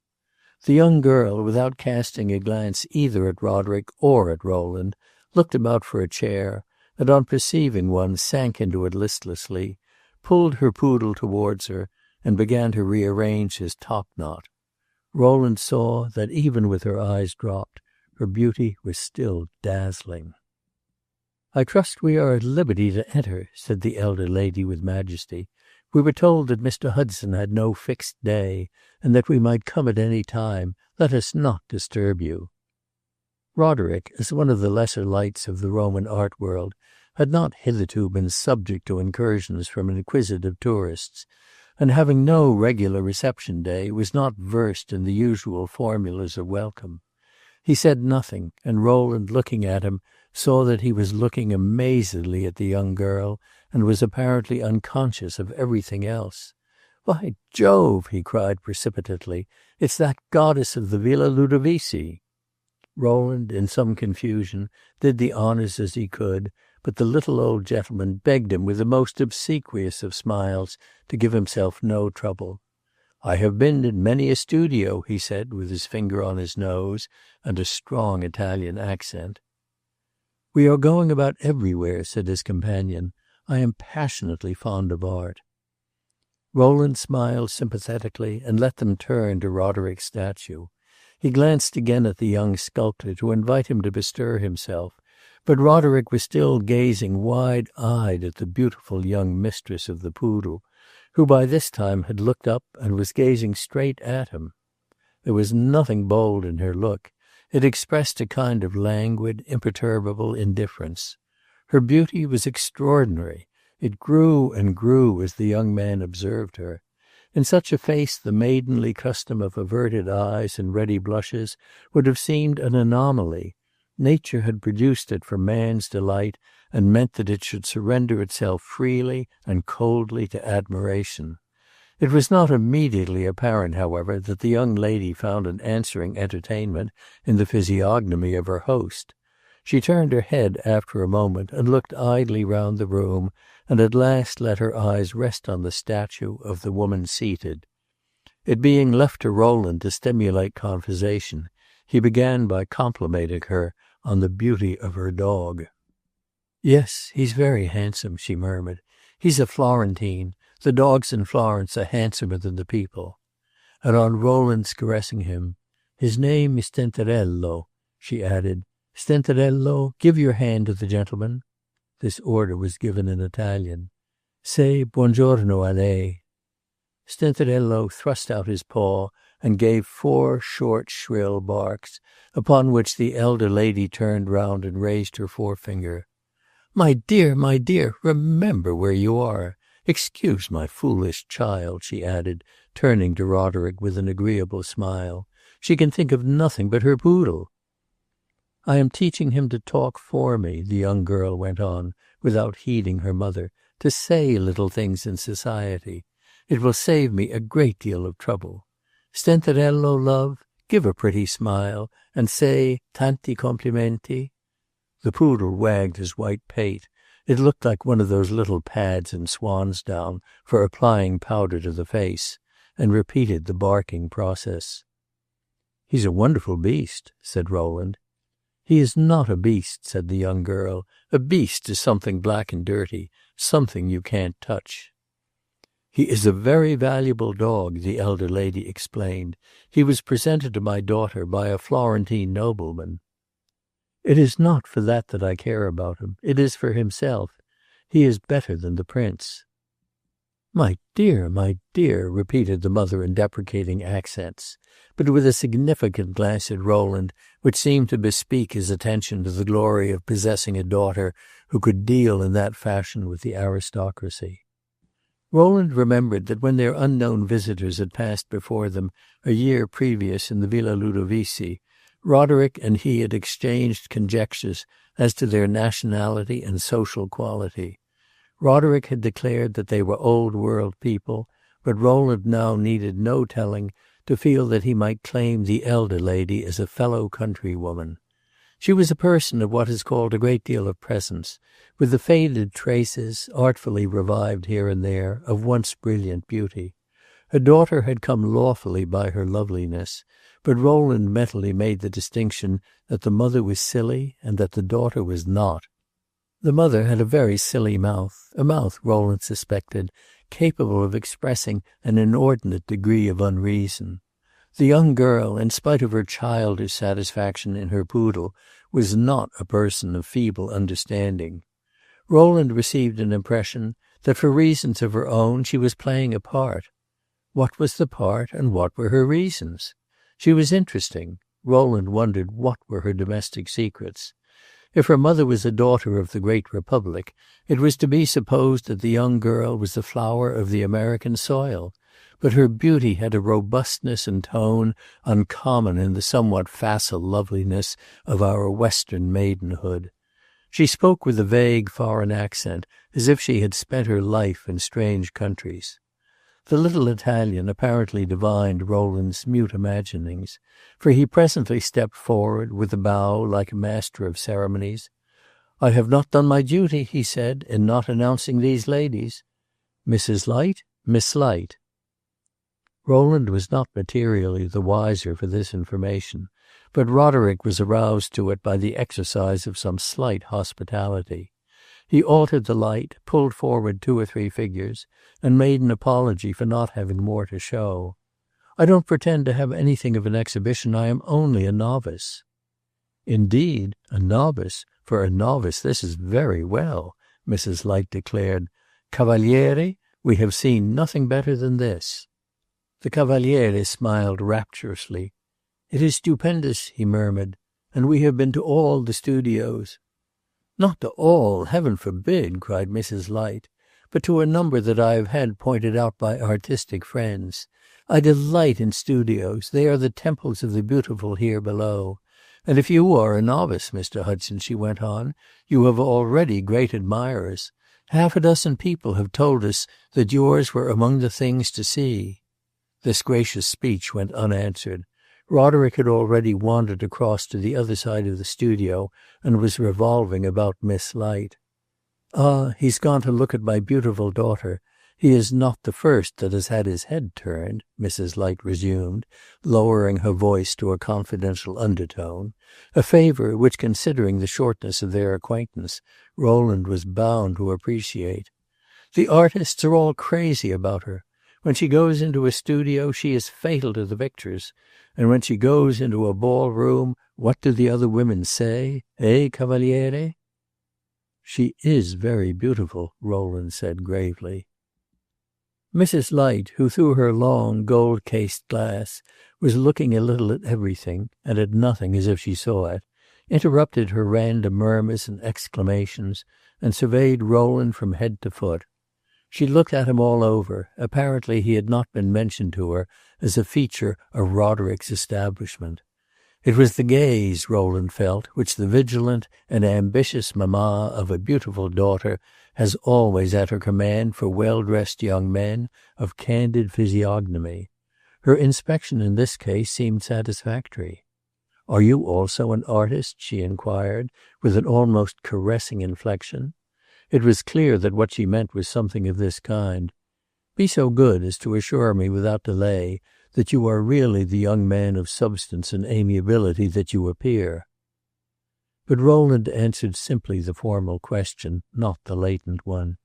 "Dear me, no. I am only a friend of Mr. Hudson." Mrs. Light, with a sigh, returned to the statues, and after mistaking the Adam for a gladiator and the Eve for a Pocahontas, declared that she could not judge of such things unless she saw them in the marble. Rowland hesitated a moment, and then, speaking in the interest of Roderick's renown, said that he was the happy possessor of several of his friend's works, and that she was welcome to come and see them at his rooms. She bade the Cavaliere make a note of his address. "Ah, you're a patron of the arts," she said. "That's what I should like to be if I had a little money. I delight in beauty in every form, but these people ask such monstrous prices. One must be a millionaire to think of such things, eh? 20 years ago my husband had my portrait painted here, in Rome, by Papucci, who was the great man in those days. I was in a ball dress with all my jewels, my neck and arms and all that. The man got 600 francs and thought he was very well treated. Those were the days when a family could live like princes in Italy for 5,000 scudi a year. The Cavaliere once upon a time was a great dandy. Don't blush, Cavaliere. Anyone can see that, just as anyone can see that I was once a pretty woman. Get him to tell you what he made a figure upon.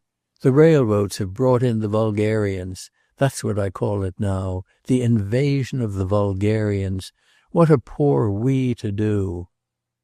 Rowland had begun to murmur some remedial proposition when he was interrupted by the voice of Miss Light calling across the room, "Mamma!"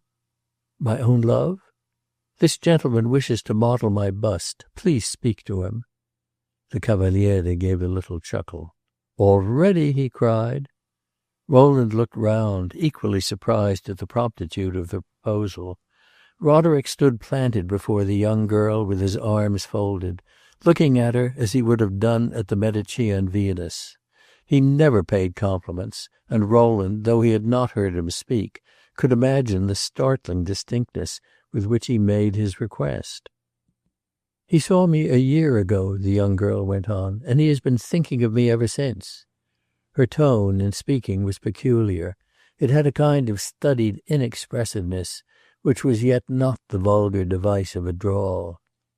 "I must make your daughter's bust, that's all, madame," said Roderick with warmth. "I had rather you made the poodles," said the young girl. "Is it very tiresome? I have spent half my life sitting for my photograph in every conceivable attitude and with every conceivable coiffure. I think I have posed enough." "My dear child," said Mrs. Light, "it may be one's duty to pose. But as to my daughter's sitting to you, sir, to a young sculptor whom we don't know, it is a matter that needs reflection. It is not a favor that's to be had for the mere asking." "If I don't make her from life," said Roderick with energy, "I will make her from memory, and if the thing's to be done, you had better have it done as well as possible." "Mamma hesitates," said Miss Light, "because she doesn't know whether you mean she shall pay you for the bust. I can assure you that she will not pay you a sou." "My darling, you forget yourself," said Mrs. Light, with an attempt at majestic severity. "Of course," she added in a moment with a change of note, "the bust would be my own property." "Of course!" cried Roderick impatiently. "Dearest mother," interposed the young girl, "how can you carry a marble bust about the world with you? Is it not enough to drag the poor original?" "My dear, you're nonsensical!" cried Mrs. Light, almost angrily. "You can always sell it," said the young girl with the same artful artlessness. Mrs. Light turned to Rowland, who pitied her, flushed and irritated.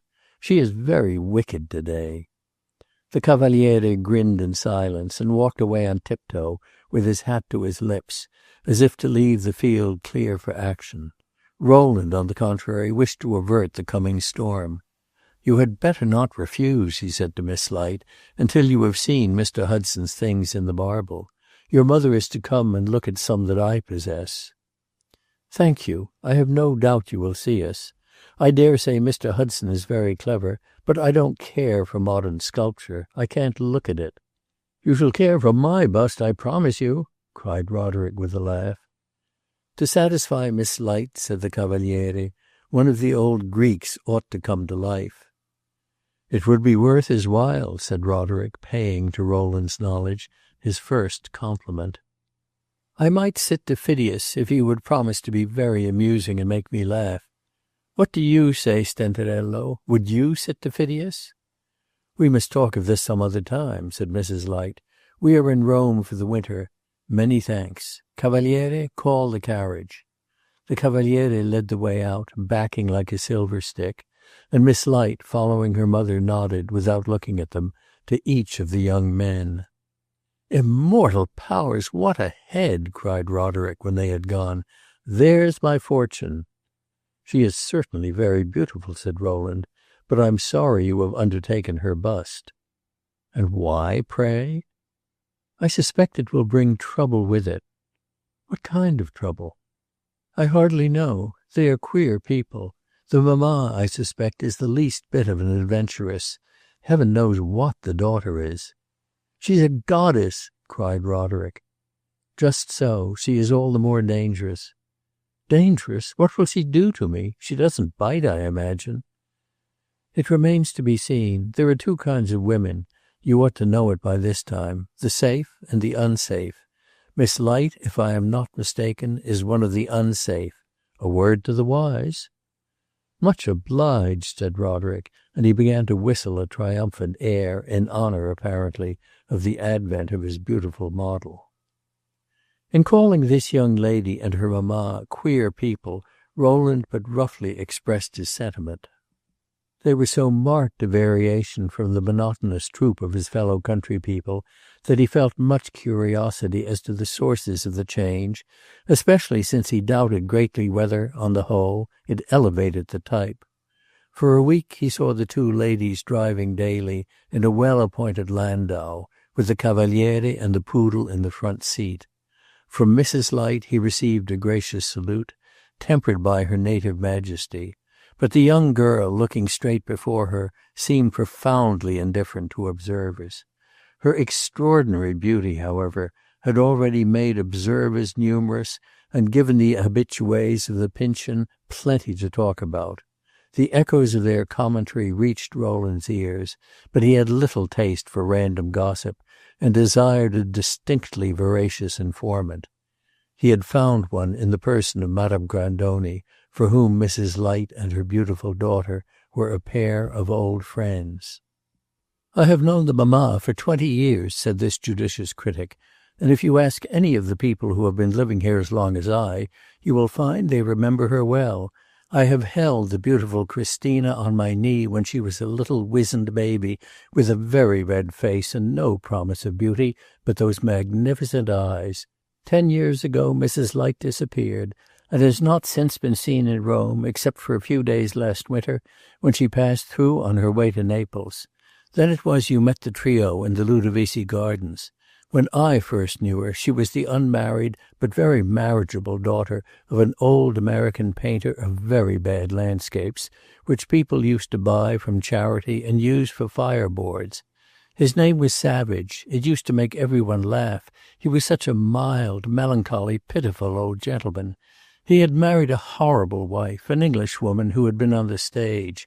It was said she used to beat poor Savage with his mahl stick, and when the domestic finances were low, to lock him up in his studio and tell him he shouldn't come out until he had painted half a dozen of his dogs. She had a good deal of showy beauty. She would then go forth, and her beauty helping, she would make certain people take the pictures. It helped her at last to make an English lord run away with her. At the time I speak of, she had quite disappeared. Mrs. Light was then a very handsome girl, though by no means so handsome as her daughter has now become.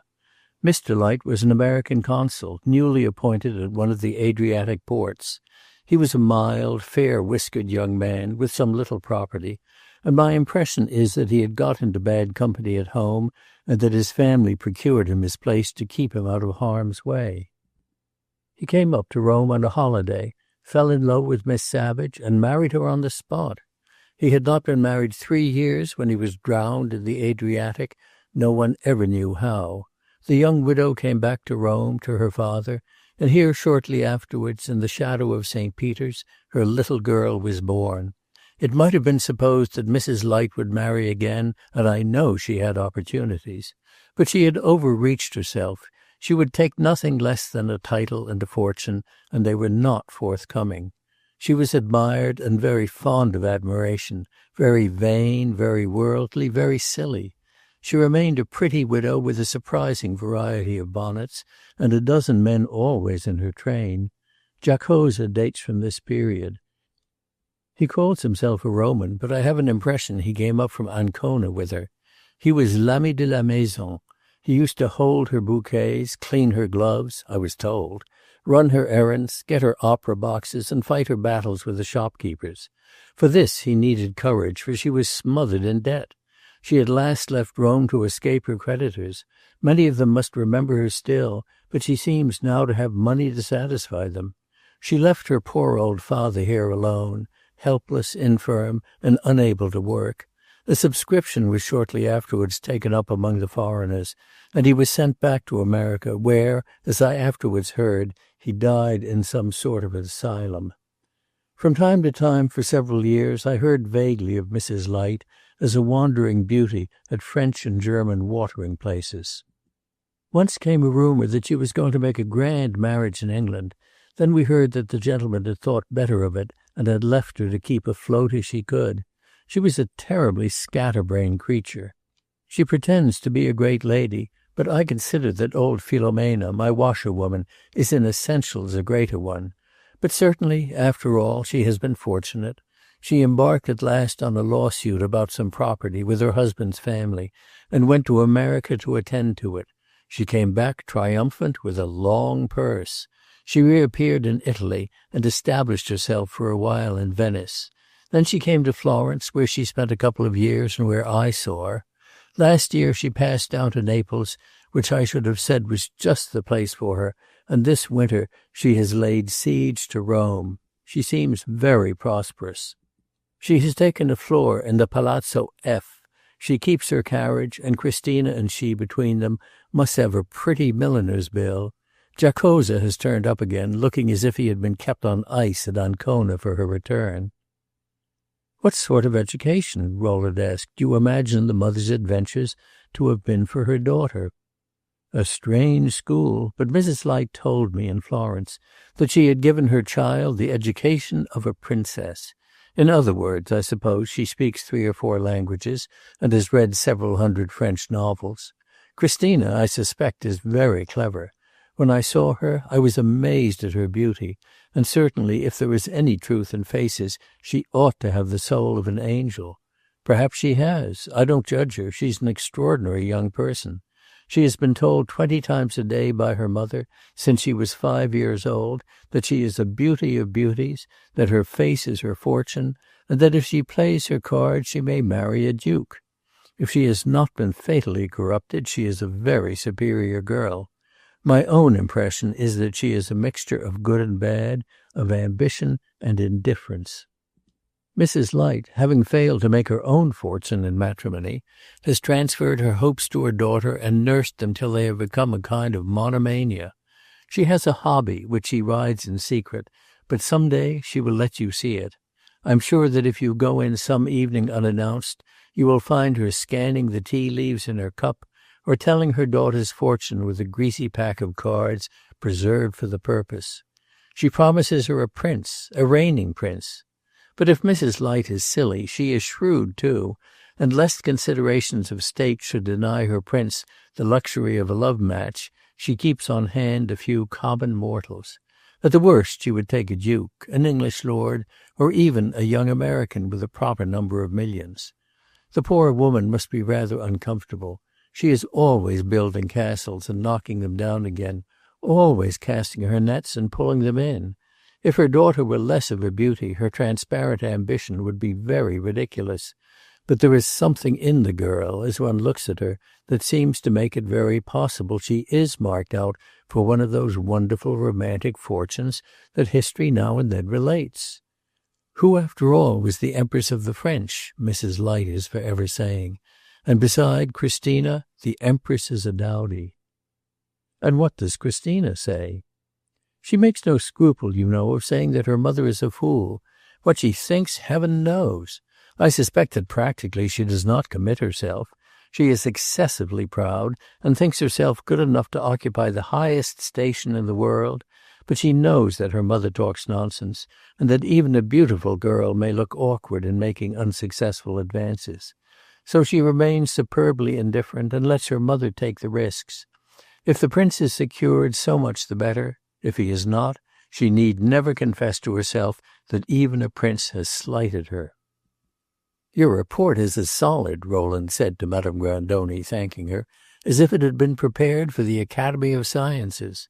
And he congratulated himself on having listened to it, when a couple of days later Mrs. Light and her daughter, attended by the Cavaliere and the poodle, came to his rooms to look at Roderick's statues. It was more comfortable to know just with whom he was dealing. Mrs. Light was prodigiously gracious, and showered down compliments not only on the statues but on all his possessions. "Upon my word," she said, "you men know how to make yourselves comfortable. If one of us poor women had half as many easy chairs and knickknacks, we should be famously abused. It's really selfish to be living all alone in such a place as this. Cavaliere, how should you like this suite of rooms, and a fortune to fill them with pictures and statues? Christina, love, look at the mosaic table. Mr. Mallet, I could almost beg it from you. Yes, that Eve is certainly very fine. We needn't be ashamed of such a great-grandmother as that. If she was really such a beautiful woman, it accounts for the good looks of some of us. Where is Mr. What's-his-name, the young sculptor? Why isn't he here to be complimented?" Christina had remained but for a moment in the chair which Rowland had placed for her, had given but a cursory glance at the statues, and then, leaving her place, had begun to wander around the room, looking at herself in the mirror, touching the ornaments and curiosities, glancing at the books and prints. Rowland's sitting-room was encumbered with bric-a-brac, and she found plenty of occupation. Rowland presently joined her, and pointed out some of the objects he most valued. "It's an odd jumble," she said frankly. "Some things are very pretty, some are very ugly. But I like ugly things when they have a certain look. Prettiness is terribly vulgar nowadays, and it is not every one that knows just the sort of ugliness that has chic. But chic is getting dreadfully common too. There's a hint of it even in Madame Baldi's bonnets. I like looking at people's things," she added in a moment, turning to Rowland and resting her eyes on him. "It helps you to find out their characters." "Am I to suppose," asked Rowland, smiling, "that you have arrived at any conclusions as to mine?" "I am rather muddled. You have too many things. One seems to contradict another. You are very artistic, and yet you are very prosaic. You have what is called a catholic taste, and yet you are full of obstinate little prejudices and habits of thought, which if I knew you I should find very tiresome. I don't think I like you." "You make a great mistake," laughed Rowland. "I assure you I am very amiable." "Yes, I am probably wrong, and if I knew you, I should find out I was wrong, and that would irritate me and make me dislike you more. So you see, we are necessary enemies." "No, I don't dislike you." "Worse and worse, for you certainly will not like me." "You are very discouraging." "I am fond of facing the truth, though some day you will deny that. Where is that queer friend of yours?" "You mean Mr. Hudson? He is represented by these beautiful works." Miss Light looked for some moments at Roderick's statues. "Yes," she said, "they are not so silly as most of the things we have seen. They have no chic, and yet they are beautiful." "You describe them perfectly," said Rowland. "They are beautiful, and yet they have no chic. That's it." "If he will promise to put none into my bust, I have a mind to let him make it. A request made in those terms deserves to be granted." "In what terms?" "Didn't you hear him? 'Mademoiselle, you almost satisfy my conception of the beautiful. I must model your bust.' That almost should be rewarded. He is like me. He likes to face the truth. I think we should get on together." The Cavaliere approached Rowland to express the pleasure he had derived from his beautiful collection. His smile was exquisitely bland, his accent appealing, caressing, insinuating. But he gave Rowland an odd sense of looking at a little waxen image, adjusted to perform certain gestures and emit certain sounds. It had once contained a soul, but the soul had leaked out. Nevertheless, Rowland reflected, there are more profitless things than mere sound and gesture in a consummate Italian. And the Cavaliere, too, had soul enough left to desire to speak a few words on his own account, and call Rowland's attention to the fact that he was not, after all, a hired cicerone, but an ancient Roman gentleman. Rowland felt sorry for him. He hardly knew why. He assured him in a friendly fashion that he must come again, that his house was always at his service. The Cavaliere bowed down to the ground. "You do me too much honor," he murmured. "If you will allow me, it is not impossible." Mrs. Light, meanwhile, had prepared to depart. "If you are not afraid to come and see two quiet little women, we shall be most happy," she said. "We have no statues nor pictures. We have nothing but each other, eh, darling?" "I beg your pardon," said Christina. "Oh, and the Cavaliere," added her mother. "The poodle, please," cried the young girl. Rowland glanced at the Cavaliere. He was smiling more blandly than ever. A few days later Rowland presented himself, as civility demanded, at Mrs. Light's door. He found her living in one of the stately houses of the Via dell'Angelo Custode, and rather to his surprise was told she was at home. He passed through half a dozen rooms and was ushered into an immense saloon, at one end of which sat the mistress of the establishment with a piece of embroidery. She received him very graciously, and then, pointing mysteriously to a large screen which was unfolded across the embrasure of one of the deep windows, "I am keeping guard," she said. Rowland looked interrogative, whereupon she beckoned him forward and motioned him to look behind the screen. He obeyed, and for some moments stood gazing. Roderick, with his back turned, stood before an extemporized pedestal, ardently shaping a formless mass of clay. Before him sat Christina Light, in a white dress, with her shoulders bare, her magnificent hair twisted into a classic coil, and her head admirably poised. Meeting Rowland's gaze, she smiled a little, only with her deep gray eyes, without moving. She looked divinely beautiful. Chapter 5. Christina. The brilliant Roman winter came round again, and Rowland enjoyed it in a certain way more deeply than before. He grew at last to feel that sense of equal possession, of intellectual nearness, which it belongs to the peculiar magic of the ancient city to infuse into the minds of a caste that she never would have produced. He became passionately, unreasoningly fond of all Roman sights and sensations, and to breathe the Roman atmosphere began to seem a needful condition of being. He could not have defined and explained the nature of his great love, nor have made up the sum of it by the addition of his calculable pleasures. It was a large, vague, idle, half-profitless emotion, of which perhaps the most pertinent thing that may be said is that it enforced a sort of oppressive reconciliation to the present, the actual, the sensuous, to life on the terms that there offered themselves.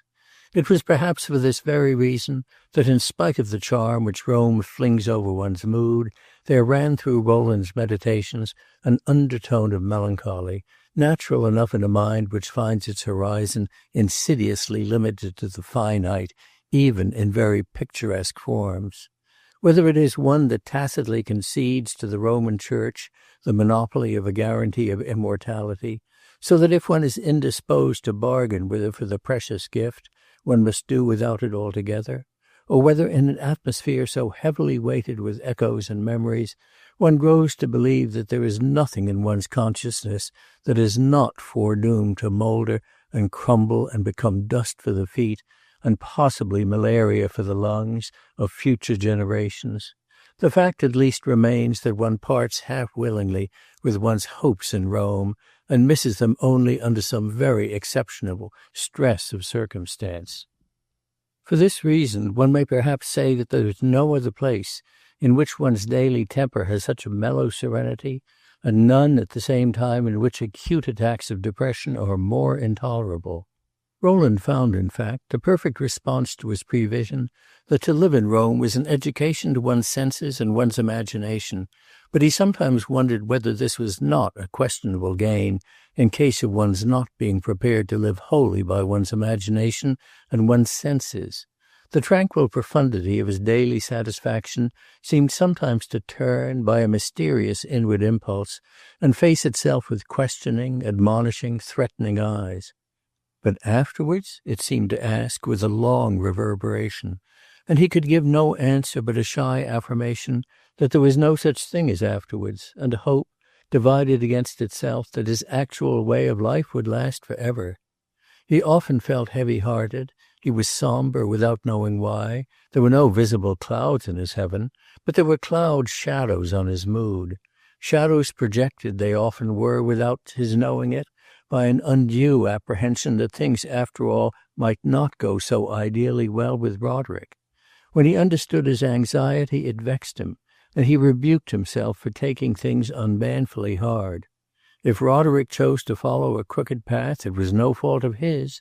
He had given him, he would continue to give him, all that he had offered him, friendship, sympathy, advice. He had not undertaken to provide him with unflagging strength of purpose, nor to stand bondsman for unqualified success. If Rowland felt his roots striking and spreading in the Roman soil, Roderick also surrendered himself with renewed abandon to the local influence. More than once he declared to his companion that he meant to live and die within the shadow of St. Peter's, and that he cared little if he never again drew breath in American air. For a man of my temperament, Rome is the only possible place, he said. It's better to recognize the fact early than late, so I shall never go home unless I am absolutely forced. "What is your idea of force?" asked Rowland, smiling. "It seems to me you have an excellent reason for going home some day or other." "Ah, you mean my engagement?" Roderick answered with unaverted eyes. "Yes, I am distinctly engaged in Northampton, and impatiently waited for," and he gave a little sympathetic sigh. "To reconcile Northampton and Rome is rather a problem. Mary had better come out here. Even at the worst I have no intention of giving up Rome within 6 or 8 years, and an engagement of that duration would be rather absurd." "Miss Garland could hardly leave your mother," Rowland observed. "Oh, of course my mother should come. I think I will suggest it in my next letter. It will take her a year or two to make up her mind to it, but if she consents it will brighten her up. It's too small a life over there, even for a timid old lady.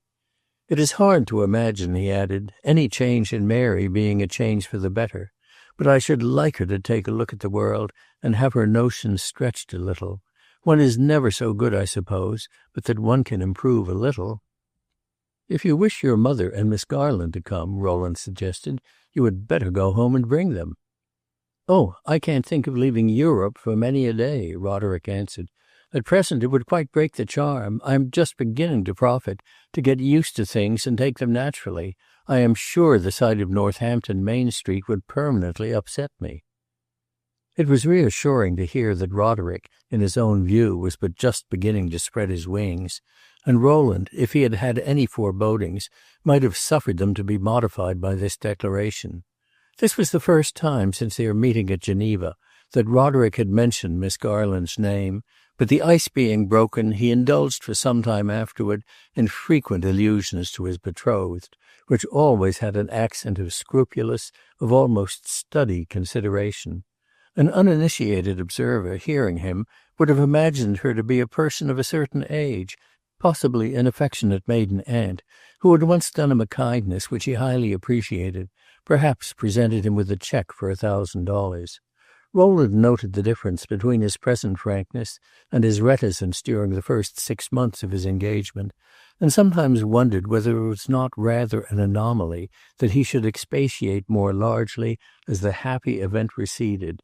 He had wondered over the whole matter, first and last, in a great many different ways, and looked at it in all possible lights. There was something terribly hard to explain in the fact of his having fallen in love with his cousin. She was not, as Rowland conceived her, the sort of girl he would have been likely to fancy, and the operation of sentiment, in all cases so mysterious, was particularly so in this one.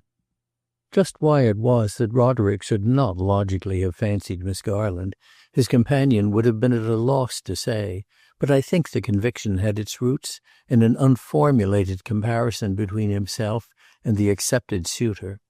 Roderick and he were as different as two men could be, and yet Roderick had taken it into his head to fall in love with a woman for whom he himself had been keeping in reserve for years a profoundly characteristic passion. That if he chose to conceive a great notion of the merits of Roderick's mistress, the irregularity here was hardly Roderick's, was a view of the case to which poor Rowland did scanty justice. There were women, he said to himself, whom it was every one's business to fall in love with a little, women beautiful, brilliant, artful, easily fascinating. Miss Light, for instance, was one of these. Every man who spoke to her did so, if not in the language, at least with something of the agitation, the divine tremor, of a lover. There were other women. They might have great beauty, they might have small, perhaps they were generally to be classified as plain, whose triumphs in this line were rare but immutably permanent. Such a one, preeminently, was Mary Garland.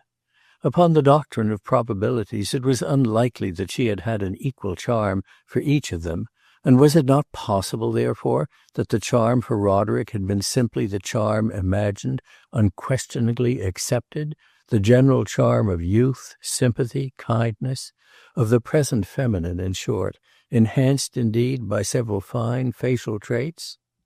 The charm in this case for Rowland was the charm, the mysterious, individual, essential woman. There was an element in the charm, as his companion saw it, which Rowland was obliged to recognize, but which he forbore to ponder, the rather important attraction, namely, of reciprocity. As to Miss Garland being in love with Roderick and becoming charming thereby, this was a point with which his imagination ventured to take no liberties, partly because it would have been indelicate, and partly because it would have been in vain. He contented himself with feeling that the young girl was still as vivid an image in his memory as she had been 5 days after he left her, and with drifting nearer and nearer to the impression that at just that crisis any other girl would have answered Roderick's sentimental needs as well. Any other girl, indeed, would do so still. Roderick had confessed as much to him at Geneva, in saying that he had been taking at Baden the measure of his susceptibility to female beauty. His extraordinary success in modeling the bust of the beautiful Miss Light was pertinent evidence of this amiable quality.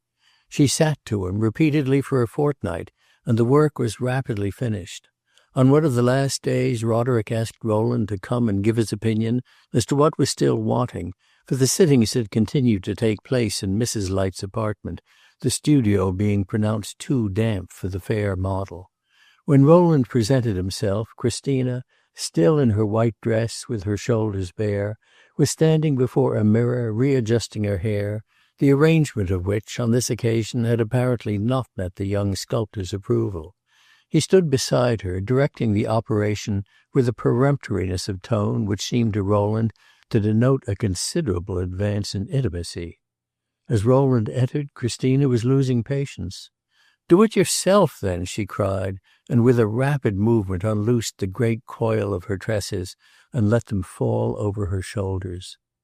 They were magnificent, and with her perfect face dividing their rippling flow, she looked like some immaculate saint of legend being led to martyrdom. Rowland's eyes presumably betrayed his admiration, but her own manifested no consciousness of it. If Christina was a coquette, as the remarkable timeliness of this incident might have suggested, she was not a superficial one. "Hudson's a sculptor," said Rowland with warmth, "but if I were only a painter." "Thank heaven you are not," said Christina. "I am having quite enough of this minute inspection of my charms." "My dear young man, hands off!" cried Mrs. Light, coming forward and seizing her daughter's hair. "Christina, love, I am surprised." "Is it indelicate?" Christina asked. "I beg Mr. Mallet's pardon." Mrs. Light gathered up the dusky locks and let them fall through her fingers, glancing at her visitor with a significant smile. Rowland had never been in the East, but if he had attempted to make a sketch of an old slave merchant, calling attention to the points of her Circassian beauty, he would have depicted such a smile as Mrs. Light's. "Mamma is not really shocked," added Christina in a moment, as if she had guessed her mother's byplay. "She is only afraid that Mr. Hudson might have injured my hair, and that per consequenza I should sell for less." "You unnatural child!" cried mamma. "You deserve that I should make a fright of you."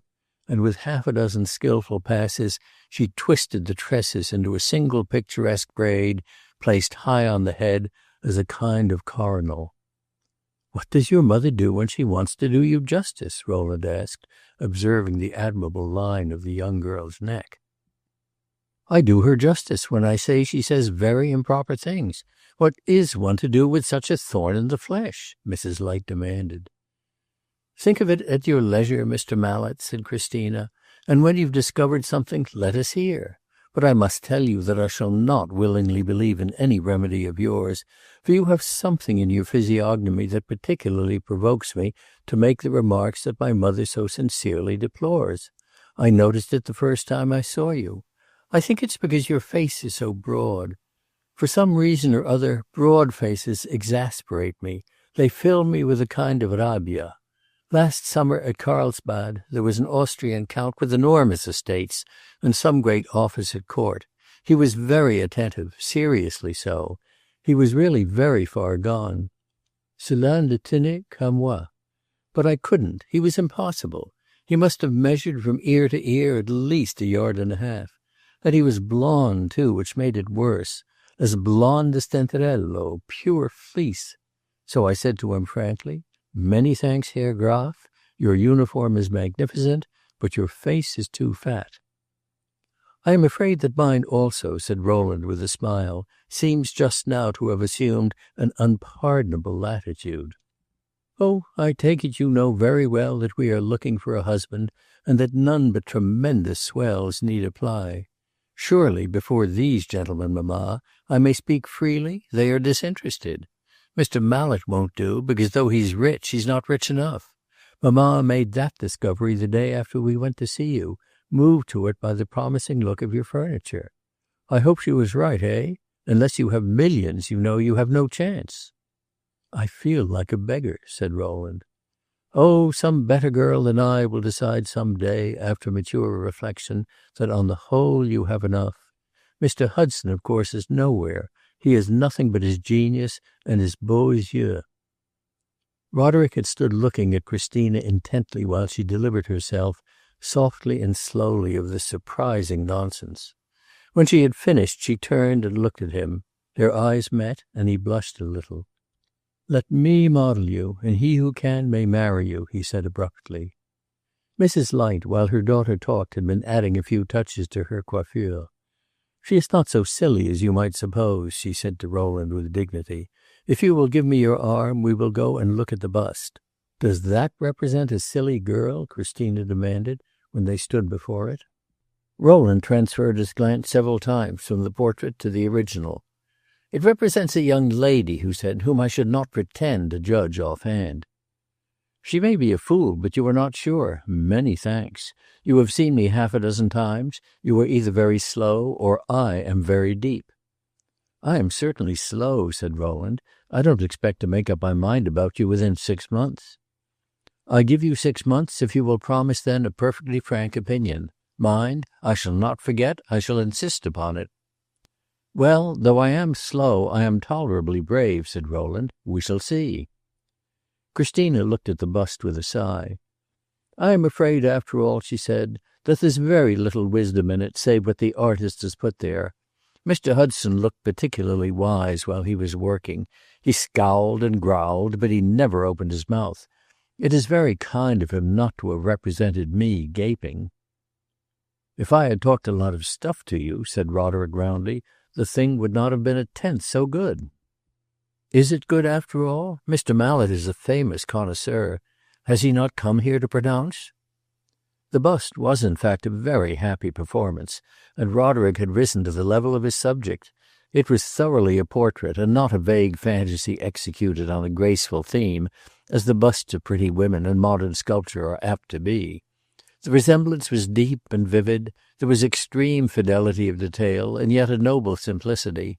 One could say of the head that without idealization it was a representation of ideal beauty. Rowland, however, as we know, was not fond of exploding into superlatives, and after examining the piece contented himself with suggesting 2 or 3 alterations of detail. "Nay, how can you be so cruel?" demanded Mrs. Light with soft reproachfulness. "It is surely a wonderful thing." "Rowland knows it's a wonderful thing," said Roderick, smiling. "I can tell that by his face. The other day I finished something he thought bad, and he looked very differently from this." "How did Mr. Mallet look?" asked Christina. "My dear Rowland," said Roderick, "I am speaking of my seated woman. You looked as if you had on a pair of tight boots." "Ah, my child, you'll not understand that," cried Mrs. Light. "You never yet had a pair that were small enough." "It's a pity, Mr. Hudson," said Christina gravely, "that you could not have introduced my feet into the bust, but we can hang a pair of slippers round the neck." "I nevertheless like your statues, Roderick," Rowland rejoined, "better than your jokes. This is admirable. Miss Light, you may be proud." "Thank you, Mr. Mallet, for the permission," rejoined the young girl. "I am dying to see it in the marble, with the red velvet screen behind it," said Mrs. Light. "Placed there under the sassoferrato," Christina went on.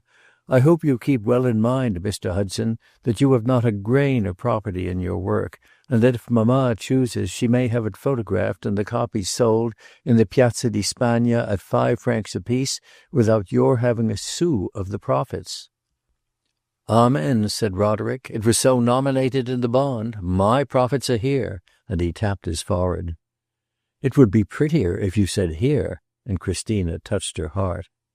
"My precious child, how you do run on," murmured Mrs. Light. "It is Mr. Mallet," the young girl answered. "I can't talk a word of sense so long as he is in the room. I don't say that to make you go," she added. "I say it simply to justify myself." Roderick bowed in silence. Roderick declared that he must get at work, and requested Christina to take her usual position, and Mrs. Light proposed to her visitor that they should adjourn to her boudoir. This was a small room, hardly more spacious than an alcove, opening out of the drawing-room and having no other issue. Here, as they entered, on a divan near the door, Rowland perceived the Cavaliere Giacosa, with his arms folded, his head dropped upon his breast, and his eyes closed. "Sleeping at his post," said Rowland, with a kindly laugh. "That's a punishable offence," rejoined Mrs. Light sharply. She was on the point of calling him in the same tone when he suddenly opened his eyes, stared a moment, then rose with a smile and a bow. "Excuse me, dear lady," he said. "I was overcome by the great heat." "Nonsense, Cavaliere," cried the lady. "You know we are perishing here with the cold. You had better go and cool yourself in one of the other rooms."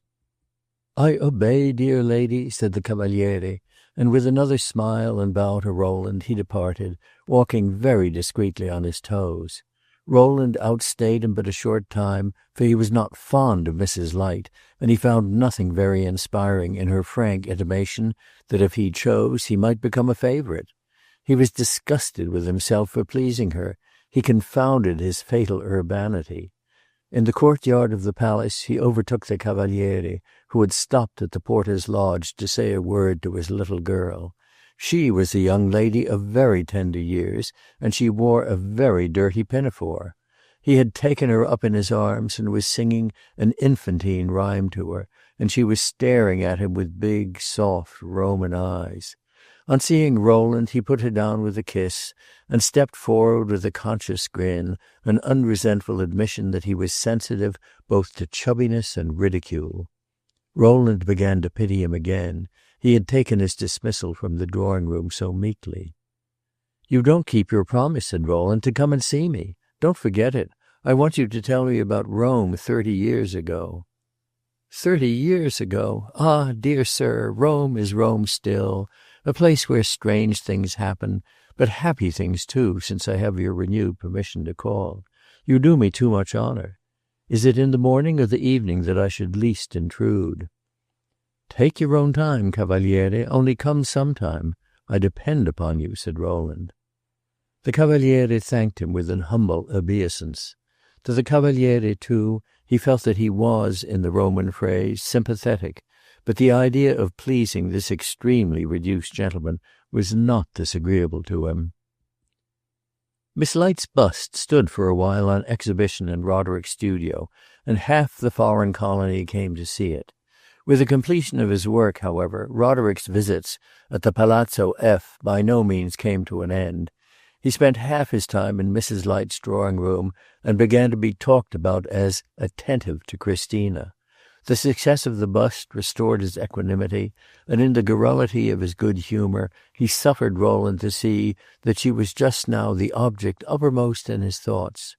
Rowland, when they talked of her, was rather listener than speaker, partly because Roderick's own tone was so resonant and exultant, and partly because when his companion laughed at him for having called her unsafe, he was too perplexed to defend himself. The impression remained that she was unsafe, that she was a complex, willful, passionate creature, who might easily engulf a too confiding spirit in the eddies of her capricious temper. And yet he strongly felt her charm. The eddies had a strange fascination. Roderick, in the glow of that renewed admiration provoked by the fixed attention of portrayal, was never weary of descanting on the extraordinary perfection of her beauty. "I had no idea of it," he said, "till I began to look at her with an eye to reproducing line for line and curve for curve. Her face is the most exquisite piece of modelling that ever came from creative hands. Not a line without meaning, not a hair's breadth that is not admirably finished. And then her mouth, it's as if a pair of lips had been shaped to utter pure truth without doing it dishonor." Later, after he had been working for a week, he declared if Miss Light were inordinately plain, she would still be the most fascinating of women. "I've quite forgotten her beauty," he said, "or rather I have ceased to perceive it as something distinct and defined, something independent of the rest of her. She is all one, and all consummately interesting." "What does she do? What does she say that is so remarkable?" Rowland had asked. "Say? Sometimes nothing, sometimes everything. She is never the same.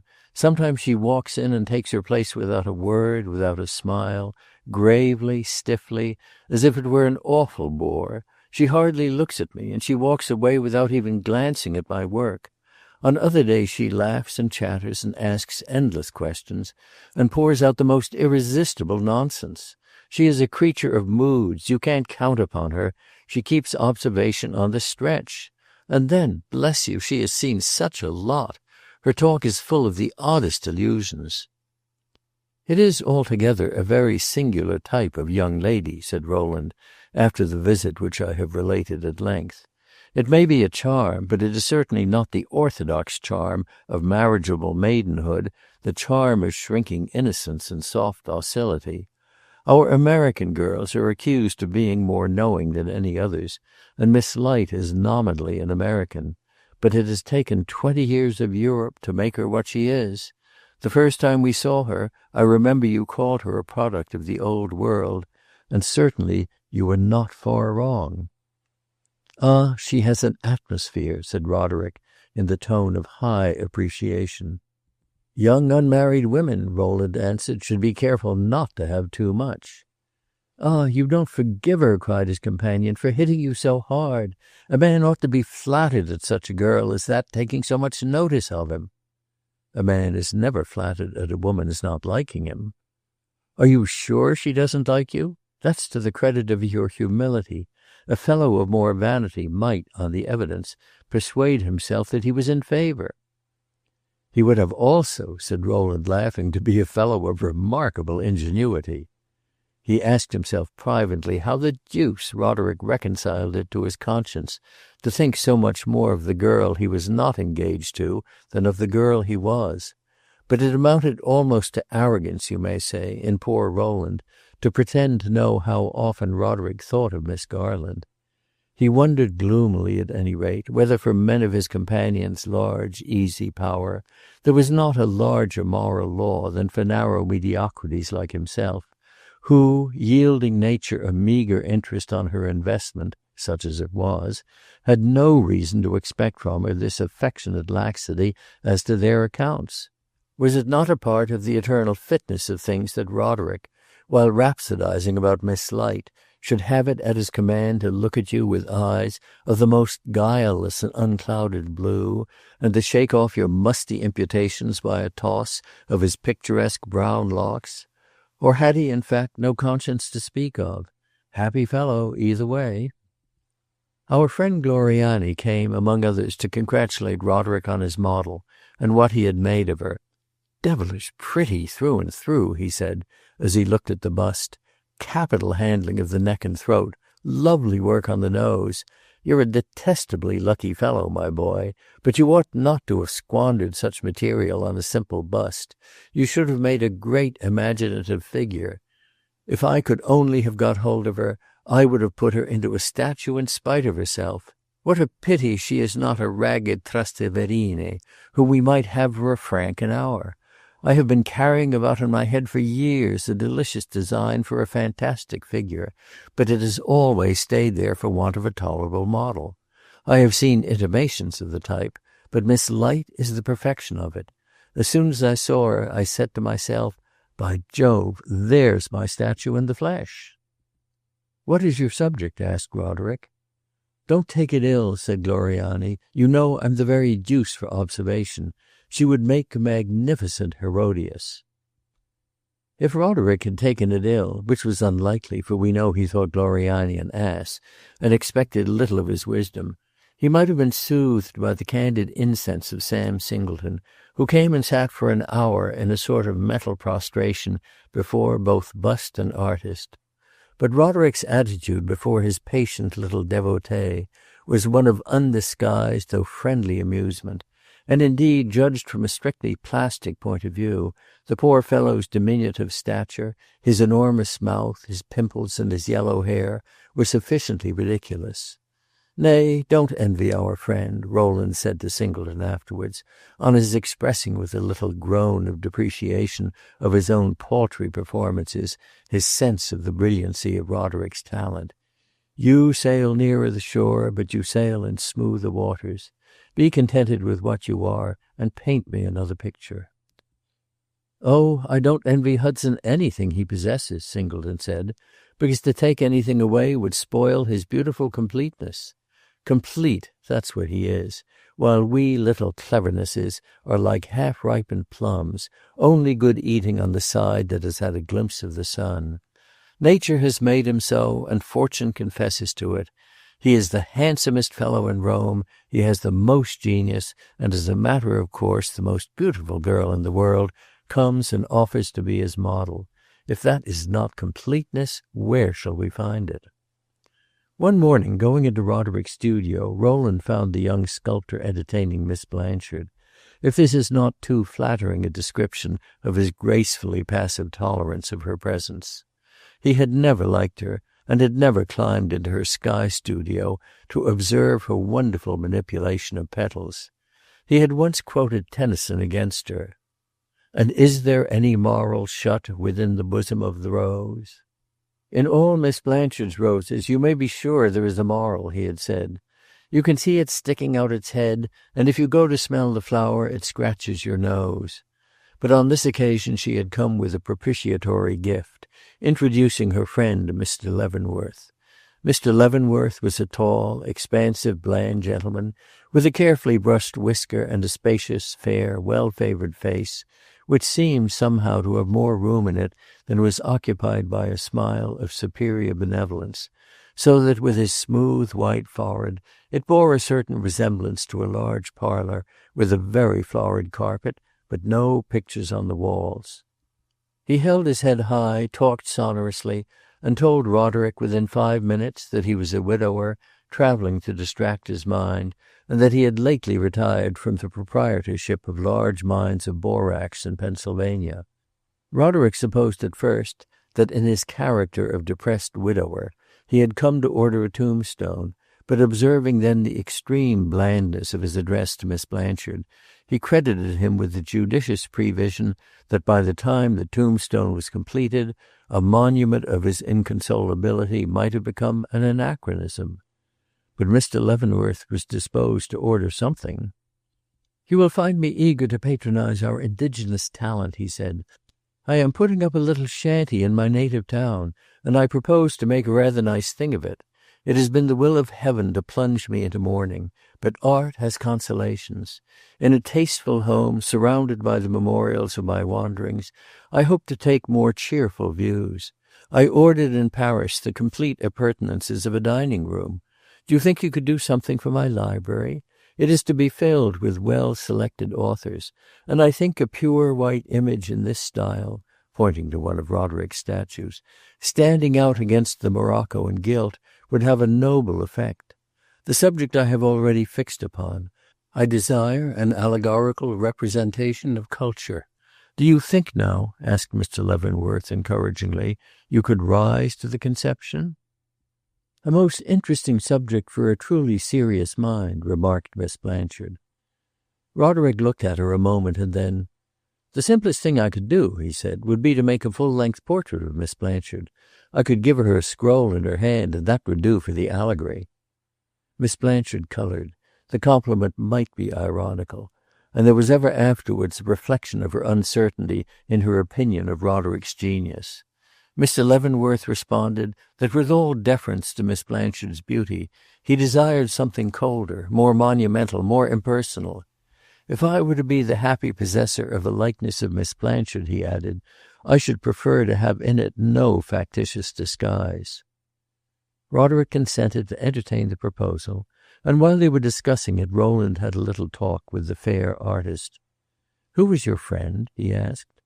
"A very worthy man, the architect of his own fortune, which is magnificent, one of nature's gentlemen."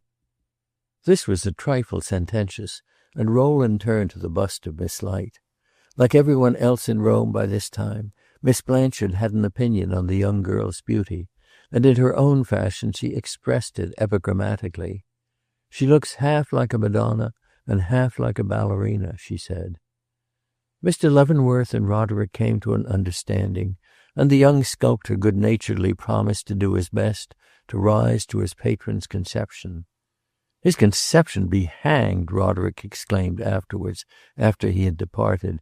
"His conception is sitting on a globe with a pen in her ear and a photographic album in her hand. I shall have to conceive myself. For the money, I ought to be able to." Mrs. Light, meanwhile, had fairly established herself in Roman society. "Heaven knows how," Madame Grandoni said to Rowland, who had mentioned to her several evidences of the lady's prosperity. "In such a case there is nothing like audacity.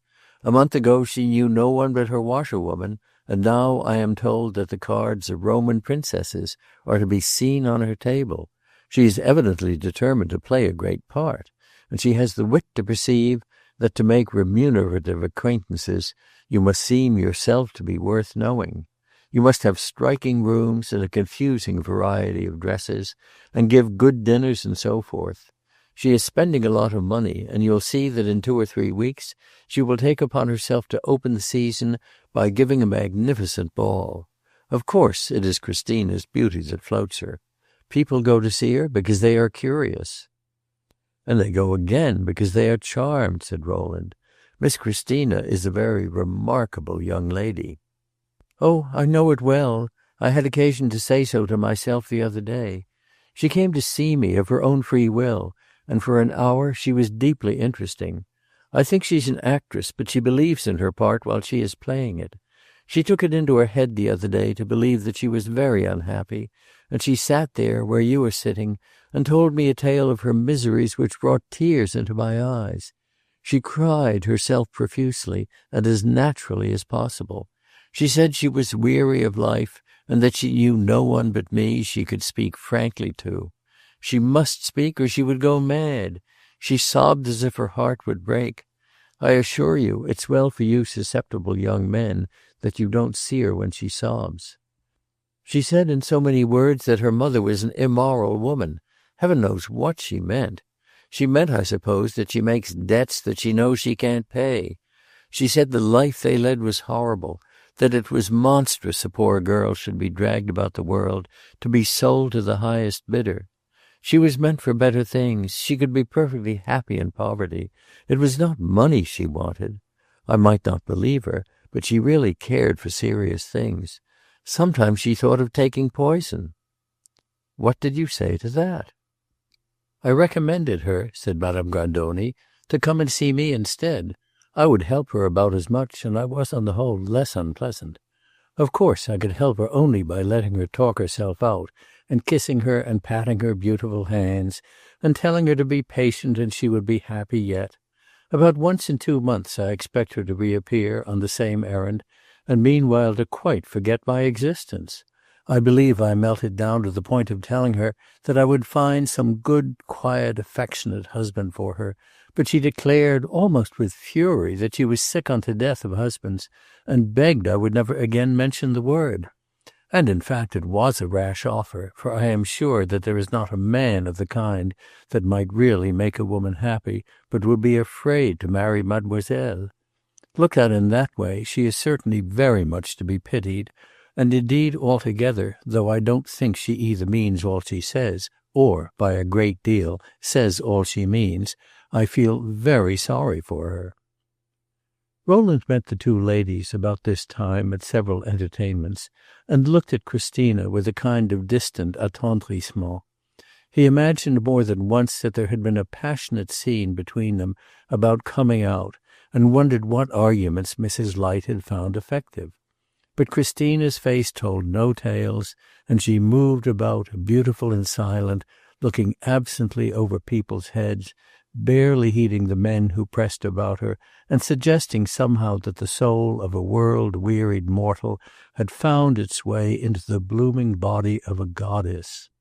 "Where in the world has Miss Light been before she is 20?" observers asked, "to have left all her illusions behind?" And the general verdict was that though she was incomparably beautiful, she was intolerably proud.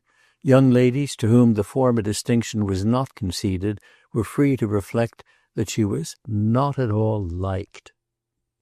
It would have been difficult to guess, however, how they reconciled this conviction with a variety of conflicting evidence, and in especial with the spectacle of Roderick's inveterate devotion.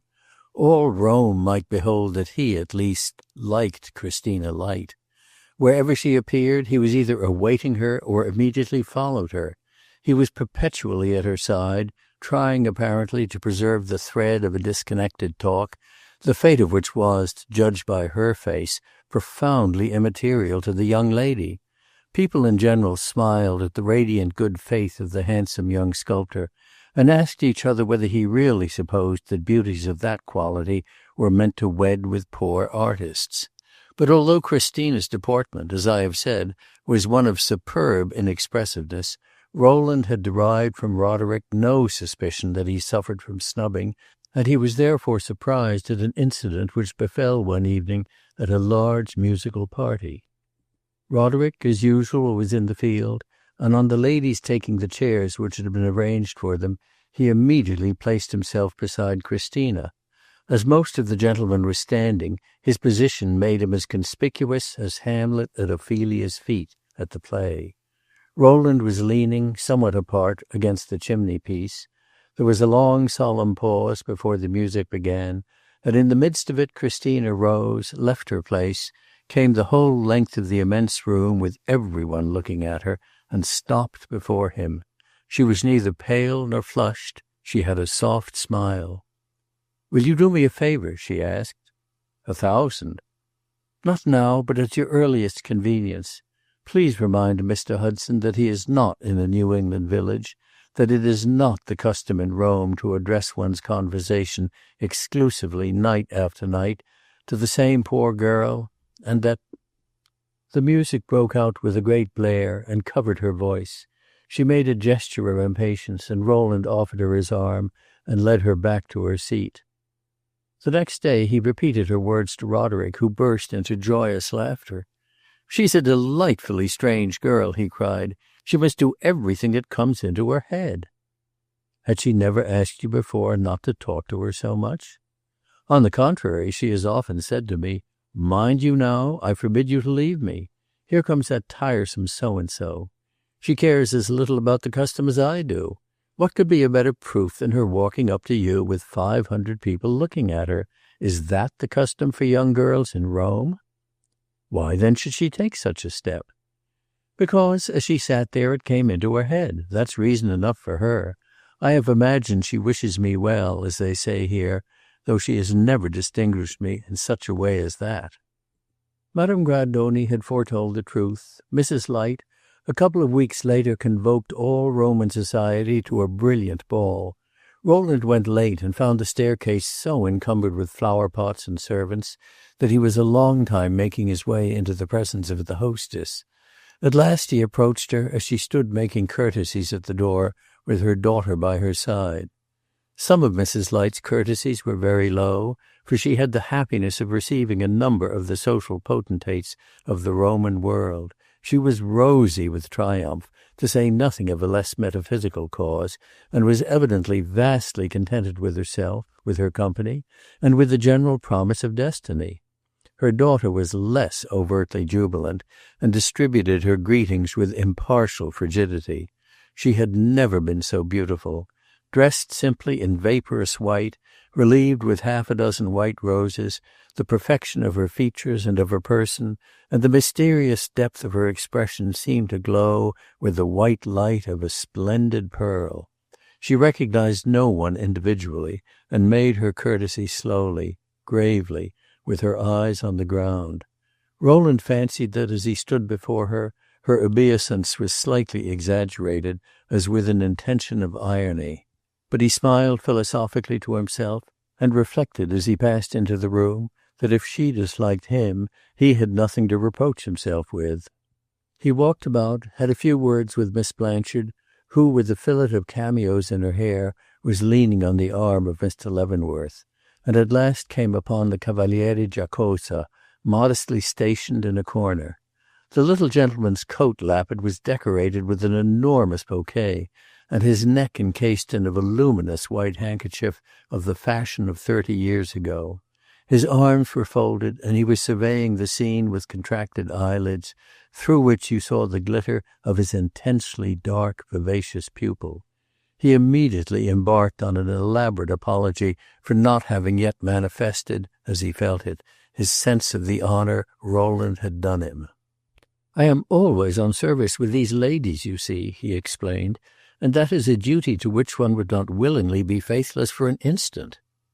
"Evidently," said Rowland, "you are a very devoted friend. Mrs. Light, in her situation, is very happy in having you."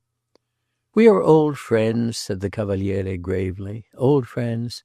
I knew the Signora many years ago, when she was the prettiest woman in Rome, or rather in Ancona, which is even better. The beautiful Christina, now, is perhaps the most beautiful young girl in Europe." "Very likely," said Rowland. "Very well, sir. I taught her to read. I guided her little hands to touch the piano keys." And at these faded memories the Cavaliere's eyes glittered more brightly. Rowland half expected him to proceed with a little flash of long repressed passion. And now, sir, they treat me as you observed the other day." But the Cavaliere only looked out at him keenly from among his wrinkles, and seemed to say with all the vividness of the Italian glance, "Oh, I say nothing more. I am not so shallow as to complain." Evidently the Cavaliere was not shallow, and Rowland repeated respectfully, "You are a devoted friend." "That's very true. I am a devoted friend. A man may do himself justice after 20 years." Rowland, after a pause, made some remark about the beauty of the ball. "It was very brilliant." "Stupendous," said the Cavaliere solemnly. "It is a great day. We have 4 Roman princes, to say nothing of others." And he counted them over on his fingers, and held up his hand triumphantly. "And there she stands, the girl to whom I, Giuseppe Giacosa, taught her alphabet and her piano scales. There she stands in her incomparable beauty, and Roman princes come and bow to her. Here, in his corner, her old master permits himself to be proud." "It is very friendly of him," said Rowland, smiling. The Cavaliere contracted his lids a little more, and gave another keen glance. "It is very natural, signore. The Christina is a good girl. She remembers my little services. But here comes," he added in a moment, "the young prince of the fine arts. I am sure he has bowed lowest of all." Rowland looked round and saw Roderick moving slowly across the room and casting about him his usual luminous, unshrinking looks. He presently joined them, nodded familiarly to the Cavaliere, and immediately demanded of Rowland, "Have you seen her?" "I have seen Miss Light," said Rowland. "She's magnificent." "I'm half crazy," cried Roderick, so loud that several persons turned round. Rowland saw that he was flushed, and laid his hand on his arm. Roderick was trembling. "If you will go away," Rowland said instantly, "I will go with you." "Go away!" cried Roderick almost angrily. "I intend to dance with her." The Cavaliere had been watching him attentively. He gently laid his hand on his other arm. "Softly, softly, dear young man," he said. "Let me speak to you as a friend." "Oh, speak even as an enemy, and I shall not mind it," Roderick answered, frowning. "Be very reasonable, then, and go away." "Why the deuce should I go away?" "Because you are in love," said the Cavaliere. "I might as well be in love here as in the streets." "Carry your love as far as possible from Christina. She will not listen to you. She can't." "She can't?" demanded Roderick. "She is not a person of whom you may say that. She can if she will. She does as she chooses." "Up to a certain point. It would take too long to explain. I only beg you to believe that if you continue to love Miss Light, you will be very unhappy. Have you a princely title? Have you a princely fortune? Otherwise, you can never have her." And the Cavaliere folded his arms again, like a man who has done his duty. Roderick wiped his forehead and looked askance at Rowland. He seemed to be guessing his thoughts, and they made him blush a little. But he smiled blandly, and addressing the Cavaliere, "I'm much obliged to you for the information," he said. "Now that I have obtained it, let me tell you that I am no more in love with Miss Light than you are. Mr. Mallet knows that. I admire her, yes, profoundly, but that's no one's business but my own, and though I have, as you say, neither a princely title nor a princely fortune, I mean to suffer neither of these advantages nor those who possess them to diminish my right." "If you are not in love, my dear young man," said the Cavaliere with his hand on his heart and an apologetic smile, "so much the better. But let me entreat you, as an affectionate friend, to keep a watch on your emotions. You are young, you are handsome, you have a brilliant genius and a generous heart, but, I may say it almost with authority, Christina is not for you." Whether Roderick was in love or not, he was nettled by what apparently seemed to him an obtrusive negation of an inspiring possibility. "You speak as if she had made her choice," he cried. "Without pretending to confidential information on the subject, I am sure she has not." "No, but she must make it soon," said the Cavaliere, and raising his forefinger he laid it against his under lip. "She must choose a name and a fortune, and she will." "She will do exactly as her inclination prompts. She will marry the man who pleases her if he hasn't a dollar. I know her better than you." The Cavaliere turned a little paler than usual and smiled more urbanely. "No, no, my dear young man, you do not know her better than I. You have not watched her day by day for 20 years. I, too, have admired her. She is a good girl. She has never said an unkind word to me, the Blessed Virgin be thanked. But she must have a brilliant destiny. It has been marked out for her, and she will submit. You had better believe me. It may save you much suffering." "We shall see," said Roderick with an excited laugh. "Certainly we shall see. But I retire from the discussion," the Cavaliere added. "I have no wish to provoke you to attempt to prove to me that I am wrong. You are already excited." "No more than is natural to a man who in an hour or so is to dance the cotillion with Miss Light." "The cotillion? Has she promised?" Roderick patted the air with a grand confidence. "You'll see." His gesture might almost have been taken to mean that the state of his relations with Miss Light was such that they quite dispensed with vain formalities. The Cavaliere gave an exaggerated shrug. "You make a great many mourners." "He has made one already," Rowland murmured to himself. This was evidently not the first time that reference had been made between Roderick and the Cavaliere to the young man's possible passion, and Roderick had failed to consider it the simplest and most natural course to say in 3 words to the vigilant little gentleman that there was no cause for alarm. His affections were preoccupied. Rowland hoped silently, with some dryness, that his motives were of a finer kind than they seemed to be. He turned away. It was irritating to look at Roderick's radiant, unscrupulous eagerness. The tide was setting toward the supper-room, and he drifted with it to the door. The crowd at this point was dense, and he was obliged to wait for some minutes before he could advance. At last he felt his neighbors dividing behind him, and turning, he saw Christina pressing her way forward alone. She was looking at no one, and save for the fact of her being alone, you would not have supposed she was in her mother's house. As she recognized Rowland, she beckoned to him, took his arm, and motioned him to lead her into the supper-room. She said nothing until he had forced a passage, and they stood somewhat isolated. "Take me into the most out-of-the-way corner you can find," she then said, "and then go and get me a piece of bread." "Nothing more? There seems to be everything conceivable." "A simple roll, nothing more on your peril. Only bring something for yourself." It seemed to Rowland that the embrasure of a window — embrasures in Roman palaces are deep — was a retreat sufficiently obscure for Miss Light to execute whatever design she might have contrived against his equanimity. A roll, after he had found her a seat, was easily procured. As he presented it, he remarked that, frankly speaking, he was at a loss to understand why she should have selected for the honor of a tete-a-tete an individual for whom she had so little taste. "Ah, yes, I dislike you," said Christina. "To tell the truth, I had forgotten it. There are so many people here whom I dislike more, that when I espied you just now, you seemed like an intimate friend. But I have not come into this corner to talk nonsense," she went on. "You must not think I always do, eh?" "I have never heard you do anything else," said Rowland deliberately, having decided that he owed her no compliments. "Very good. I like your frankness. It's quite true.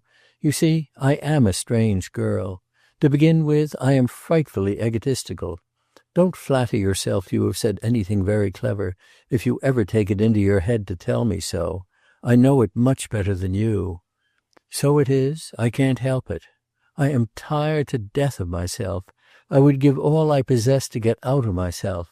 But somehow at the end I find myself so vastly more interesting than 9/10 of the people I meet. If a person wished to do me a favor, I would say to him, I beg you, with tears in my eyes, to interest me. Be strong, be positive, be imperious if you will. Only be something, something that in looking at I can forget my detestable self. Perhaps that is nonsense, too. If it is, I can't help it. I can only apologize for the nonsense I know to be such, and that I talk, oh, for more reasons than I can tell you. I wonder whether, if I were to try, you would understand me." "I am afraid I should never understand," said Rowland, "why a person should willingly talk nonsense." "That proves how little you know about women, but I like your frankness. When I told you the other day that you displeased me, I had an idea that you were more formal, how do you say it, more gandé. I am very capricious. To-night I like you better." "Oh, I am not gandé," said Rowland gravely. "I beg your pardon, then, for thinking so. Now I have an idea that you would make a useful friend, an intimate friend, a friend to whom one could tell everything. For such a friend what wouldn't I give?" Rowland looked at her in some perplexity. Was this touching sincerity or unfathomable coquetry? Her beautiful eyes looked divinely candid. But then, if candor was beautiful, beauty was apt to be subtle. "I hesitate to recommend myself out and out for the office," he said, "but I believe that if you were to depend upon me for anything that a friend may do, I should not be found wanting." "Very good. One of the first things one asks of a friend is to judge one not by isolated acts, but by one's whole conduct. I care for your opinion. I don't know why." "Nor do I confess," said Rowland with a laugh. "What do you think of this affair?" she continued, without heeding his laugh. "Of your ball? Why, it's a very grand affair." "It's horrible, that's what it is. It's a mere rabble. There are people here whom I never saw before, people who were never asked.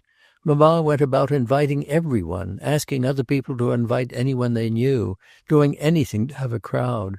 I hope she is satisfied. It is not my doing. I feel weary, I feel angry, I feel like crying. I have 20 minds to escape into my room and lock the door, and let mamma go through with it as she can. By the way," she added in a moment, without a visible reason for the transition, "can you tell me something to read?" Rowland stared at the disconnectedness of the question. "Can you recommend me some books?" she repeated. "I know you are a great reader. I have no one else to ask. We can buy no books. We can make debts for jewelry and bonnets and 5-button gloves, but we can't spend a sou for ideas. And yet, though you may not believe it, I like ideas quite as well." "I shall be most happy to lend you some books," Rowland said. "I will pick some out to-morrow and send them to you." "No novels, please. I am tired of novels. I can imagine better stories for myself than any I read. Some good poetry, if there is such a thing nowadays, and some memoirs and histories and books of facts." "You shall be served. Your taste agrees with my own." She was silent a moment, looking at him. Then suddenly, "Tell me something about Mr. Hudson," she demanded. "You are great friends." "Oh, yes," said Rowland, "we are great friends." "Tell me about him. Come, begin." "Where shall I begin? You know him for yourself." "No, I don't know him. I don't find him so easy to know. Since he has finished my bust and begun to come here disinterestedly, he has become a great talker. He says very fine things, but does he mean all he says?" "Few of us do that." "You do, I imagine. You ought to know, for he tells me you discovered him." Rowland was silent, and Christina continued. "Do you consider him very clever?" "Unquestionably." "His talent is really something out of the common way?" "So it seems to me." "In short, he's a man of genius?" "Yes, call it genius." "And you found him vegetating in a little village and took him by the hand and set him on his feet in Rome?" "Is that the popular legend?" asked Rowland. "Oh, you needn't be modest. There was no great merit in it. There would have been none, at least on my part, in the same circumstances. Real geniuses are not so common, and if I had discovered one in the wilderness, I would have brought him out into the market-place to see how he would behave. It would be excessively amusing. You must find it so to watch Mr. Hudson, eh? Tell me this. Do you think he is going to be a great man, become a famous, have his life written and all that?" I don't prophesy, but I have good hopes." Christina was silent. She stretched out her bare arm and looked at it a moment absently, turning it so as to see, or almost to see, the dimple in her elbow. This was apparently a frequent gesture with her. Rowland had already observed it.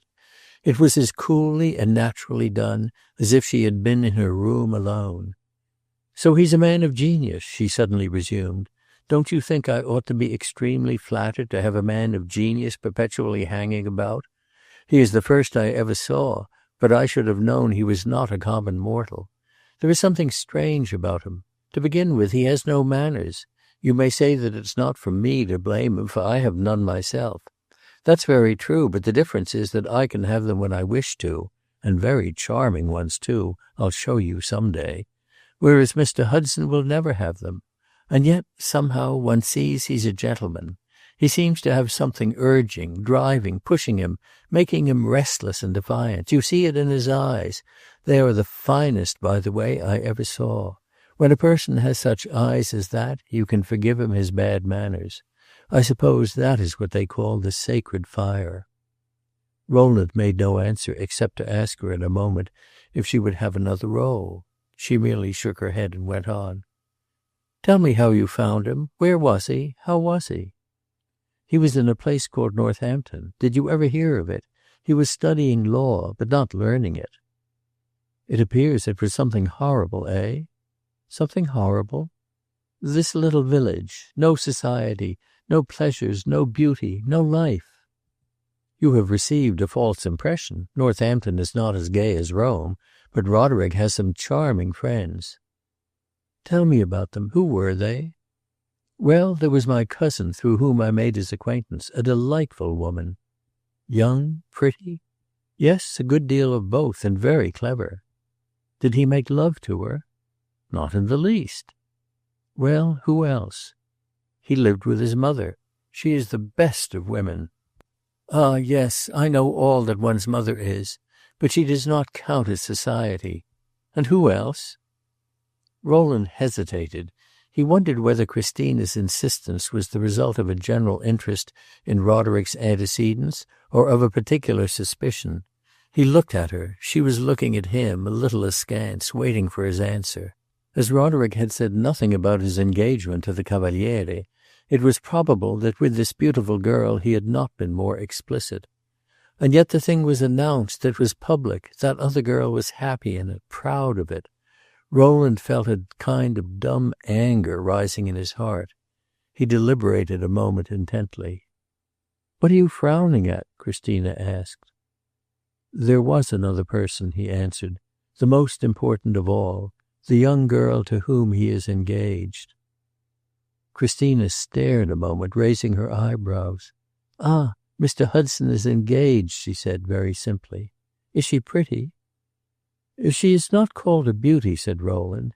He meant to practice great brevity, but in a moment he added, "I have seen beauties, however, who pleased me less." "Ah, she pleases you too. Why don't they marry?" "Roderick is waiting till he can afford to marry." Christina slowly put out her arm again and looked at the dimple in her elbow. "Ah, he's engaged," she repeated in the same tone. "He never told me." Rowland perceived at this moment that the people around them were beginning to return to the dancing room, and immediately afterwards he saw Roderick making his way toward themselves. Roderick presented himself before Miss Light. "I don't claim that you have promised me the cotillion," he said, "but I consider that you have given me hopes which warrant the confidence that you will dance with me." Christina looked at him a moment. "Certainly I have made no promises," she said. "It seemed to me that as the daughter of the house I should keep myself free and let it depend on circumstances." "I beseech you to dance with me," said Roderick with vehemence. Christina rose and began to laugh. "You say that very well, but the Italians do it better." This assertion seemed likely to be put to the proof. Mrs. Light hastily approached, leading rather than led by a tall, slim young man of an unmistakably Southern physiognomy. "My precious love," she cried, "what a place to hide in! We have been looking for you for 20 minutes. I have chosen a cavalier for you, and chosen well." The young man disengaged himself, made a ceremonious bow, joined his two hands, and murmured with an ecstatic smile, "May I venture to hope, dear Signorina, for the honor of your hand?" "Of course you may," said Mrs. Light. "The honor is for us." Christina hesitated but for a moment, then swept the young man a courtesy as profound as his own bow. "You are very kind, but you are too late. I have just accepted." "Ah, my own darling," murmured, almost moaned, Mrs. Light.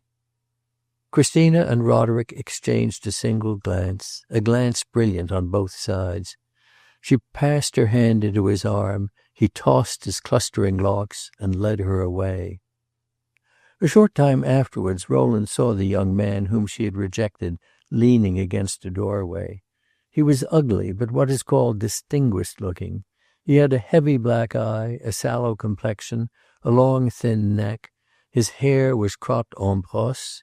He looked very young, yet extremely bored. He was staring at the ceiling and stroking an imperceptible moustache. Rowland espied the Cavaliere Giacosa hard by, and having joined him, asked him the young man's name. "Oh," said the Cavaliere, "he's a pezzo grosso, a Neapolitan, Prince Casamassima." Chapter 6. Frascati. One day, on entering Roderick's lodging, not the modest rooms on the Ripetta which he had first occupied, but a much more sumptuous apartment on the Corso, Rowland found a letter on the table addressed to himself. It was from Roderick, and consisted of but 3 lines. "I am gone to Frascati for meditation. If I am not at home on Friday, you had better join me." On Friday he was still absent, and Rowland went out to Frascati. Here he found his friend living at the inn, and spending his days, according to his own account, lying under the trees of the Villa Mondragone, reading Ariosto. He was in a sombre mood. Meditation seemed not to have been fruitful. Nothing especially pertinent to our narrative had passed between the 2 young men since Mrs. Light's ball, save a few words bearing on an incident of that entertainment. Rowland informed Roderick the next day that he had told Miss Light of his engagement. "I don't know whether you'll thank me," he had said, "but it's my duty to let you know it. Miss Light perhaps has already done so." Roderick looked at him a moment intently, with his color slowly rising. "Why shouldn't I thank you?" he asked. "I am not ashamed of my engagement." "As you had not spoken of it yourself, I thought you might have a reason for not having it known." "A man doesn't gossip about such a matter with strangers," Roderick rejoined, with the ring of irritation in his voice. "With strangers, no," said Rowland, smiling. Roderick continued his work, but after a moment turning round with a frown. "If you supposed I had a reason for being silent, pray why should you have spoken?" "I did not speak idly, my dear Roderick. I weighed the matter before I spoke, and promised myself to let you know immediately afterwards. It seemed to me that Miss Light had better know that your affections are pledged." "The Cavaliere has put it into your head, then, that I am making love to her?" "No, in that case I would not have spoken to her first." "Do you mean, then, that she is making love to me?" "That is what I mean," said Rowland after a pause. "That girl finds you interesting, and is pleased, even though she may play indifference, at your finding her so. I said to myself that it might save her some sentimental disappointment to know without delay that you are not at liberty to become indefinitely interested in other women." "You seem to have taken the measure of my liberty with extraordinary minuteness," cried Roderick. "You must do me justice. I am the cause of your separation from Miss Garland, the cause of your being exposed to temptations which she hardly even suspects. How could I ever face her," Rowland demanded with much warmth of voice, "if at the end of it all she should be unhappy?" "I had no idea that Miss Garland had made such an impression on you. You were too zealous. I take it she didn't charge you to look after her interests." "If anything happens to you, I am accountable. You must understand that." "That's a view of the situation I can't accept. in your own interest no less than in mine. It can only make us both very uncomfortable. I know all I owe you. I feel it. You know that. But I am not a small boy, nor an outer barbarian any longer, and whatever I do with my eyes open. When I do well, the merit's mine. If I do ill, the fault's mine. The idea that I make you nervous is detestable.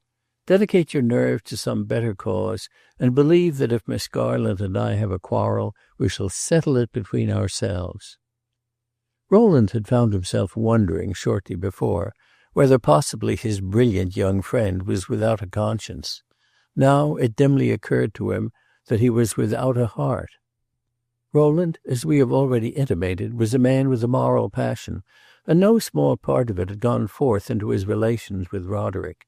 There had been from the first no protestations of friendship on either side, but Rowland had implicitly offered everything that belongs to friendship, and Roderick had, apparently, as deliberately accepted it.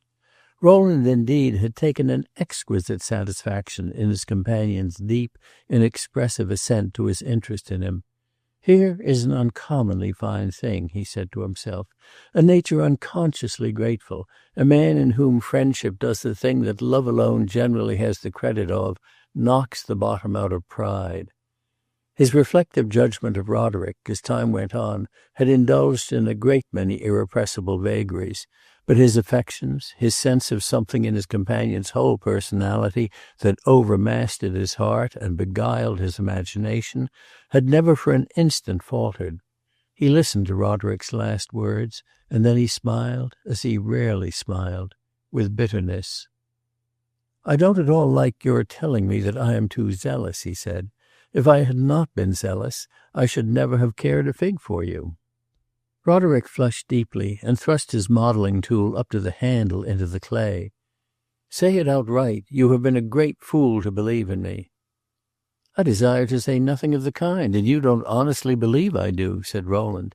"It seems to me I am really very good-natured even to reply to such nonsense." Roderick sat down, crossed his arms, and fixed his eyes on the floor. Rowland looked at him for some moments. It seemed to him that he had never so clearly read his companion's strangely commingled character, his strength and his weakness, his picturesque personal attractiveness and his urgent egoism, his exalted ardor and his puerile petulance.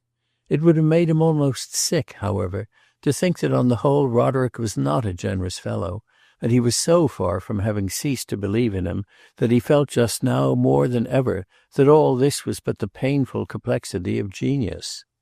Rowland, who had not a grain of genius either to make one say he was an interested reasoner or to enable one to feel that he could afford a dangerous theory or two, adhered to his conviction of the essential salubrity of genius. Suddenly he felt an irresistible compassion for his companion. It seemed to him that his beautiful faculty of production was a double-edged instrument, susceptible of being dealt in backhanded blows at its possessor. Genius was priceless, inspired, divine, but it was also at its hours capricious, sinister, cruel, and men of genius accordingly were alternately very enviable and very helpless. It was not the first time he had had a sense of Roderick standing helpless in the grasp of his temperament. It had shaken him as yet, but with a half good-humored wantonness. But henceforth, possibly, it meant to handle him more roughly. These were not times, therefore, for a friend to have a short patience.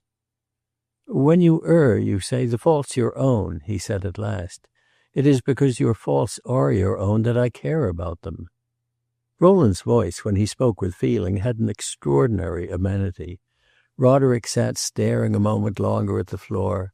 Then he sprang up and laid his hand affectionately on his friend's shoulder. "You are the best man in the world," he said, "and I am a vile brute.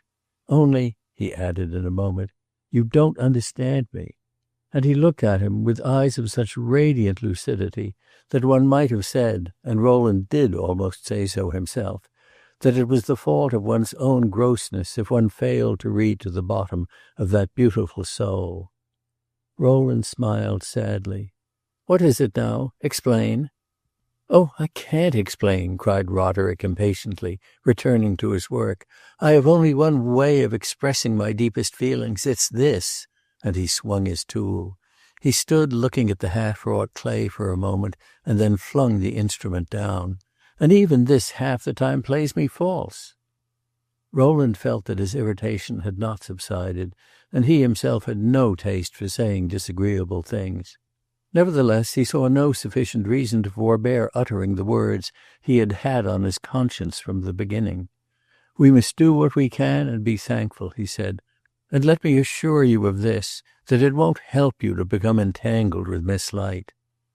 Roderick pressed his hand to his forehead with vehemence, then shook it in the air despairingly, a gesture that had become frequent with him since he had been in Italy.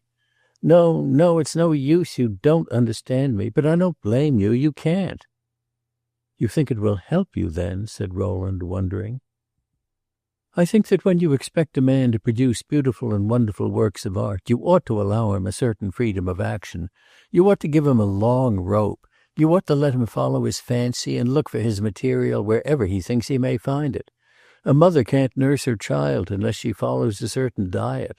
An artist can't bring his visions to maturity unless he has a certain experience. You demand of us to be imaginative, and you deny us that which feeds the imagination. In labor we must be as passionate as the inspired Sibyl. In life we must be mere machines. It won't do. When you have got an artist to deal with, you must take him as he is, good and bad together. I don't say they are pleasant fellows to know, or easy fellows to live with. I don't say they satisfy themselves any better than other people. I only say that if you want them to produce, you must let them conceive. If you want a bird to sing, you must not cover up its cage. Shoot them, the poor devils, drown them, exterminate them if you will, in the interest of public morality. It may be morality would gain, I dare say it would. But if you suffer them to live, let them live on their own terms and according to their own inexorable needs." Rowland burst out laughing. "I have no wish whatever either to shoot you or to drown you," he said. "Why launch such a tirade against a warning offered you altogether in the interest of your freest development? Do you really mean that you have an inexorable need of embarking on a flirtation with Miss Light?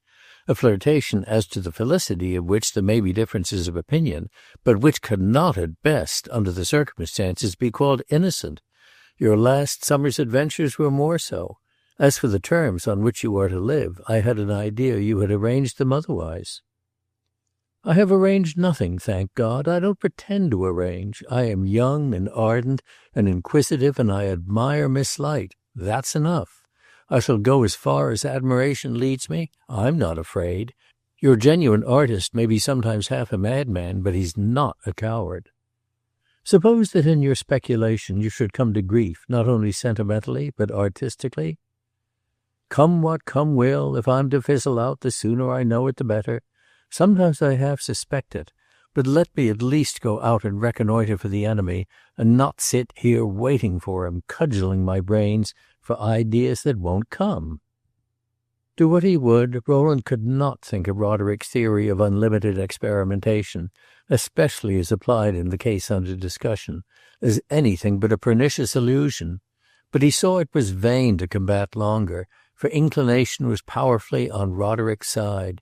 He laid his hand on Roderick's shoulder, looked at him a moment with troubled eyes, then shook his head mournfully and turned away. "I can't work any more," said Roderick. "You have upset me. I'll go and stroll on the Pincian." And he tossed aside his working jacket and prepared himself for the street. As he was arranging his cravat before the glass, something occurred to him which made him thoughtful. He stopped a few moments afterward, as they were going out, with his hand on the doorknob. "You did, from your point of view, an indiscreet thing," he said, "to tell Miss Light of my engagement." Rowland looked at him with a glance which was partly an interrogation, but partly also an admission. "If she's the coquette you say," Roderick added, "you have given her a reason the more." "And that's the girl you propose to devote yourself to?" cried Rowland. "Oh, I don't say it, mind. I only say that she's the most interesting creature in the world. The next time you mean to render me a service, pray give me notice beforehand." It was perfectly characteristic of Roderick that a fortnight later he should have let his friend know that he depended upon him for society at Frascati, as freely as if no irritating topic had ever been discussed between them. Rowland thought him generous, and he had at any rate a liberal faculty of forgetting that he had given you any reason to be displeased with him.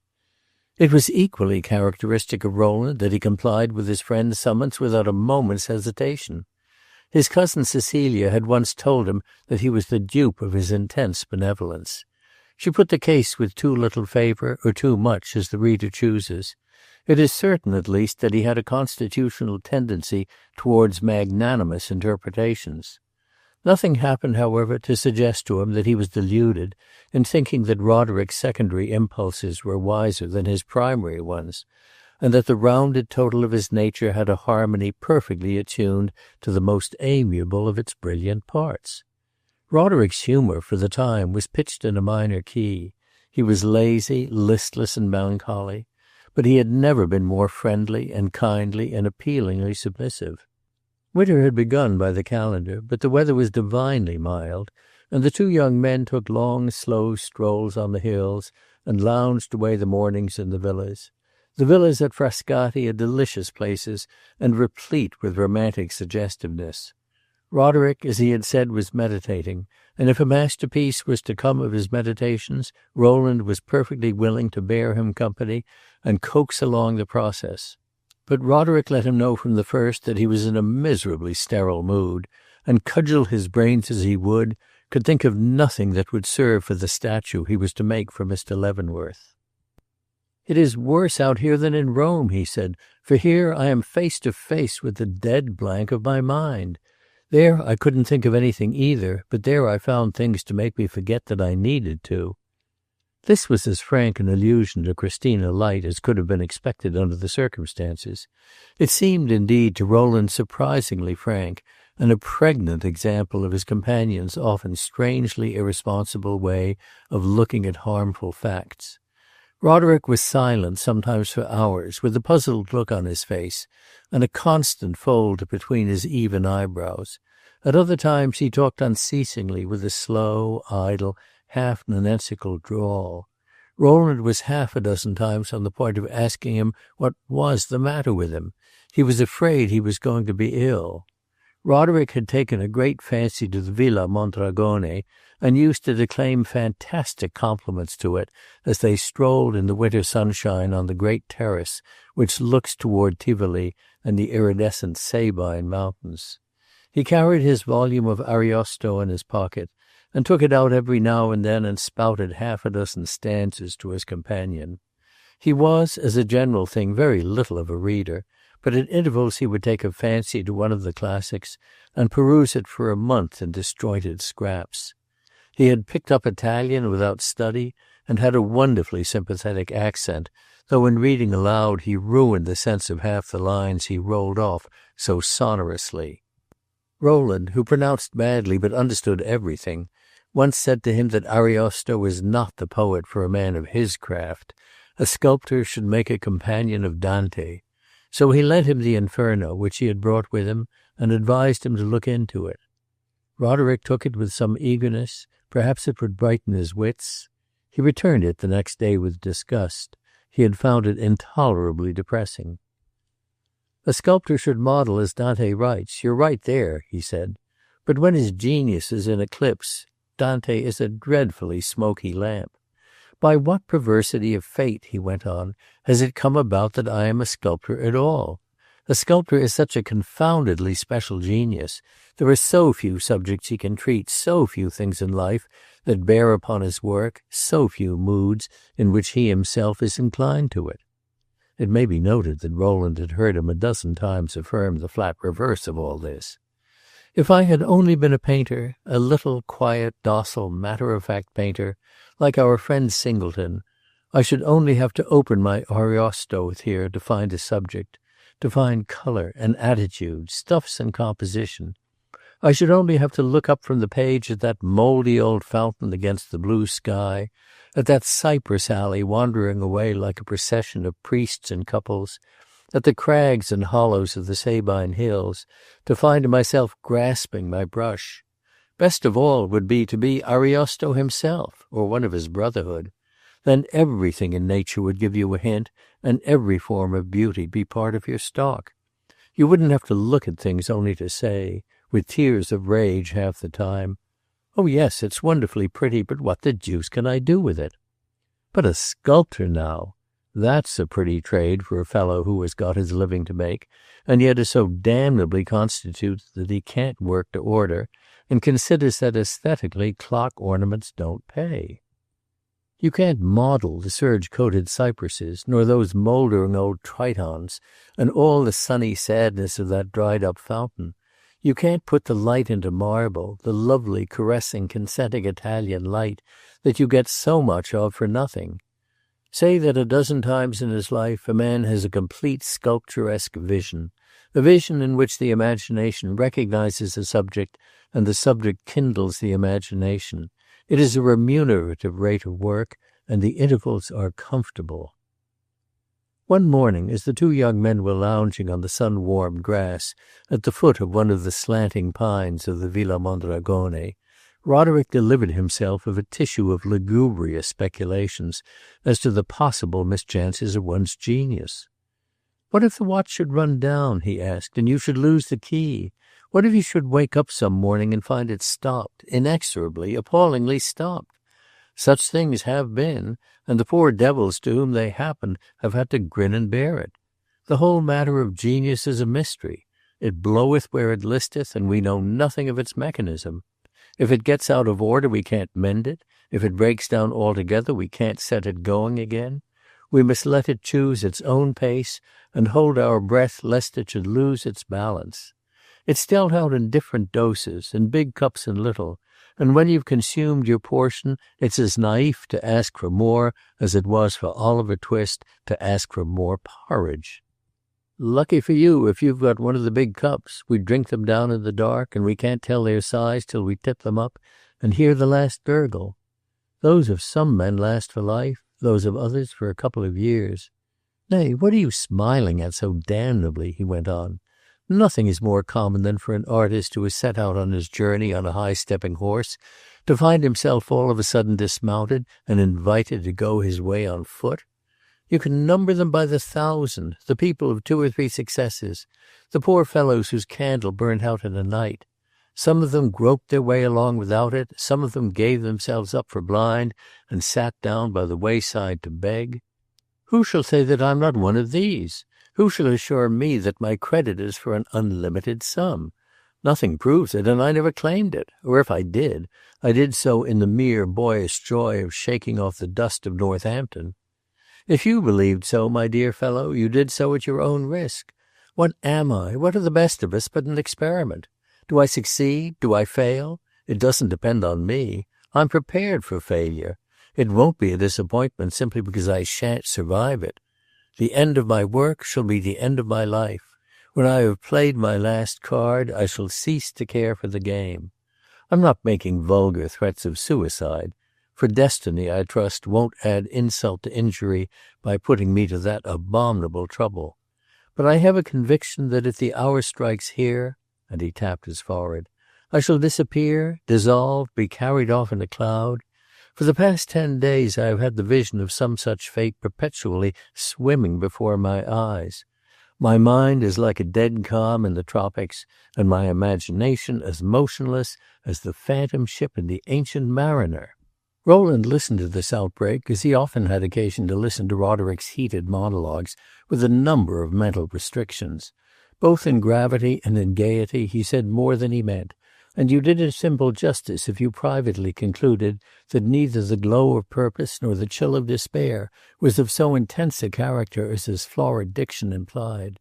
The moods of an artist, his exaltations and depressions, Rowland had often said to himself, were like the pen flourishes a writing master makes in the air when he begins to set his copy. He may bespatter you with ink, he may hit you in the eye, but he writes a magnificent hand. It was nevertheless true that at present poor Roderick gave unprecedented tokens of moral stagnation, and as for genius being held by the precarious tenure he had sketched, Rowland was at a loss to see whence he could borrow the authority to contradict him. He sighed to himself and wished that his companion had a trifle more of little Sam Singleton's evenness of impulse. But then, was Singleton a man of genius?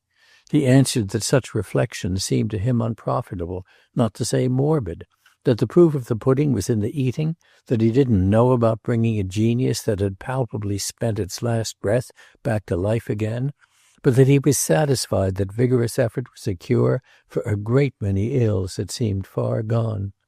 "Don't heed your mood," he said, "and don't believe there is any calm so dead that your own lungs can't ruffle it with a breeze. If you have work to do, don't wait to feel like it. Set to work, and you will feel like it." "Set to work and produce abortions," cried Roderick with ire. "Preach that to others. Production with me must be either pleasure or nothing. As I said just now, I must either stay in the saddle or not go at all. I won't do second-rate work. I can't if I would. I have no cleverness apart from inspiration. I am not a Gloriani." "You are right," he added after a while. "This is unprofitable talk, and it makes my head ache. I shall take a nap and see if I can dream of a bright idea or two." He turned his face upward to the parasol of the great pine, closed his eyes, and in a short time forgot his somber fantasies. January though it was, the mild stillness seemed to vibrate with faint midsummer sounds. Rowland sat listening to them, and wishing that for the sake of his own felicity Roderick's temper were graced with a certain absent ductility. He was brilliant, but was he, like many brilliant things, brittle? Suddenly, to his musing sense, the soft atmospheric hum was overscored with distincter sounds. He heard voices beyond a mass of shrubbery at the turn of a neighboring path. In a moment one of them began to seem familiar, and an instant later a large white poodle emerged into view. He was slowly followed by his mistress. Miss Light paused a moment on seeing Rowland and his companion, but though the former perceived that he was recognized, she made no bow. Presently she walked directly toward him. He rose and was on the point of waking Roderick, but she laid her finger on her lips and motioned him to forbear. She stood a moment looking at Roderick's handsome slumber. "What delicious oblivion!" she said. "Happy man! Stenterello," and she pointed to his face. "Wake him up." The poodle extended a long pink tongue and began to lick Roderick's cheek. "Why?" asked Rowland, "if he is happy?" "Oh, I want companions in misery. Besides, I want to show off my dog." Roderick roused himself, sat up and stared. By this time Mrs. Light had approached, walking with a gentleman on each side of her. One of these was the Cavaliere Giacosa.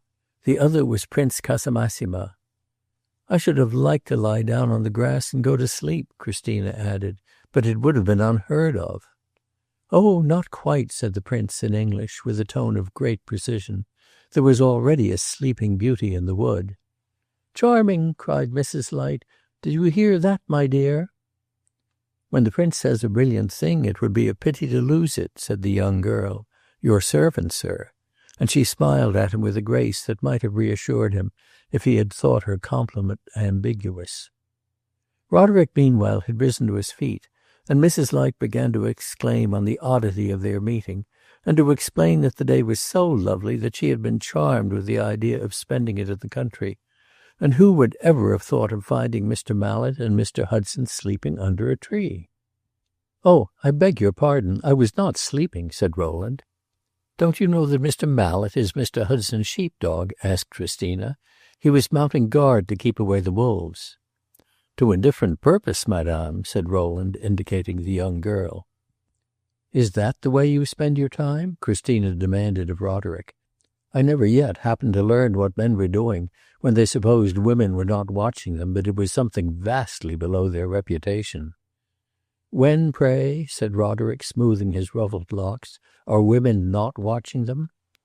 "We shall give you something better to do, at any rate. How long have you been here? It's an age since I have seen you.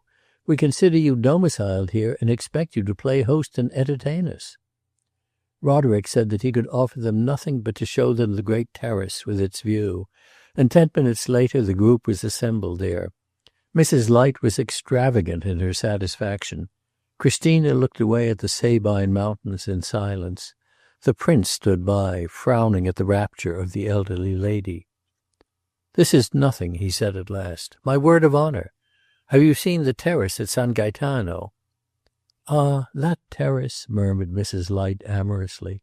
"I suppose it is magnificent." "It is 400 feet long and paved with marble, and the view is 1,000 times more beautiful than this. You see, far away, the blue, blue sea, and the little smoke of Vesuvio."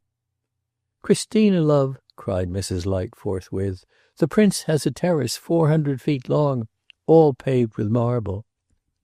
The Cavaliere gave a little cough and began to wipe his eyeglass. "Stupendous," said Christina. "To go from one end to the other, the prince must have out his golden carriage." This was apparently an allusion to one of the other items of the young man's grandeur. "You always laugh at me," said the prince. "I know no more what to say." She looked at him with a sad smile and shook her head. "No, no, dear prince, I don't laugh at you. Heaven forbid. You are much too serious an affair. I assure you I feel your importance. What did you inform us was the value of the hereditary diamonds of the Princess Casamassima?" "Ah, there you are laughing at me yet," said the poor young man, standing rigid and pale. "It doesn't matter," Christina went on. "We have a note of it. Mamma writes all those things down in a little book." "If you are laughed at, dear prince, at least it's in company," said Mrs. Light, caressingly, and she took his arm as if to resist his possible displacement under the shock of her daughter's sarcasm. But the prince looked heavy-eyed toward Rowland and Roderick, to whom the young girl was turning, as if he had much rather his lot were cast with theirs. "Is the villa inhabited?" Christina asked, pointing to the vast melancholy structure which rises above the terrace. "Not privately," said Roderick. "It is occupied by a Jesuits' college for little boys." "Can women go in?" "I am afraid not." And Roderick began to laugh. Fancy the poor little devils looking up from their Latin declensions and seeing Miss Light standing there. "I should like to see the poor little devils with their rosy cheeks and their long black gowns, and when they were pretty I shouldn't scruple to kiss them. But if I can't have that amusement, I must have some other. We must not stand planted on this enchanting terrace as if we were stakes driven into the earth. We must dance, we must feast, we must do something picturesque. Mamma has arranged, I believe, that we are to go back to Frascati to lunch at the inn. I decree that we lunch here and send the Cavaliere to the inn to get the provisions. He can take the carriage, which is waiting below." Miss Light carried out this undertaking with unfaltering ardor. The Cavaliere was summoned, and he stood to receive her commands hat in hand, with his eyes cast down, as if she had been a princess addressing her major domo. She, however, laid her hand with friendly grace upon his buttonhole, and called him a dear, good old Cavaliere for being always so willing. Her spirits had risen with the occasion, and she talked irresistible nonsense. "Bring the best they have," she said, "no matter if it ruins us. And if the best is very bad, it will be all the more amusing. I shall enjoy seeing Mr. Mallet try to swallow it for propriety's sake. Mr. Hudson will say out like a man that it's horrible stuff, and that he'll be choked first. Be sure you bring a dish of macaroni. The prince must have the diet of the Neapolitan nobility. But I leave all that to you, my poor dear Cavaliere. You know what's good. Only be sure, above all, you bring a guitar. Mr. Mallet will play us a tune. I'll dance with Mr. Hudson, and mamma will pair off with the prince, of whom she is so fond." And as she concluded her recommendation, she patted her bland old servitor caressingly on the shoulder. He looked askance at Rowland. His little black eyes glittered. It seemed to say, "Didn't I tell you she was a good girl?" The Cavaliere returned with zealous speed, accompanied by one of the servants of the inn, laden with a basket containing the materials of a rustic luncheon. The porter of the villa was easily induced to furnish a table and half a dozen chairs, and the repast, when set forth, was pronounced a perfect success. Not so good as to fail of the proper picturesqueness, nor yet so bad as to defeat the proper function of repasts. Christina continued to display the most charming animation, and compelled Rowland to reflect privately that, think what one might of her, the harmonious gaiety of a beautiful girl was the most beautiful sight in nature. Her good humor was contagious. Roderick, who an hour before had been descanting on madness and suicide, commingled his laughter with hers in ardent devotion. Prince Casamassima stroked his young moustache and found a fine, cool smile for everything. His neighbor, Mrs. Light, who had Rowland on the other side, made the friendliest confidences to each of the young men, and the Cavaliere contributed to the general hilarity by the solemnity of his attention to his plate. As for Rowland, the spirit of kindly mirth prompted him to propose the health of this useful old gentleman as the effective author of their pleasure. A moment later he wished he had held his tongue, for although the toast was drunk with demonstrative goodwill, the Cavaliere received it with various small signs of eager self-effacement, which suggested to Rowland that his diminished gentility but half relished honours which had a flavour of patronage. To perform punctiliously his mysterious duties toward the two ladies, and to elude or to baffle observation on his own merits, this seemed to be the Cavaliere's modest programme. Rowland perceived that Mrs. Light, who was not always remarkable for tact, seemed to have divined his humour on this point. She touched her glass to her lips, but offered him no compliment, and immediately gave another direction to the conversation. He had brought no guitar, so that when the feast was over there was nothing to hold the little group together. Christina wandered away with Roderick to another part of the terrace. The prince, whose smile had vanished, sat gnawing the head of his cane near Mrs. Light, and Rowland strolled apart with the Cavaliere, to whom he wished to address a friendly word in compensation for the discomfort he had inflicted on his modesty. The Cavaliere was a mine of information upon all Roman places and people. He told Rowland a number of curious anecdotes about the old Villa Mondragone. If history could always be taught in this fashion, thought Rowland, it's the ideal, strolling up and down on the very spot commemorated, hearing sympathetic anecdotes from deeply indigenous lips. At last, as they passed, Rowland observed the mournful physiognomy of Prince Casamassima, and glancing toward the other end of the terrace, saw that Roderick and Christina had disappeared from view. The young man was sitting upright in an attitude, apparently habitual, of ceremonious rigidity, but his lower jaw had fallen and was propped up with his cane, and his dull dark eye was fixed upon the angle of the villa which had just eclipsed Miss Light and her companion. His features were grotesque and his expression vacuous, but there was a lurking delicacy in his face which seemed to tell you that nature had been making Casamassimas for a great many centuries, and though she adapted her mould to circumstances, had learned to mix her material to an extraordinary fineness, and to perform the whole operation with extreme smoothness. The prince was stupid, Rowland suspected, but he imagined he was amiable, and he saw that at any rate he had the great quality of regarding himself in a thoroughly serious light. Rowland touched his companion's arm and pointed to the melancholy nobleman. "Why in the world does he not go after her and insist on being noticed?" he asked. "Oh, he's very proud," said the Cavaliere. "That's all very well, but a gentleman who cultivates a passion for that young lady must be prepared to make sacrifices." "He thinks he has already made a great many. He comes of a very great family, a race of princes, who for 600 years have married none but the daughters of princes. But he is seriously in love, and he would marry her tomorrow." "And she will not have him?" "Ah, she is very proud too."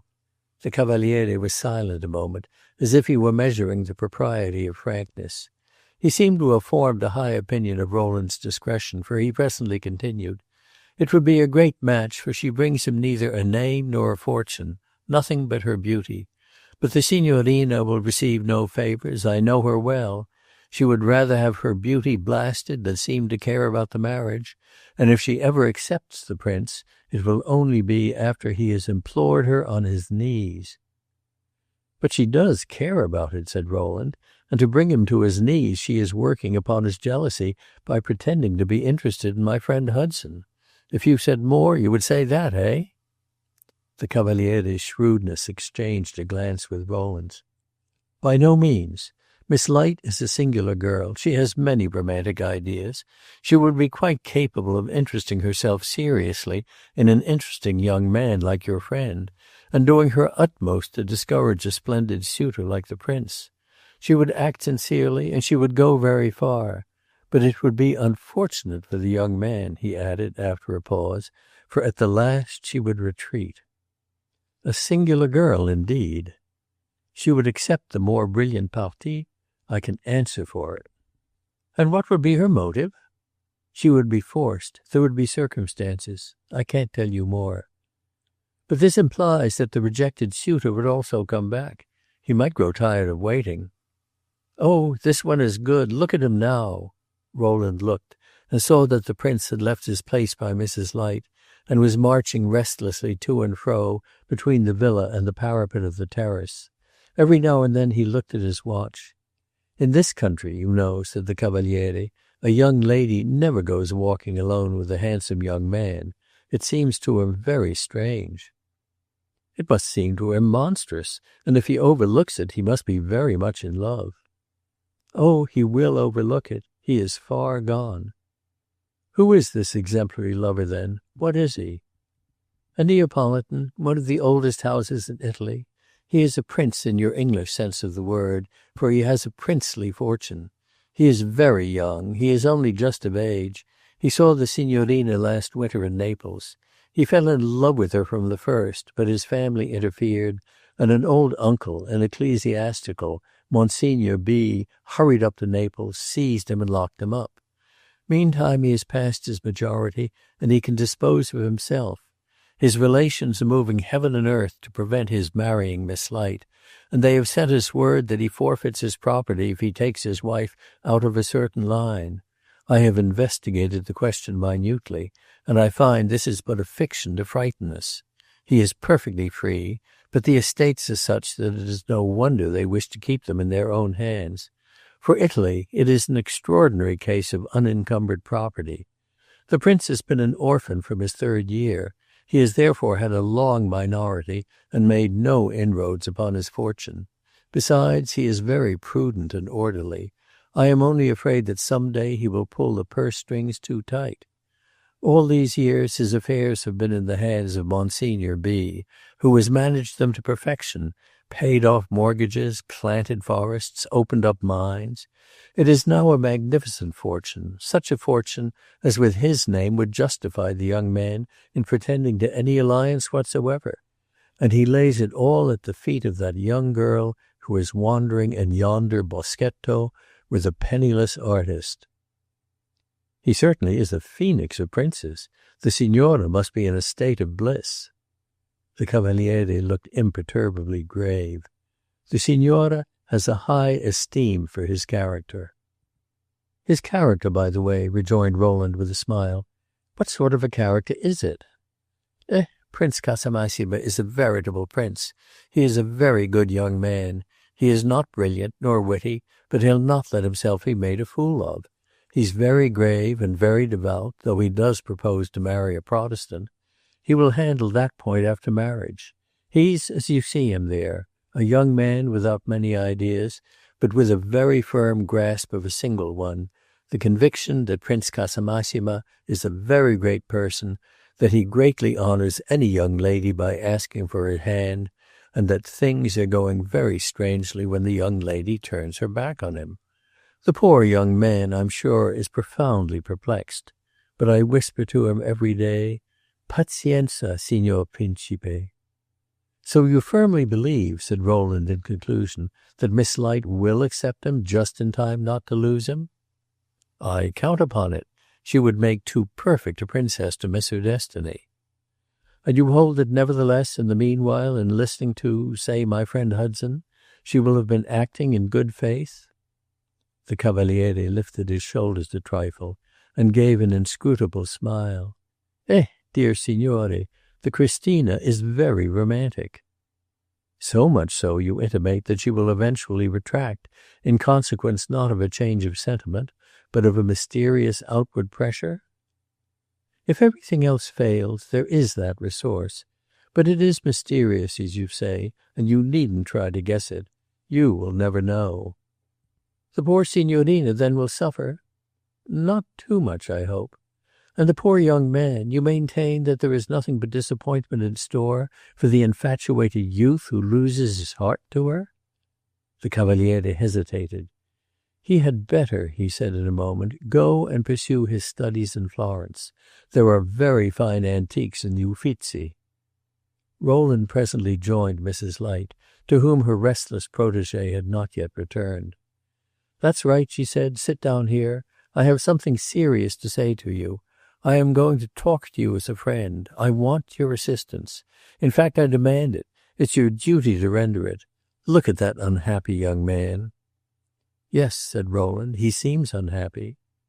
"He has just come of age. He bears one of the greatest names in Italy, and owns one of the greatest properties, and he is pining away with love for my daughter." "So the Cavaliere tells me." "The Cavaliere shouldn't gossip," said Mrs. Light dryly. "Such information should come from me. The prince is pining, as I say. He's consumed. He's devoured. It's a real Italian passion. I know what that means." And the lady gave a speaking glance which seemed to coquet for a moment with retrospect. "Meanwhile, if you please, my daughter is hiding in the woods with your dear friend Mr. Hudson. I could cry with rage." "If things are so bad as that," said Rowland, "it seems to me that you ought to find nothing easier than to dispatch the Cavaliere to bring the guilty couple back." "Never in the world! My hands are tied. Do you know what Christina would do? She would tell the Cavaliere to go about his business, heaven forgive her, and send me word that if she had a mind to, she would walk in the woods till midnight. Fancy the Cavaliere coming back and delivering such a message as that before the prince! Think of a girl wantonly making light of such a chance as hers. He would marry her tomorrow at 6 o'clock in the morning." "It is certainly very sad," said Rowland. "That costs you little to say. If you had left your precious young meddler to vegetate in his native village, you would have saved me a world of distress." "Nay, you marched into the jaws of danger," said Rowland. "You came and disinterred poor Hudson in his own secluded studio."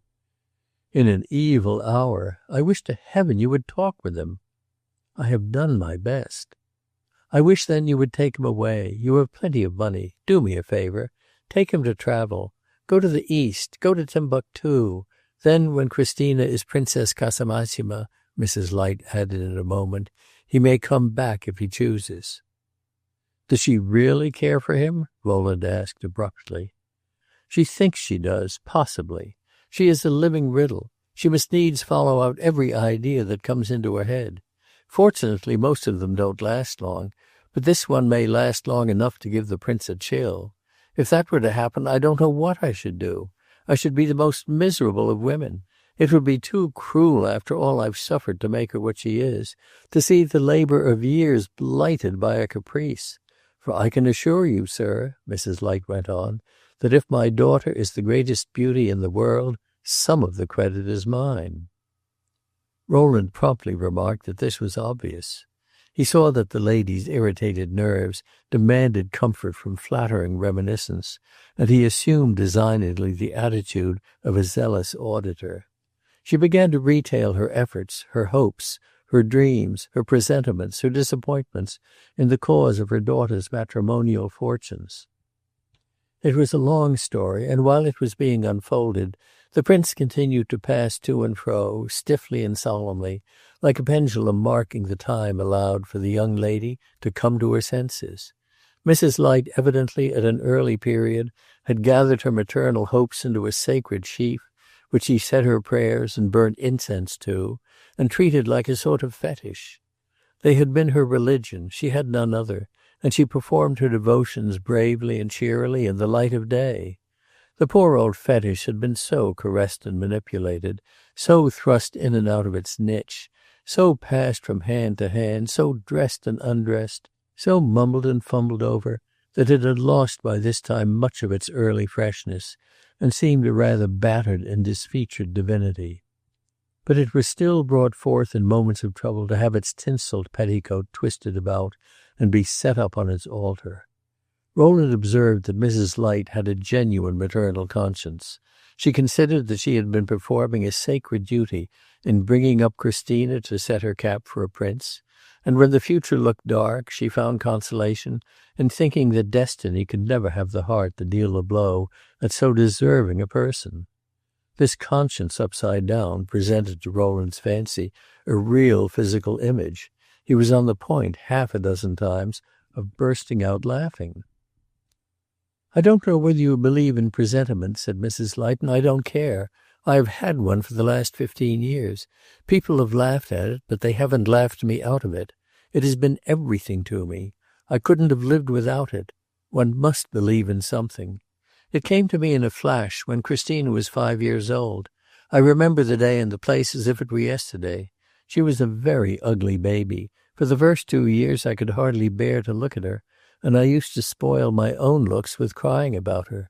She had an Italian nurse who was very fond of her and insisted that she would grow up pretty.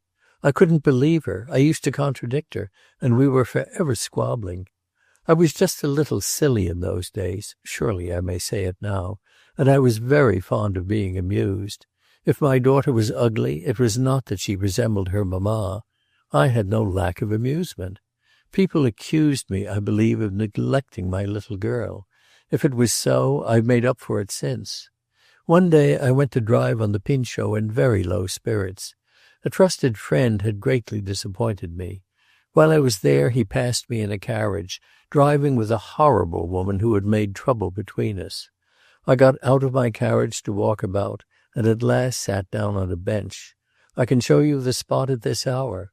While I sat there a child came wandering along the path, a little girl of 4 or 5, very fantastically dressed in crimson and orange. She stopped in front of me and stared at me, and I stared at her queer little dress, which was a cheap imitation of the costume of one of these contadine. At last I looked up at her face and said to myself, "Bless me, what a beautiful child! What a splendid pair of eyes! What a magnificent head of hair! If my poor Christina were only like that!" The child turned away slowly, but looking back with its eyes fixed on me. All of a sudden I gave a cry, pounced on it, pressed it in my arms, and covered it with kisses. It was Christina, my own precious child, so disguised by the ridiculous dress which the nurse had amused herself in making for her that her own mother had not recognized her. She knew me, but she said afterwards she had not spoken to me because I looked so angry. Of course my face was sad. I rushed with my child to the carriage, drove home post-haste, pulled off her rags, and, as I may say, wrapped her in cotton. I had been blind, I had been insane. She was a creature in 10 millions. She was to be a beauty of beauties, a priceless treasure. Every day after that the certainty grew. From that time I lived only for my daughter. I watched her, I caressed her from morning till night, I worshipped her. I went to see doctors about her, I took every sort of advice. I was determined she should be perfection. The things that have been done for that girl, sir, you wouldn't believe them. They would make you smile. Nothing was spared. If I had been told she must have a bath every morning of molten pearls, I would have found means to give it to her. She never raised a finger for herself. She breathed nothing but perfumes. She walked upon velvet. She was never out of my sight, and from that day to this I have never said a sharp word to her.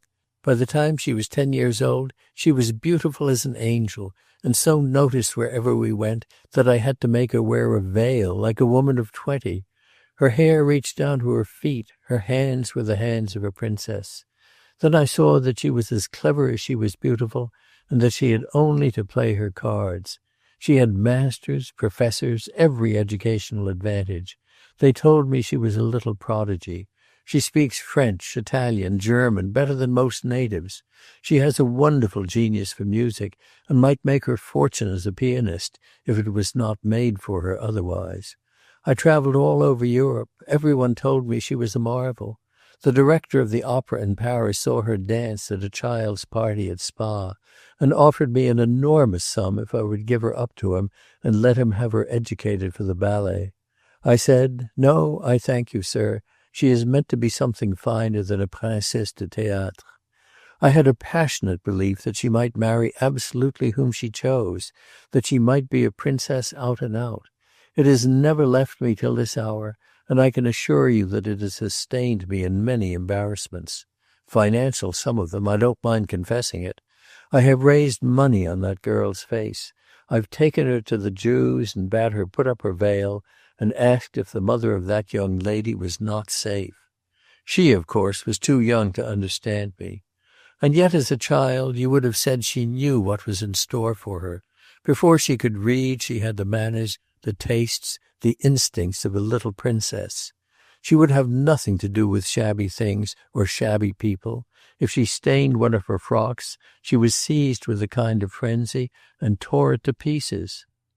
At Nice, at Baden, at Brighton, wherever we stayed, she used to be sent for by all the great people to play with their children. She has played at kissing games with people who now stand on the steps of thrones. I have gone so far to think at times that those childish kisses were a sign, a symbol, a portent. You may laugh at me if you like, but haven't such things happened again and again without half as good a cause, and doesn't history notoriously repeat itself? There was a little Spanish girl at a second-rate English boarding school 30 years ago. The Empress certainly is a pretty woman, but what is my Christina, pray? I've dreamt of it, sometimes every night for a month. I won't tell you I have been to consult those old women who advertise in the newspapers.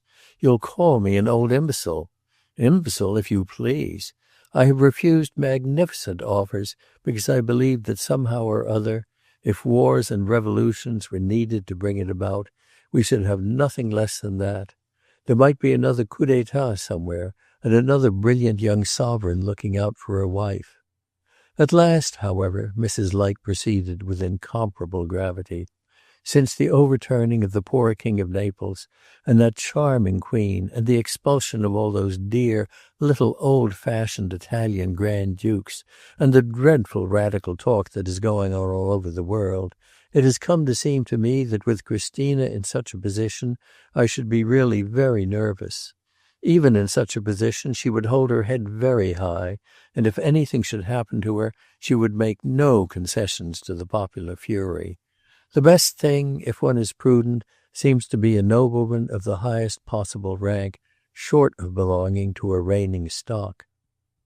There you see one striding up and down looking at his watch, and counting the minutes till my daughter reappears. Rowland listened to all this with a huge compassion for the heroine of the tale. What an education, what a history, what a school of character and of morals! He looked at the prince and wondered whether he too had heard Mrs. Light's story. If he had, he was a brave man. "I certainly hope you'll keep him," he said to Mrs. Light. "You have played a dangerous game with your daughter. It would be a pity not to win. But there is hope for you yet. Here she comes at last." Christina reappeared as he spoke these words, strolling beside her companion with the same indifferent tread with which she had departed. Rowland imagined that there was a faint pink flush in her cheek, which she had not carried away with her, and there was certainly a light in Roderick's eyes which he had not seen there for a week. "Bless my soul, how they are all looking at us!" she cried as they advanced. "One would think we were prisoners of the Inquisition." And she paused and glanced from the prince to her mother, and from Rowland to the Cavaliere, and then threw back her head and burst into far-ringing laughter. "What is it, pray? Have I been very improper? Am I ruined for ever? Dear prince, you are looking at me as if I had committed the unpardonable sin." "I myself," said the prince, "would never have ventured to ask you to walk with me alone in the country for an hour." "The more fool you, dear prince, as the vulgar say. Our walk has been charming. I hope you, on your side, have enjoyed each other's society." "My dear daughter," said Mrs. Light, taking the arm of her predestined son-in-law, "I shall have something serious to say to you when we reach home. We will go back to the carriage." "Something serious? Decidedly, it is the Inquisition. Mr. Hudson, stand firm, and let us agree to make no confessions without conferring previously with each other. They may put us on the rack first. Mr. Mallet, I see also," Christina added, "has something serious to say to me." Rowland had been looking at her with the shadow of his lately stirred pity in his eyes. "Possibly," he said, "but it must be for some other time." "I am at your service. I see our good humor is gone, and I only wanted to be amiable. It is very discouraging. Cavaliere, you only look as if you had a little of the milk of human kindness left. From your venerable visage, at least, there is no telling what you think. Give me your arm, and take me away." The party took its course back to the carriage, which was waiting in the grounds of the villa, and Rowland and Roderick bade their friends farewell. Christina threw herself back in her seat and closed her eyes, a maneuver for which Rowland imagined the prince was grateful, as it enabled him to look at her without seeming to depart from his attitude of distinguished disapproval. Rowland found himself aroused from sleep early the next morning to see Roderick standing before him, dressed for departure, with his bag in his hand. "I am off," he said. "I am back to work. I have an idea. I must strike while the iron's hot. Farewell." And he departed by the first train. Rowland went alone by the next. Chapter 7. St. Cecilia's. Rowland went often to the Colosseum. He never wearied of it. One morning, about a month after his return from Frascati, as he was strolling across the vast arena, he observed a young woman seated on one of the fragments of stone which are ranged along the line of the ancient parapet. It seemed to him that he had seen her before, but he was unable to localize her face.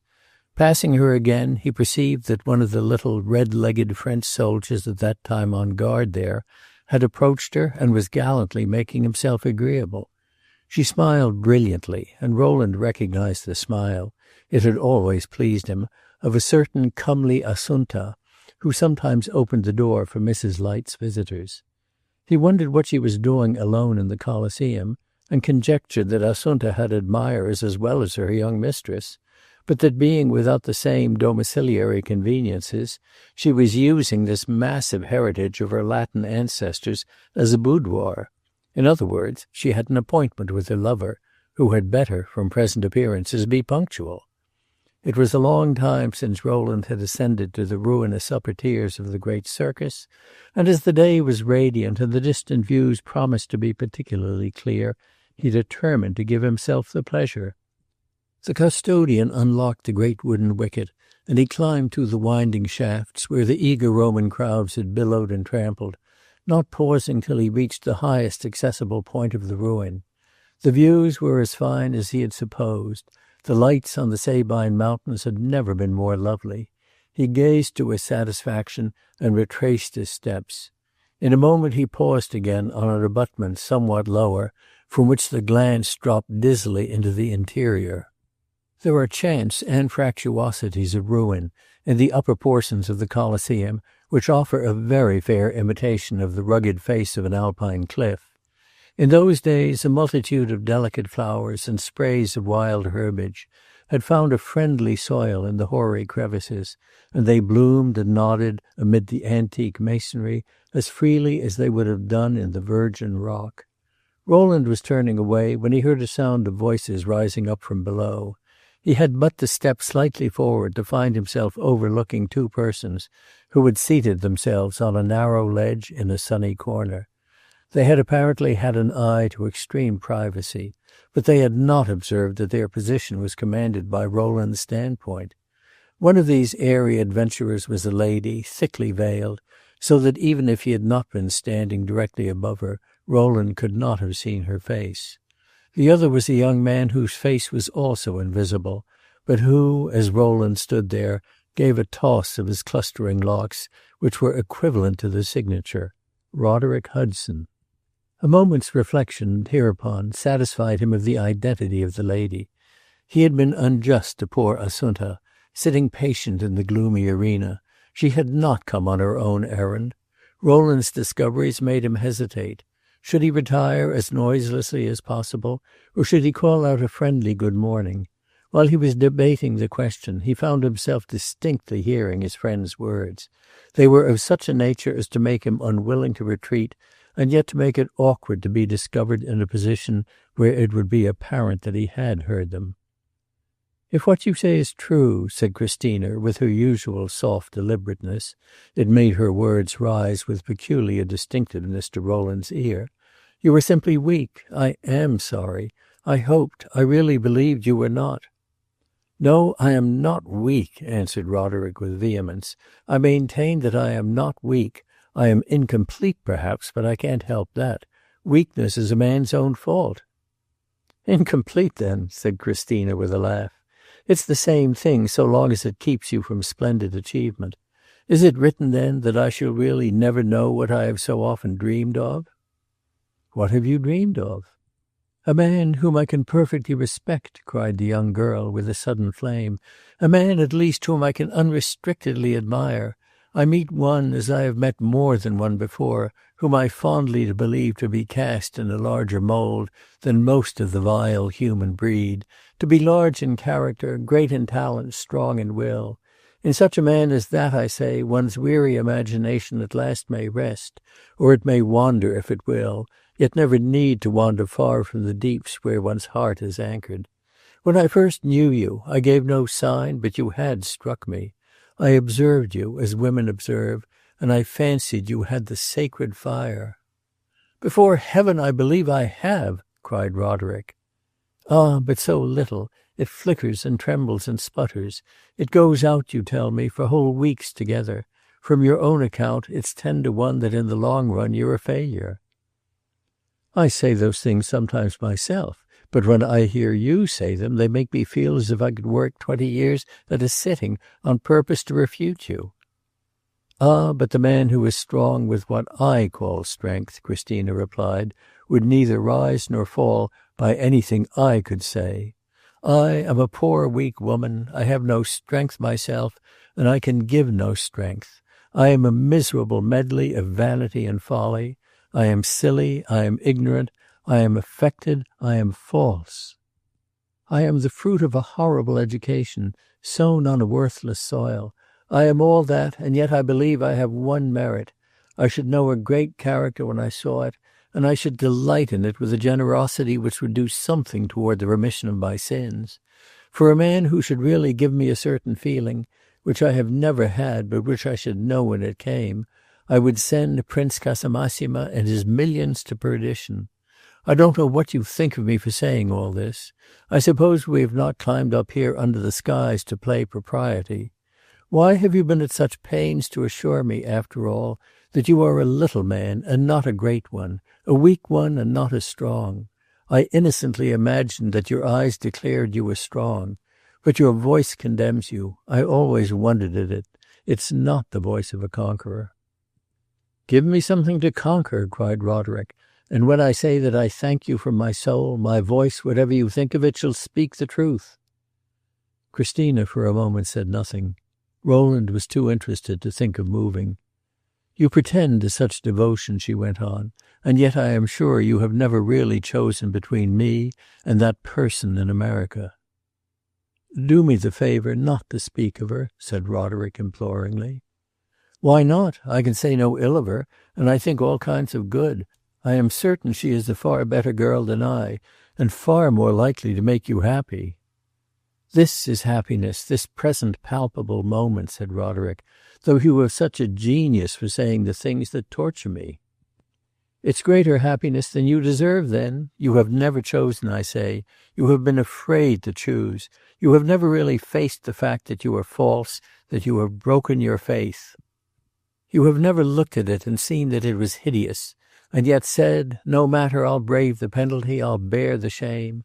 You have closed your eyes, you have tried to stifle remembrance, to persuade yourself that you were not behaving as badly as you seemed to be, and there would be some way, after all, of compassing bliss and yet escaping trouble. You have faltered and drifted, you have gone on from accident to accident, and I am sure that at this present moment you can't tell what it is you really desire." Roderick was sitting with his knees drawn up and bent, and his hands clasped around his legs. He bent his head and rested his forehead on his knees.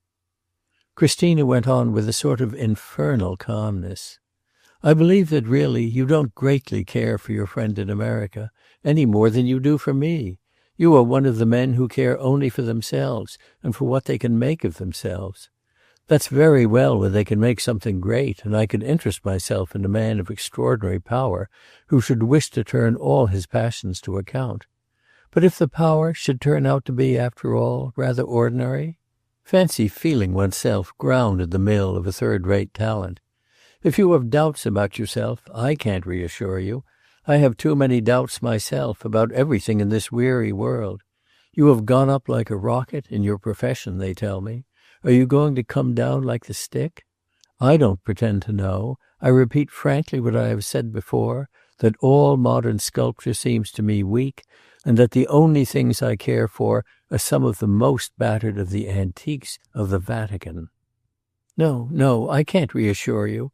And when you tell me, with a confidence in my discretion, of which certainly I am duly sensible, that at times you feel terribly small, why, I can only answer, "Ah, then, my poor friend, I am afraid you are small." The language I should like to hear from a certain person would be the language of absolute decision. Roderick raised his head, but he said nothing. He seemed to be exchanging a long glance with his companion.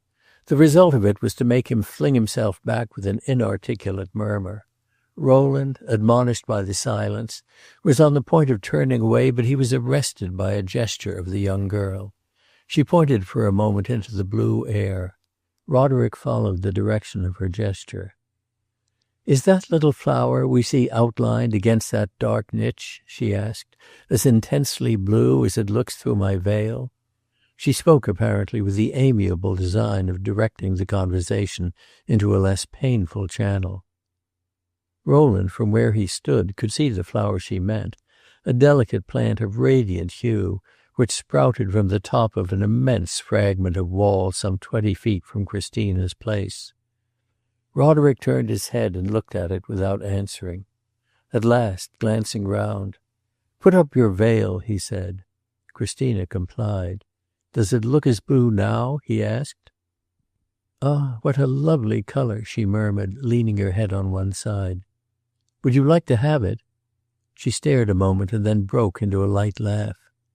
"Would you like to have it?" he repeated in a ringing voice. "Don't look as if you would eat me up," she answered. "It's harmless if I say yes." Roderick rose to his feet and stood looking at the little flower. It was separated from the ledge on which he stood by a rugged surface of vertical wall, which dropped straight into the dusky vaults behind the arena. Suddenly he took off his hat and flung it behind him.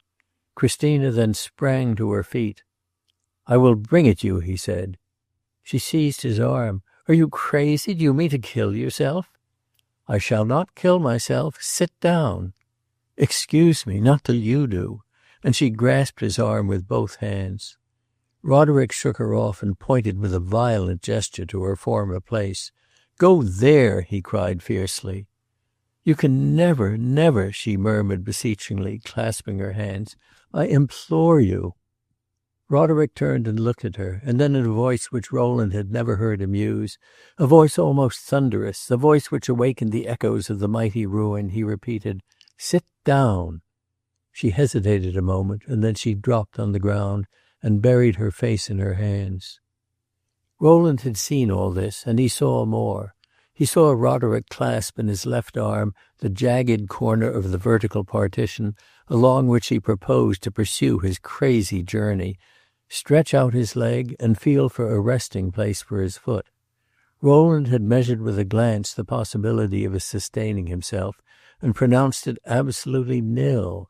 The wall was garnished with a series of narrow projections, the remains apparently of a brick cornice supporting the arch of a vault which had long since collapsed. It was by lodging his toes on these loose brackets, and grasping with his hands at certain mouldering protuberances on a level with his head, that Roderick intended to proceed. The relics of the cornice were utterly worthless as a support. Rowland had observed this, and yet for a moment he had hesitated. If the thing were possible, he felt a sudden admiring glee at the thought of Roderick's doing it. It would be finely done, it would be gallant, it would have a sort of masculine eloquence as an answer to Christina's sinister persiflage. But it was not possible. Rowland left his place with a bound and scrambled down some neighboring steps, and the next moment a stronger pair of hands than Christina's were laid upon Roderick's shoulder. He turned, staring, pale and angry. Christina rose, pale and staring too, but beautiful in her wonder and alarm. "My dear Roderick," said Rowland, "I am only preventing you from doing a very foolish thing. That's an exploit for spiders, not for young sculptors of promise." Roderick wiped his forehead, looked back at the wall, and then closed his eyes as if with a spasm of retarded dizziness. "I won't resist you," he said, "but I have made you obey," he added, turning to Christina. "Am I weak now?" She had recovered her composure. She looked straight past him and addressed Rowland. "Be so good as to show me the way out of this horrible place." He helped her back into the corridor. Roderick followed after a short interval. Of course, as they were descending the steps, came questions for Rowland to answer, and more or less surprise. Where had he come from? How happened he to have appeared at just that moment? Rowland answered that he had been rambling overhead, and that looking out of an aperture he had seen a gentleman preparing to undertake a preposterous gymnastic feat, and a lady swooning away in consequence. Interference seemed justifiable, and he had made it as prompt as possible. Roderick was far from hanging his head like a man who has been caught in the perpetration of an extravagant folly, but if he held it more erect than usual, Rowland believed that this was much less because he had made a show of personal daring than because he had triumphantly proved to Christina that, like a certain person she had dreamed of, he too could speak the language of decision. Christina descended to the arena in silence, apparently occupied with her own thoughts. She betrayed no sense of the privacy of her interview with Roderick needing an explanation. Rowland had seen stranger things in New York. The only evidence of her recent agitation was that on being joined by her maid, she declared that she was unable to walk home, she must have a carriage. A fiacre was found resting in the shadow of the Arch of Constantine, and Rowland suspected that after she had got into it she disburdened herself, under her veil, of a few natural tears. Rowland had played eavesdropper to so good a purpose that he might justly have omitted the ceremony of denouncing himself to Roderick. He preferred, however, to let him know that he had overheard a portion of his talk with Christina. "Of course it seems to you," Roderick had said, "a proof that I am utterly infatuated." "Miss Light seemed to me to know very well how far she could go," Rowland answered. "She was twisting you round her finger.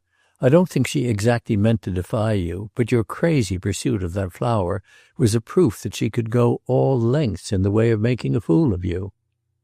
"Yes," said Roderick meditatively, "she is making a fool of me." "And what do you expect to come of it?" "Nothing good," and Roderick put his hands into his pockets and looked as if he had announced the most colorless fact in the world. "And in the light of your late interview, what do you make of your young lady?" "If I could tell you that, it would be plain sailing, but she'll not tell me again I am weak." "Are you very sure you are not weak?" "I may be, but she shall never know it." Rowland said no more until they reached the Corso, when he asked his companion whether he was going to his studio. Roderick started out of a reverie and passed his hands over his eyes. "Oh, no, I can't settle down to work after such a scene as that.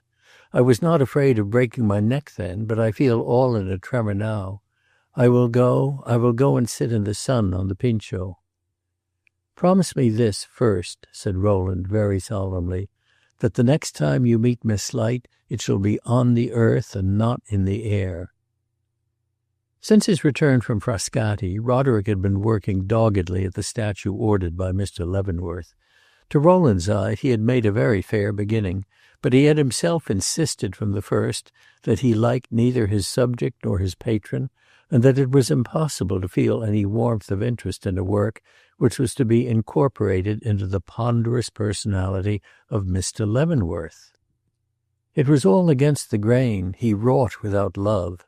Nevertheless, after a fashion he wrought, and the figure grew beneath his hands. Miss Blanchard's friend was ordering works of art on every side, and his purveyors were in many cases persons whom Roderick declared it was infamy to be paired with.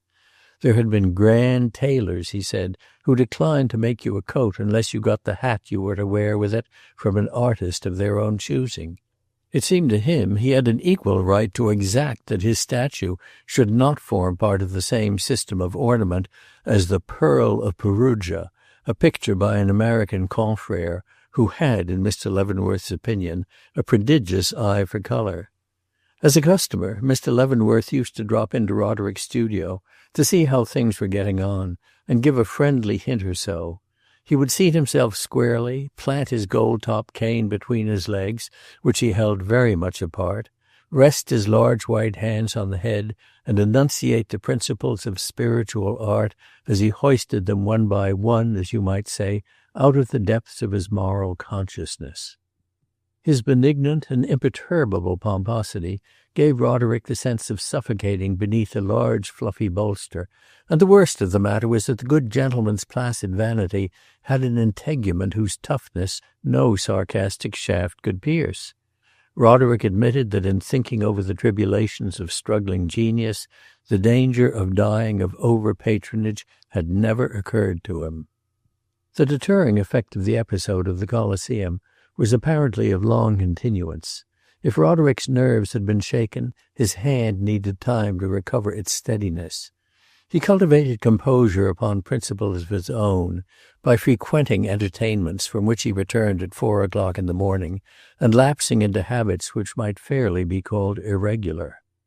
He had hitherto made few friends among the artistic fraternity, chiefly because he had taken no trouble about it, and there was in his demeanor an elastic independence of the favor of his fellow mortals, which made social advances on his own part peculiarly necessary. Rowland had told him more than once that he ought to fraternize a trifle more with the other artists, and he had always answered that he had not the smallest objection to fraternizing. Let them come. But they came on rare occasions, and Roderick was not punctilious about returning their visits. He declared there was not one of them whose works gave him the smallest desire to make acquaintance with the insides of their heads. For Gloriani he professed a superb contempt, and having been once to look at his wares, never crossed his threshold again. The only one of the fraternity for whom by his own admission he cared a straw was little Singleton, but he expressed his regard only in a kind of sublime hilarity whenever he encountered this humble genius, and quite forgot his existence in the intervals. He had never been to see him, but Singleton edged his way, from time to time, timidly, into Roderick's studio, and agreed with characteristic modesty that brilliant fellows like the sculptor might consent to receive homage, but could hardly be expected to render it. Roderick never exactly accepted homage, and apparently did not quite observe whether poor Singleton spoke in admiration or in blame. Roderick's taste as to companions was singularly capricious. There were very good fellows who were disposed to cultivate him, who bored him to death. And there were others, in whom even Rowland's good nature was unable to discover a pretext for tolerance, in whom he appeared to find the highest social qualities. He used to give the most fantastic reasons for his likes and dislikes. He would declare he couldn't speak a civil word to a man who brushed his hair in a certain fashion, and he would explain his unaccountable fancy for an individual of imperceptible merit by telling you that he had an ancestor who in the 13th century had walled up his wife alive. "I like to talk to a man whose ancestor has walled up his wife alive," he would say. "You may not see the fun of it, and think poor P is a very dull fellow. It's very possible. I don't ask you to admire him. But for reasons of my own, I like to have him about." The old fellow left her for 3 days with her face uncovered, and placed a long mirror opposite to her, so that she could see, as he said, if her gown was a fit. His relish for an odd flavor in his friends had led him to make the acquaintance of a number of people outside of Rowland's well-ordered circle, and he made no secret of their being very queer fish. He formed an intimacy, among others, with a crazy fellow who had come to Rome as an emissary of one of the Central American republics to drive some ecclesiastical bargain with the papal government. The Pope had given him the cold shoulder, but since he had not prospered as a diplomatist, he had sought compensation as a man of the world, and his great flamboyant curricle and negro lackeys were for several weeks one of the striking ornaments of the Pincian. He spoke a queer jargon of Italian, Spanish, French, and English, humorously relieved with scraps of ecclesiastical Latin, and to those who inquired of Roderick what he found to interest him in such a fantastic jackanapes, the latter would reply, looking at his interlocutor with his lucid blue eyes, that it was worth any sacrifice to hear him talk nonsense. The two had gone together one night to a ball given by a lady of some renown in the Spanish colony, and very late, on his way home, Roderick came up to Rowland's rooms, in whose windows he had seen a light. Rowland was going to bed, but Roderick flung himself into an armchair and chattered for an hour. The friends of the Costa Rican envoy were as amusing as himself, and in very much the same line. The mistress of the house had worn a yellow satin dress and gold heels to her slippers, and at the close of the entertainment had sent for a pair of castanets, tucked up her petticoats, and danced a fandango, while the gentlemen sat cross-legged on the floor.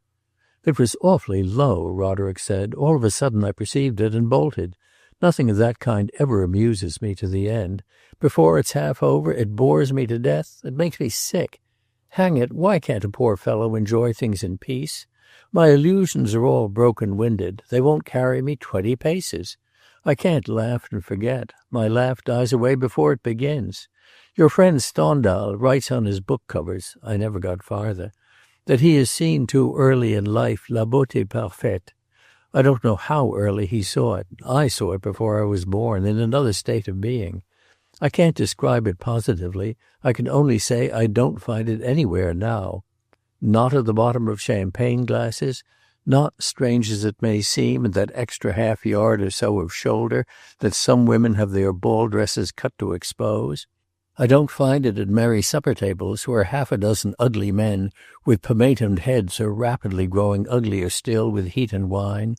Not when I come away and walk through these squalid black streets and go out into the forum and see a few old battered stone posts standing there like gnawed bones stuck into the earth.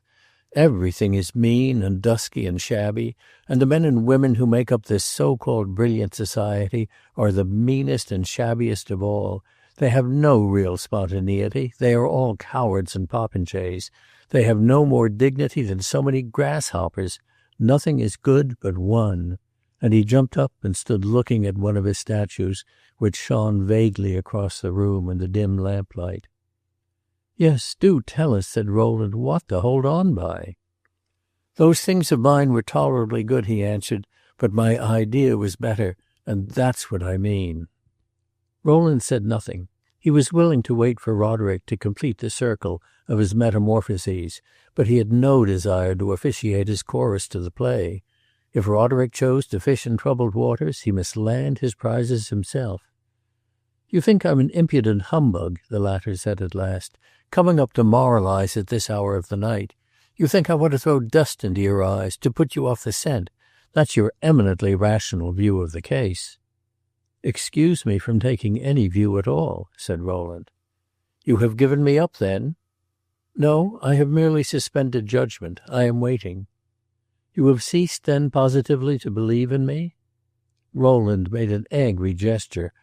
"Oh, cruel boy! When you have hit your mark and made people care for you, you shouldn't twist your weapon about at that rate in their vitals.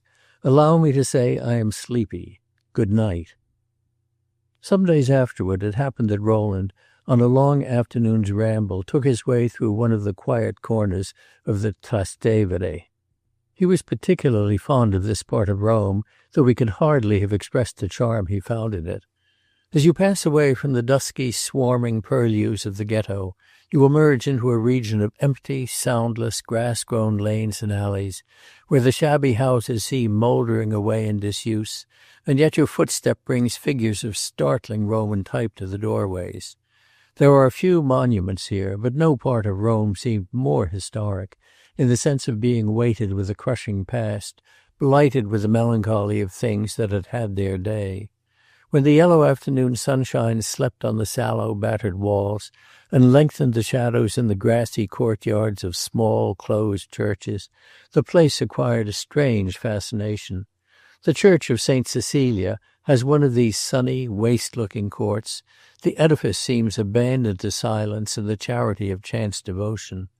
Rowland never passed it without going in, and he was generally the only visitor. He entered it now, but found that 2 persons had preceded him. Both were women. One was at her prayers at one of the side altars, the other was seated against a column at the upper end of the nave. Rowland walked to the altar and paid, in a momentary glance at the clever statue of the saint in death, in the niche beneath it, the usual tribute to the charm of polished ingenuity. As he turned away he looked at the person seated and recognized Christina Light. Seeing that she had perceived him, he advanced to speak to her. She was sitting in a listless attitude with her hands in her lap.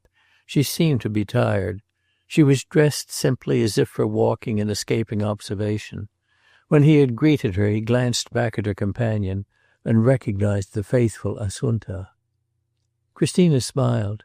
"Are you looking for Mr. Hudson? He is not here, I am happy to say." "But you?" he asked. "This is a strange place to find you."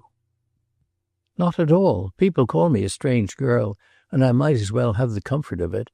I came to take a walk. That, by the way, is part of my strangeness. I can't loll all the morning on a sofa and all the afternoon in a carriage. I get horribly restless. I must move, I must do something and see something. Mamma suggests a cup of tea. Meanwhile, I put on an old dress and half a dozen veils. I take Assunta under my arm and we start on a pedestrian tour.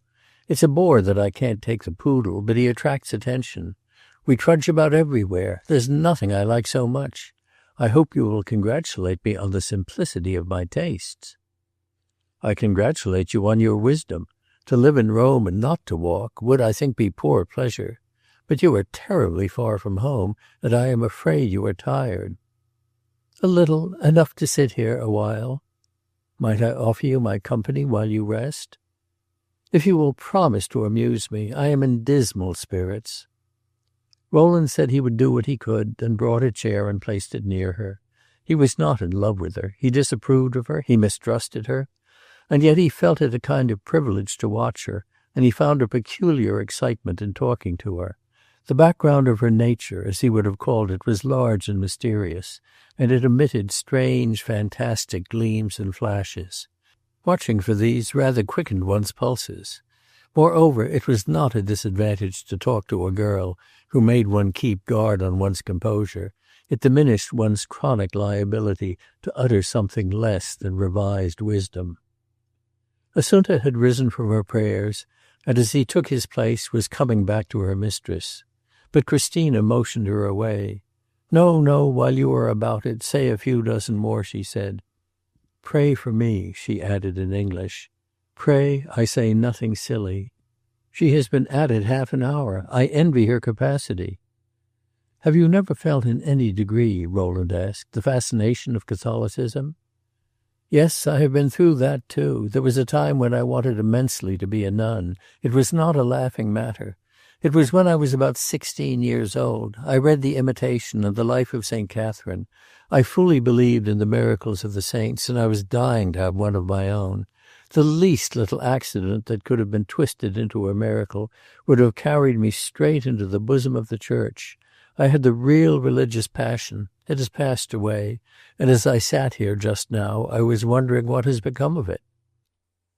Rowland had already been sensible of something in this young lady's tone which he would have called a want of veracity, and this epitome of her religious experience failed to strike him as an absolute statement of fact. But the trait was not disagreeable, for she herself was evidently the foremost dupe of her inventions. She had a fictitious history in which she believed much more fondly than in her real one, and an infinite capacity for extemporized reminiscence adapted to the mood of the hour. She liked to idealize herself, to take interesting and picturesque attitudes to her own imagination, and the vivacity and spontaneity of her character gave her, really, a starting point in experience, so that the many-colored flowers of fiction which blossomed in her talk were not so much perversions as sympathetic exaggerations of fact. And Rowland felt that whatever she said of herself might have been, under the imagined circumstances, impulse was there, audacity, the restless, questioning temperament. "I am afraid I am sadly prosaic," he said, For in these many months now that I have been in Rome, I have never ceased for a moment to look at Catholicism simply from the outside. I don't see an opening as big as your fingernail where I could creep into it." "What do you believe?" asked Christina, looking at him. "Are you religious?" "I believe in God." Christina let her beautiful eyes wander a while, then gave a little sigh. "You are much to be envied." "You, I imagine, in that line have nothing to envy me." "Yes, I have. Rest." "You are too young to say that." "I am not young. I have never been young. My mother took care of that. I was a little wrinkled old woman at 10. "I am afraid," said Rowland in a moment, "that you are fond of painting yourself in dark colors." She looked at him a while in silence. "Do you wish," she demanded at last, "to win my eternal gratitude? Prove to me that I am better than I suppose." "I should have first to know what you really suppose." She shook her head. "It wouldn't do. You would be horrified to learn even the things I imagine about myself, and shocked at the knowledge of evil displayed in my very mistakes." "Well, then," said Rowland, "I will ask no questions. But at a venture I promise you to catch you some day in the act of doing something very good." Can it be," she asked, "that you too are trying to flatter me? I thought you and I had fallen from the first into rather a truth-speaking vein." "Oh, I have not abandoned it," said Rowland, and he determined, since he had the credit of homely directness, to push his advantage farther. The opportunity seemed excellent, but while he was hesitating as to just how to begin, the young girl said, bending forward and clasping her hands in her lap, "Please tell me about your religion." "Tell you about it? I can't," said Rowland with a good deal of emphasis. She flushed a little. "Is it such a mighty mystery it cannot be put into words nor communicated to my base ears?" "It is simply a sentiment that makes part of my life, and I can't detach myself from it sufficiently to talk about it." "Religion, it seems to me, should be eloquent and aggressive. It should wish to make converts, to persuade and illumine, to sway all hearts." "One's religion takes the color of one's general disposition. I am not aggressive, and certainly I am not eloquent." "Beware, then, of finding yourself confronted with doubt and despair. I am sure that doubt at times, and the bitterness that comes of it, can be terribly eloquent. To tell the truth, my lonely musings, before you came in, were eloquent enough in their way. What do you know of anything but this strange, terrible world that surrounds you? How do you know that your faith is not a mere crazy castle in the air, one of those castles that we are called fools for building when we lodge them in this life?" "I don't know it any more than anyone knows the contrary. But one's religion is extremely ingenious in doing without knowledge." "In such a world as this it certainly needs to be." Rowland smiled. "What is your particular quarrel with this world?" "It's a general quarrel. Nothing is true or fixed or permanent. We all seem to be playing with shadows more or less grotesque. It all comes over me here so dismally. The very atmosphere of this cold, deserted church seems to mock at one's longing to believe in something. Who cares for it now? Who comes to it? Who takes it seriously? Poor stupid Assunta there gives in her adhesion in a jargon she doesn't understand, and you and I, proper, passionless tourists, come lounging in to rest from a walk. And yet the Catholic Church was once the proudest institution in the world, and had quite its own way with men's souls. When such a mighty structure as that turns out to have a flaw, what faith is one to put in one's poor little views and philosophies? What is right and what is wrong? What is one really to care for? What is the proper rule of life? I am tired of trying to discover, and I suspect it's not worth the trouble. Live as most amuses you." "Your perplexities are so terribly comprehensive," said Rowland, smiling, "that one hardly knows where to meet them first." "I don't care much for anything you can say, because it's sure to be half-hearted. You are not in the least contented yourself." "How do you know that?" "Oh, I am an observer." "No one is absolutely contented, I suppose, but I assure you I complain of nothing." "So much the worse for your honesty. To begin with, you are in love." You would not have me complain of that. And it doesn't go well. There are grievous obstacles. So much I know. You needn't protest. I ask no questions. You will tell no one, me least of all. Why does one never see you?" "Why, if I came to see you," said Rowland, deliberating, it couldn't be for a trivial reason, because I had not been in a month, because I was passing, because I admire you. It would be because I should have something very particular to say. I have not come because I have been slow in making up my mind to say it." "You are simply cruel. Something particular in this ocean of inanities? In common charity, speak." "I doubt whether you will like it." "Oh, I hope to heaven it's not a compliment." "It may be called a compliment to your reasonableness. You perhaps remember that I gave you a hint of it the other day at Frascati." "Has it been hanging fire all this time? Explode. I promise not to stop my ears." "It relates to my friend Hudson," and Rowland paused. She was looking at him expectantly. Her face gave no sign. "I am rather disturbed in mind about him. He seems to me at times to be in an unpromising way." He paused again, but Christina said nothing. "The case is simply this," he went on. "It was by my advice he renounced his career at home and embraced his present one. I made him burn his ships. I brought him to Rome. I launched him in the world, and I stand surety, in a measure, to his mother, for his prosperity. It is not such smooth sailing as it might be, and I am inclined to put up prayers for fair winds. If he is to succeed, he must work, quietly, devotedly. It is not news to you, I imagine, that Hudson is a great admirer of yours." Christina remained silent. She turned away her eyes with an air, not of confusion, but of deep deliberation. Surprising frankness had, as a general thing, struck Rowland as the keynote of her character, but she had more than once given him a suggestion of an unfathomable power of calculation, and her silence now had something which it is hardly extravagant to call portentous. He had, of course, asked himself how far it was questionable taste to inform an unprotected girl, for the needs of a cause, that another man admired her.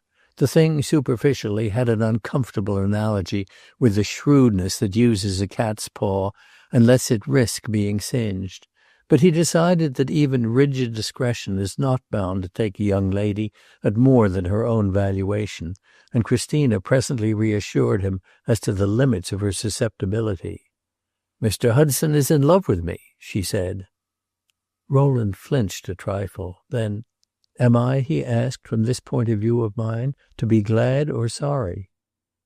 "I don't understand you." "Why, is Hudson to be happy or unhappy?" She hesitated a moment. "You wish him to be great in his profession, and for that you consider that he must be happy in his life?" "Decidedly. I don't say it's a general rule, but I think it is a rule for him." "So that if he were very happy, he would become very great?" "He would at least do himself justice." "And by that you mean a great deal?" "A great deal." Christina sank back in her chair and rested her eyes on the cracked and polished slabs of the pavement. At last, looking up, "You have not forgotten, I suppose, that you told me he was engaged?" "By no means." "He is still engaged, then?" "To the best of my belief." "And yet you desire that, as you say, he should be made happy by something I can do for him?" "What I desire is this, that your great influence with him should be exerted for his good, that it should help him and not retard him. Understand me. You probably know that your lovers have rather a restless time of it. I can answer for two of them. You don't know your own mind very well, I imagine, and you like being admired, rather at the expense of the admirer.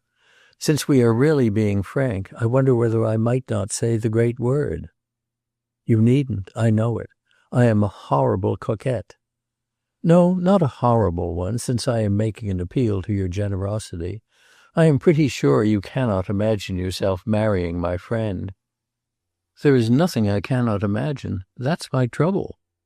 Rowland's brow contracted impatiently. "I cannot imagine it, then," he affirmed. Christina flushed faintly, then very gently. "I am not so bad as you think," she said. It is not a question of badness. It is a question of whether circumstances don't make the thing an extreme improbability. Worse and worse. I can be bullied then, or bribed. You are not so candid, said Rowland, as you pretend to be. My feeling is this. Hudson, as I understand him, does not need, as an artist, the stimulus of strong emotion, of passion. He's better without it. He's emotional and passionate enough when he's left to himself. The sooner passion is at rest, therefore, the sooner he will settle down to work, and the fewer emotions he has that are mere emotions and nothing more, the better for him. If you cared for him enough to marry him, I should have nothing to say. I would never venture to interfere.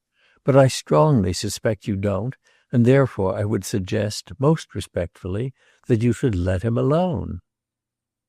And if I let him alone, as you say, all will be well for him for evermore? Not immediately and not absolutely, but things will be easier. He will be better able to concentrate himself.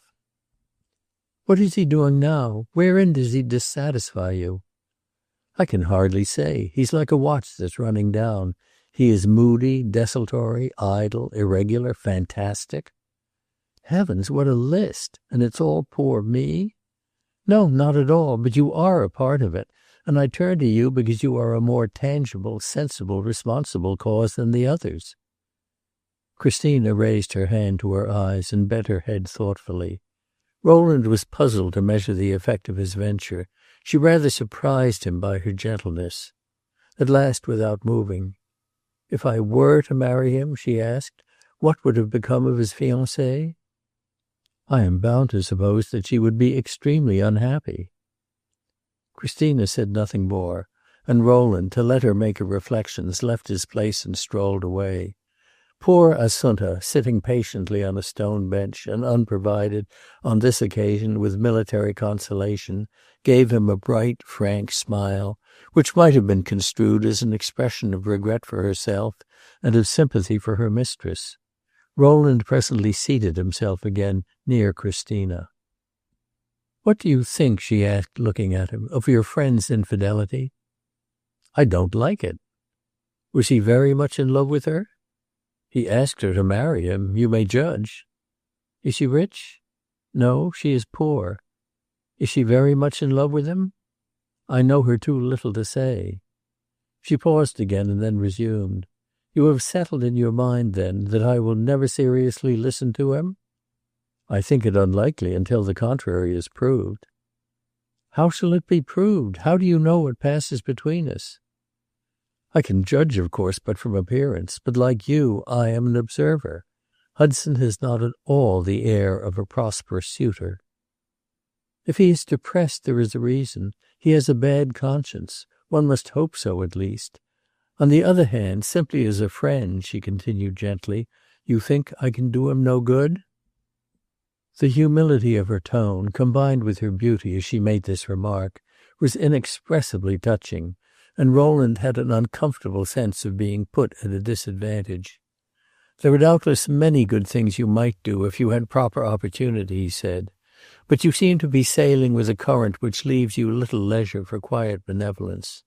You live in the whirl and hurry of a world into which a poor artist can hardly find it to his advantage to follow you." "In plain English, I am hopelessly frivolous? You put it very generously." "I won't hesitate to say all my thoughts," said Rowland.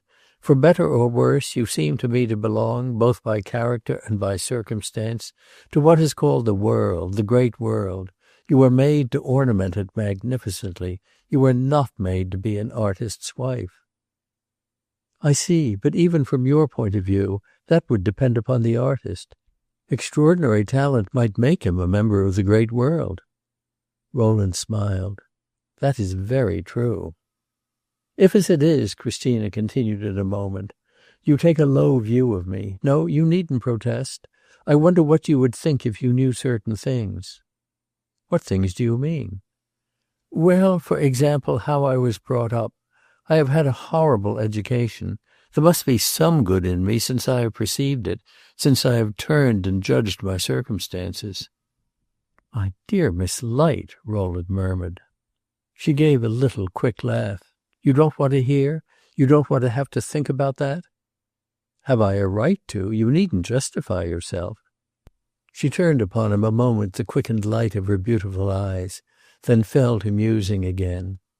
"Is there not some novel or some play," she asked at last, "in which some beautiful wicked woman who has ensnared a young man sees his father come to her and beg her to let him go?" "Very likely," said Rowland. "I hope she consents." "I forget. But tell me," she continued, "shall you consider, admitting your proposition, that in ceasing to flirt with Mr. Hudson so that he may go about his business, I do something magnanimous, heroic, sublime, something with a fine name like that?" Rowland, elated with the prospect of gaining his point, was about to reply that she would deserve the finest name in the world, but he instantly suspected that this tone would not please her, and besides, it would not express his meaning. "You do something I shall greatly respect," he contented himself with saying. She made no answer, and in a moment she beckoned to her maid. "What have I to do to-day?" she asked. Assunta meditated. It's a very busy day. Fortunately, I have a better memory than the signorina," she said, turning to Rowland. She began to count on her fingers. "We have to go to the Pie di Marmo to see about those laces that were sent to be washed. You said also that you wished to say 3 sharp words to the Buonvicini about your pink dress. You want some moss rosebuds for tonight, and you won't get them for nothing. You dine at the Austrian embassy, and that Frenchman is to powder your hair. You're to come home in time to receive, for the signora gives a dance. And so away, away till morning." "Ah, yes, the moss roses," Christina murmured caressingly. "I must have a quantity, at least 100. Nothing but buds, eh? You must sew them together in a kind of immense apron down the front of my dress. Packed tight together, eh? It will be delightfully barbarous. And then 20 more or so for my hair. They go very well with powder, don't you think so?" And she turned to Rowland. "I am going en pompadour." "Going where?" "To the Spanish embassy, or whatever it is." "All down the front, signorina? Dio buono! You must give me time," Assunta cried. "Yes, we'll go," and she left her place. She walked slowly to the door of the church, looking at the pavement, and Rowland could not guess whether she was thinking of her apron of moss rosebuds or of her opportunity for moral sublimity. Before reaching the door she turned away and stood gazing at an old picture, indistinguishable with blackness, over an altar. At last they passed out into the court. Glancing at her in the open air, Rowland was startled. He imagined he saw traces of hastily suppressed tears. They had lost time, she said, and they must hurry. She sent Assunta to look for a fiacre. She remained silent for a while, scratching the ground with the point of her parasol, and then at last, looking up, she thanked Rowland for his confidence in her reasonableness. "It's really very comfortable to be asked, to be expected to do something good after all the horrid things one has been used to doing, instructed, commanded, forced to do. I'll think over what you have said to me." In that deserted quarter fiacres are rare, and there was some delay in Assunta's procuring one. Christina talked of the church, of the picturesque old court, of that strange decaying corner of Rome. Rowland was perplexed. He was ill at ease. At last the fiacre arrived, but she waited a moment longer. "So, decidedly," she suddenly asked, "I can only harm him?" "You make me feel very brutal," said Rowland. "And he is such a fine fellow that it would really be a great pity, eh?" "I shall praise him no more," Rowland said. She turned away quickly, but she lingered still. "Do you remember promising me, soon after we first met, that at the end of 6 months you would tell me definitely what you thought of me?" "It was a foolish promise." "You gave it. Bear it in mind. I will think of what you have said to me. Farewell." She stepped into the carriage and it rolled away. Rowland stood for some minutes looking after it, and then went his way with a sigh. If this expressed general mistrust, he ought 3 days afterward to have been reassured. He received by the post a note containing these words: "I have done it. Begin and respect me. C.L." To be perfectly satisfactory, indeed, the note required a commentary. He called that evening upon Roderick, and found one in the information offered him at the door by the old serving woman, the startling information that the signorino had gone to Naples. Chapter 8. Provocation. About a month later, Rowland addressed to his cousin Cecilia a letter of which the following is a portion. So much for myself, yet I tell you but a tithe of my own story, unless I let you know how matters stand with poor Hudson, for he gives me more to think about just now than anything else in the world. I need a good deal of courage to begin this chapter. You warned me, you know, and I made rather light of your warning.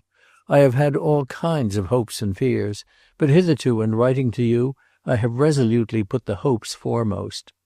Now, however, my pride has forsaken me, and I should like hugely to give expression to a little comfortable despair. I should like to say, my dear, wise woman, you were right and I was wrong. You were a shrewd observer and I was a meddlesome donkey. When I think of a little talk we had about the salubrity of genius, I feel my ears tingle. If this is salubrity, give me raging disease. I'm pestered to death. I go about with a chronic heartache. There are moments when I could shed salt tears. There's a pretty portrait of the most placid of men. I wish I could make you understand, or rather I wish you could make me. I don't understand a jot. It's hideous, mocking mystery. I give it up. I don't in the least give it up, you know. I'm incapable of giving it up. I sit holding my head by the hour, racking my brain, wondering what under heaven is to be done. You told me at Northampton that I took the thing too easily. You would tell me now, perhaps, that I take it too hard. I do, altogether, but it can't be helped. Without flattering myself, I may say I'm sympathetic. Many another man before this would have cast his perplexities to the winds and declared that Mr. Hudson must lie on his bed as he had made it. Some men, perhaps, would even say that I am making a mighty ado about nothing, that I have only to give him rope and he will tire himself out. But he tugs at his rope altogether too hard for me to hold it comfortably. I certainly never pretended the thing was anything less than an experiment. I promised nothing. I answered for nothing. I only said the case was hopeful and that it would be a shame to neglect it. I have done my best, and if the machine is running down, I have a right to stand aside and let it scuttle. Amen, amen. No, I can write that, but I can't feel it. I can't be just. I can only be generous. I love the poor fellow, and I can't give him up. As for understanding him, that's another matter. Nowadays, I don't believe even you would. One wits are sadly pestered over here, I assure you, and I'm in the way of seeing more than one puzzling specimen of human nature. Roderick and Miss Light between them? Haven't I already told you about Miss Light? Last winter everything was perfection. Roderick struck out bravely, did really great things, and proved himself, as I suppose, thoroughly solid. He was strong, he was first-rate. I felt perfectly secure, and sang private paeans of joy. We had passed at a bound into the open sea and left danger behind. But in the summer I began to be puzzled, though I succeeded in not being alarmed. When we came back to Rome, however, I saw that the tide had turned and that we were close upon the rocks. It is, in fact, another case of Ulysses alongside of the sirens, only Roderick refuses to be tied to the mast. He is the most extraordinary being, the strangest mixture of qualities. I don't understand so much force going with so much weakness, such a brilliant gift being subject to such lapses. The poor fellow is incomplete, and it is really not his own fault. Nature has given him the faculty out of hand and bidden him be hanged with it. I never knew a man harder to advise or assist if he is not in the mood for listening. I suppose there is some key or other to his character, but I try in vain to find it. And yet I can't believe that Providence is so cruel as to have turned the lock and thrown the key away. He perplexes me, as I say, to death, and though he tires out my patience, he still fascinates me. Sometimes I think he hasn't a grain of conscience, and sometimes I think that in a way he has an excess. He takes things at once too easily and too hard. He is both too lax and too tense, too reckless and too ambitious, too cold and too passionate. He is developed faster even than you prophesied, and for good and evil alike he takes up a formidable space. There's too much of him for me, at any rate. Yes, he is hard, there's no mistake about that. He's inflexible, he's brittle, and though he has plenty of spirit, plenty of soul, he hasn't what I call a heart. He has something that Miss Garland took for one, and I'm pretty sure she's a judge. But she judged on scanty evidence. He has something that Christina, light here, makes believe at times that she takes for one, but she is no judge at all. I think it is established that in the long run, egotism makes a failure in conduct. Is it also true that it makes a failure in the arts? Roderick's standard is immensely high. I must do him that justice. He will do nothing beneath it, and while he is waiting for inspiration, his imagination, his nerves, his senses must have something to amuse them.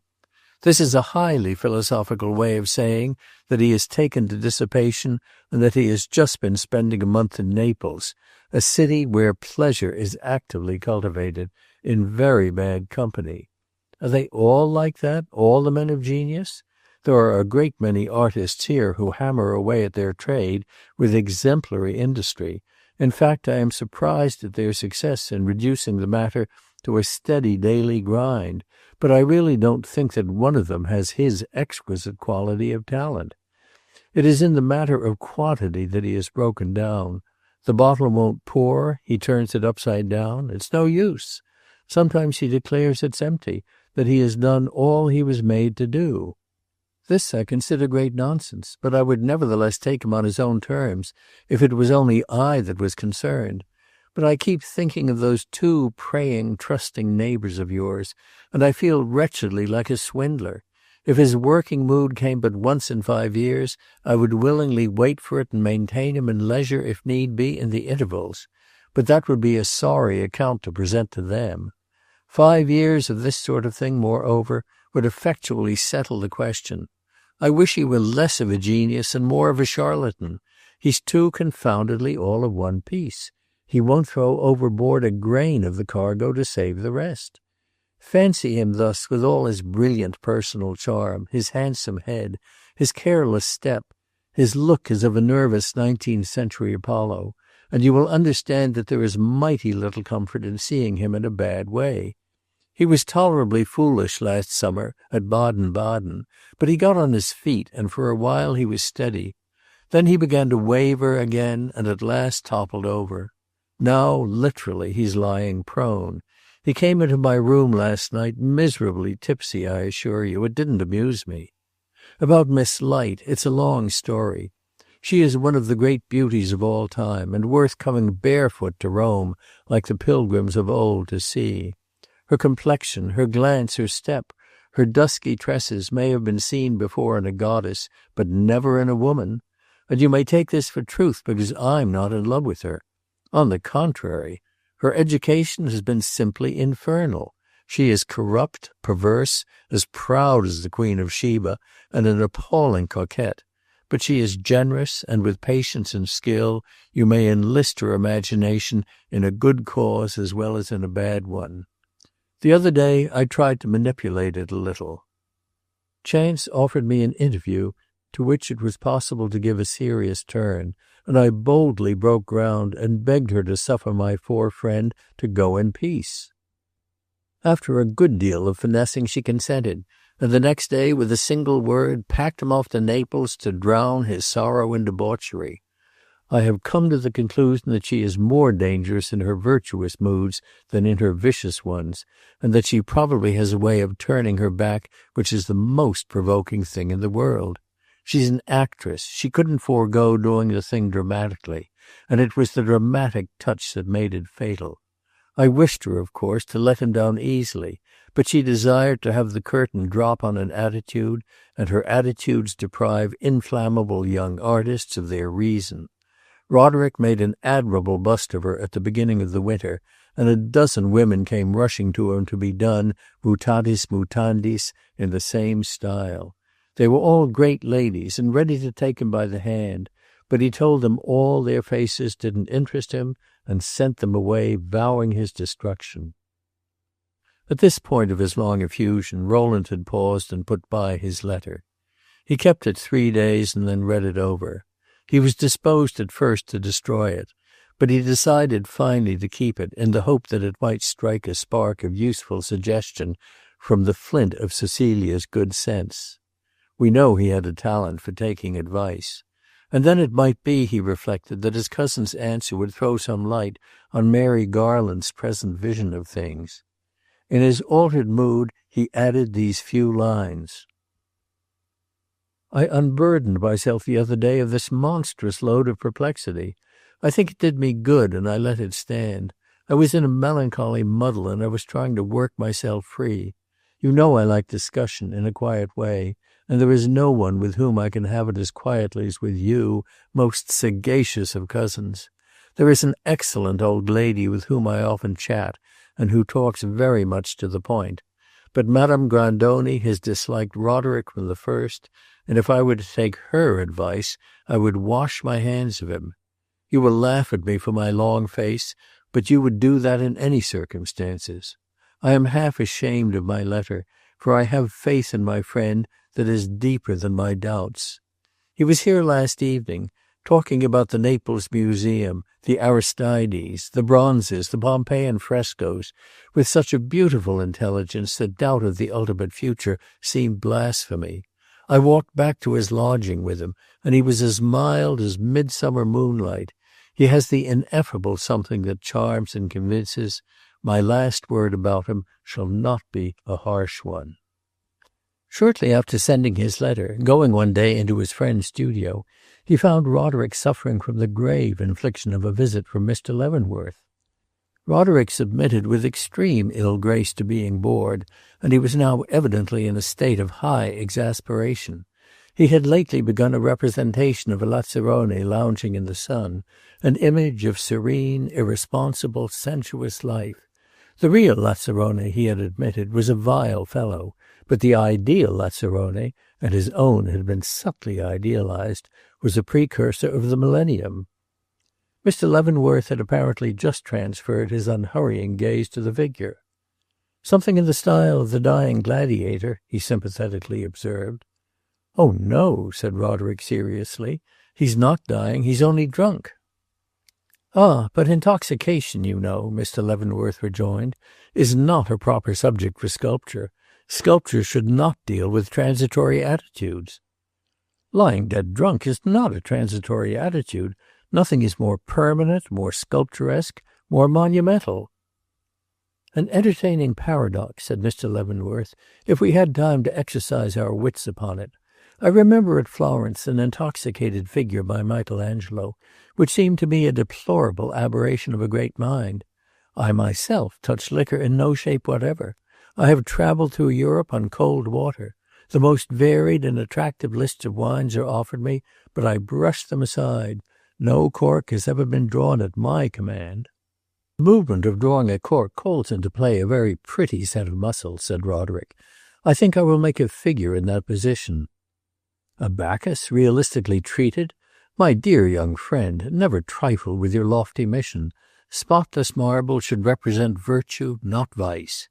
And Mr. Leavenworth placidly waved his hand, as if to exercise the spirit of levity, while his glance journeyed with leisurely benignity to another object, a marble replica of the bust of Miss Light. "An ideal head, I presume," he went on, "a fanciful representation of one of the pagan goddesses, a Diana, a Flora, a Naiad, or a Dryad? I often regret that our American artists should not boldly cast off that extinct nomenclature." "She is neither a Naiad nor a Dryad," said Roderick, "and her name is as good as yours or mine." "You call her?" Mr. Leavenworth blandly inquired. "Miss Light," Rowland interposed, in charity. "Ah, our great American beauty, not a pagan goddess, an American Christian lady. Yes, I have had the pleasure of conversing with Miss Light. Her conversational powers are not remarkable, but her beauty is of a high order. I observed her the other evening at a large party, where some of the proudest members of the European aristocracy were present, duchesses, princesses, countesses, and others distinguished by similar titles. But for beauty, grace, and elegance, my fair countrywoman left them all nowhere. What women can compare with the truly refined American lady? The duchesses the other night had no attractions for my eyes. They looked coarse and sensual. It seemed to me that the tyranny of class distinctions must indeed be terrible when such countenances could inspire admiration.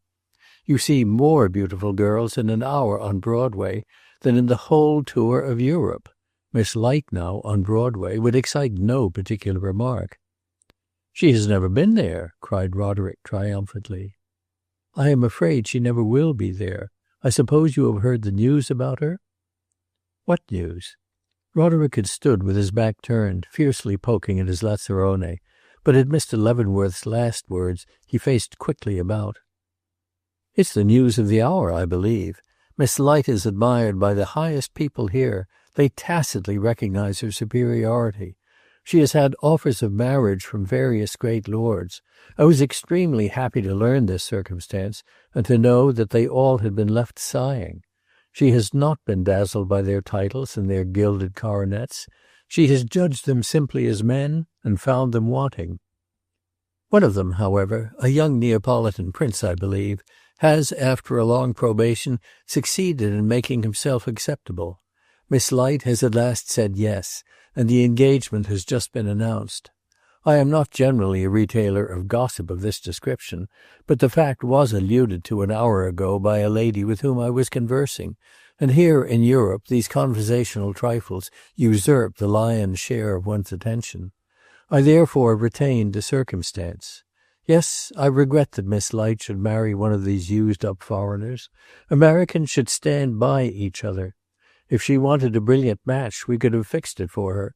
If she wanted a fine fellow, a fine, sharp, enterprising modern man, I would have undertaken to find him for her without going out of the city of New York. And if she wanted a big fortune, I would have found her 20 that she would have had hard work to spend, money down, not tied up in fever-stricken lands and worm-eaten villas. What is the name of the young man? Prince Castaway or some such thing. It was well for Mr. Leavenworth that he was a voluminous and imperturbable talker, for the current of his eloquence floated him past the short, sharp, startled cry with which Roderick greeted his conversational trifle. The young man stood looking at him with parted lips and an excited eye. "The position of woman," Mr. Leavenworth placidly resumed, "is certainly a very degraded one in these countries. I doubt whether a European princess can command the respect which in our country is exhibited toward the obscurest females. The civilization of a country should be measured by the deference shown to the weaker sex. Judged by that standard, where are they over here?"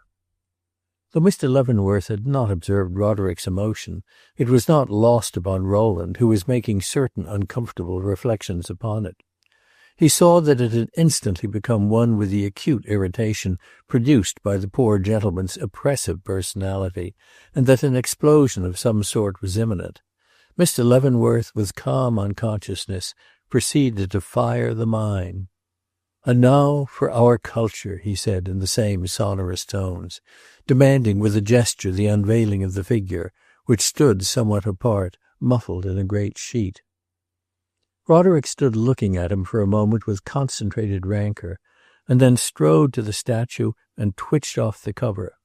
Mr. Leavenworth settled himself into his chair with an air of flattered proprietorship and scanned the unfinished image. "I can conscientiously express myself as gratified with the general conception," he said. "The figure has considerable majesty, and the countenance wears a fine, open expression. The forehead, however, strikes me as not sufficiently intellectual. In a statue of culture, you know, that should be the great point. The eye should instinctively seek the forehead. Couldn't you heighten it up a little?" Roderick, for all answer, tossed the sheet back over the statue. "Oblige me, sir," he said. "Oblige me. Never mention that thing again." "Never mention it? Why, my dear sir—" "Never mention it. It's an abomination." "An abomination? My culture?" "Yours indeed," cried Roderick. "It's none of mine. I disown it." "Disown it if you please," said Mr. Leavenworth sternly, "but finish it first." "I'd rather smash it," cried Roderick. "This is folly, sir. You must keep your engagements." "I made no engagement. A sculptor isn't a tailor. Did you ever hear of inspiration? Mine is dead, and it's no laughing matter. You yourself killed it." I killed your inspiration?" cried Mr. Leavenworth, with the accent of righteous wrath. "You're a very ungrateful boy. If I ever encouraged and cheered and sustained anyone, I'm sure I have done so to you." "I appreciate your good intentions, and I don't wish to be uncivil, but your encouragement is superfluous. I can't work for you." "I call this ill humor, young man," said Mr. Leavenworth, as if he had found the damning word. "Oh, I'm in an infernal humor," Roderick answered. "Pray, sir, is it my infelicitous allusion to Miss Light's marriage?" "It's your infelicitous everything. I don't say that to offend you. I beg your pardon if it does. I say it by way of making our rupture complete, irretrievable." Rowland had stood by in silence, but he now interfered. "Listen to me," he said, laying his hand on Roderick's arm. "You are standing on the edge of a gulf. If you suffer anything that has passed to interrupt your work on that figure, you take your plunge. It's no matter that you don't like it. You will do the wisest thing you ever did if you make that effort of will necessary for finishing it. Destroy the statue then, if you like, but make the effort. I speak the truth." Roderick looked at him with eyes that still inexorableness made almost tender. "You too," he simply said. Rowland felt that he might as well attempt to squeeze water from a polished crystal as hope to move him. He turned away and walked back into the adjoining room with a sense of sickening helplessness. In a few moments he came back and found that Mr. Leavenworth had departed, presumably in a manner somewhat portentous. Roderick was sitting with his elbows on his knees and his head in his hands. Rowland made one more attempt. "You decline to think of what I urge?" "Absolutely." "There's one more point, that you shouldn't for a month go to Mrs. Light's." "I go there this evening." "That, too, is an utter folly." "There are such things as necessary follies." "You are not reflecting, you are speaking in passion." "Why then do you make me speak?" Rowland meditated a moment. "Is it also necessary that you should lose the best friend you have?" Roderick looked up. "That's for you to settle." His best friend clapped on his hat and strode away. In a moment the door closed behind him. Rowland walked hard for nearly a couple of hours. He passed up the Corso, out of the Porta del Popolo, and into the Villa Borghese, of which he made a complete circuit. The keenness of his irritation subsided, but it left him with an intolerable weight upon his heart. When dusk had fallen, he found himself near the lodging of his friend Madame Grandoni. He frequently paid her a visit during the hour which preceded dinner, and he now ascended her unillumined staircase and rang at her relaxed bell-rope with an especial desire for diversion. He was told that for the moment she was occupied, but that if he would come in and wait, she would presently be with him. He had not sat musing in the firelight for 10 minutes when he heard the jingle of the door-bell and then a rustling and murmuring in the hall. The door of the little saloon opened, but before the visitor appeared he had recognized her voice. Christina Light swept forward, preceded by her poodle, and almost filling the narrow parlor with the train of her dress. She was colored here and there by the flickering firelight. "They told me you were here," she said simply as she took a seat. "And yet you came in? It is very brave," said Rowland. "You are the brave one when one thinks of it. Where is the padrona?" "Occupied for the moment. But she is coming." "How soon?" "I have already waited 10 minutes. I expect her from moment to moment. Meanwhile we are alone." And she glanced into the dusky corners of the room. "Unless Stenterello counts," said Rowland. "Oh, he knows my secrets, unfortunate brute." She sat silent a while, looking into the firelight. Then at last, glancing at Rowland, "Come, say something pleasant," she exclaimed. "I have been very happy to hear of your engagement." "No, I don't mean that. I have heard that so often, only since breakfast, that it has lost all sense. I mean some of those unexpected charming things that you said to me a month ago at St. Cecilia's." "I offended you then," said Rowland. "I was afraid I had." "Ah, it occurred to you. Why haven't I seen you since?" Really, I don't know." And he began to hesitate for an explanation. "I have called, but you have never been at home." "You were careful to choose the wrong times. You have a way with the poor girl. You sit down and inform her that she is a person with whom a respectable young man cannot associate without contamination. Your friend is a very nice fellow. You are very careful of his morals. You wish him to know none but nice people, and you beg me therefore to desist. You request me to take these suggestions to heart, and to act upon them as promptly as possible. They are not particularly flattering to my vanity. Vanity, however, is a sin, and I listen submissively, with an immense desire to be just. If I have many faults, I know it in a general way, and I try on the whole to do my best. Voyons, I say to myself, it isn't particularly charming to hear oneself made out such a low person, but it is worth thinking over. There's probably a good deal of truth in it, and at any rate we must be as good a girl as we can. That's the great point. And then here's a magnificent chance for humility. If there's doubt in the matter, let the doubt count against oneself.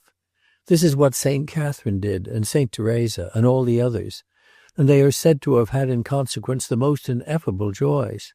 Let us go in for a little ineffable joy. I tried it, I swallowed my rising sobs, I made you my courtesy, I demanded I would not be spiteful, nor passionate, nor vengeful, nor anything that is supposed to be particularly feminine. I was a better girl than you made out, better at least than you thought, but I would let the difference go and do magnificently right, lest I should not do right enough. I thought of it a great deal for 6 hours when I know I didn't seem to be, and then at last I did it. Santo Dio! "My dear Miss Light, my dear Miss Light," said Rowland pleadingly. "Since then," the young girl went on, "I have been waiting for the ineffable joys. They haven't yet turned up." "Pray listen to me," Rowland urged. "Nothing has come of it. I have passed the dreariest month of my life." "My dear Miss Light, you are a very terrible young lady," cried Rowland. "What do you mean by that?" "A good many things. We'll talk them over. But first, forgive me if I have offended you." She looked at him a moment, hesitating, and then thrust her hands into her muff. "That means nothing. Forgiveness is between equals, and you don't regard me as your equal." "Really, I don't understand." Christina rose and moved for a moment about the room. Then turning suddenly, "You don't believe in me," she cried. "Not a grain. I don't know what I would not give to force you to believe in me." Rowland sprang up protesting, but before he had time to go far one of the scanty portieres was raised, and Madame Grandoni came in, pulling her wig straight. "But you shall believe in me yet," murmured Christina, as she passed toward her hostess. Madame Grandoni turned tenderly to Christina. "I must give you a very solemn kiss, my dear. You are the heroine of the hour. You have really accepted him, eh?" "So they say." "But you ought to know best." "I don't know. I don't care." She stood with her hand in Madame Grandoni's, but looking askance at Rowland. "That's a pretty state of mind," said the old lady, "for a young person who is going to become a princess." Christina shrugged her shoulders. "Every one expects me to go into ecstasies over that. Could anything be more vulgar? They may chuckle by themselves. Will you let me stay to dinner?" "If you can dine on a risotto. But I imagine you are expected at home." "You are right. Prince Casamassima dines there en famille, but I'm not in his family yet." "Do you know you are very wicked?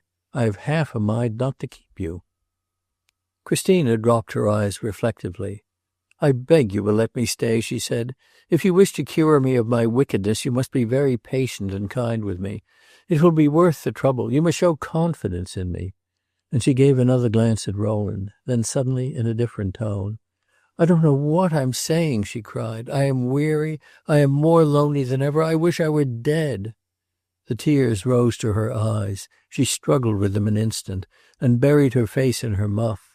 But at last she burst into uncontrollable sobs, and flung her arms upon Madame Grandoni's neck.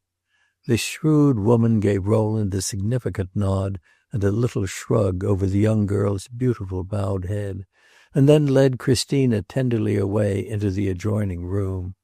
Rowland, left alone, stood there for an instant, intolerably puzzled, face to face with Miss Light's poodle, who had set up a sharp, unearthly cry of sympathy with his mistress. Rowland vented his confusion in dealing a rap with his stick at the animal's unmelodious muzzle, and then rapidly left the house. He saw Mrs. Light's carriage waiting at the door, and heard afterwards that Christina went home to dinner. A couple of days later he went for a fortnight to Florence. He had 20 minds to leave Italy altogether, and at Florence he could at least more freely decide upon his future movements. He felt profoundly, incurably disgusted. Reflective benevolence stood prudently aside, and for the time touched the source of his irritation with no softening sidelights. It was the middle of March, and by the middle of March in Florence the spring is already warm and deep. He had an infinite relish for the place and the season, but as he strolled by the Arno and paused here and there in the great galleries, they failed to soothe his irritation. He was sore at heart, and as the days went by the soreness deepened rather than healed. He felt as if he had a complaint against fortune. Good-natured as he was, his good nature this time quite declined to let it pass. He had tried to be wise, he had tried to be kind, he had embarked upon an estimable enterprise, but his wisdom, his kindness, his energy had been thrown back in his face. He was disappointed, and his disappointment had an angry spark in it.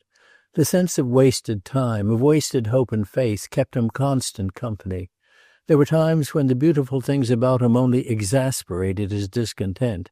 He went to the Pitti Palace, and Raphael's Madonna of the Chair seemed, in its soft serenity, to mock him with the suggestion of unattainable repose.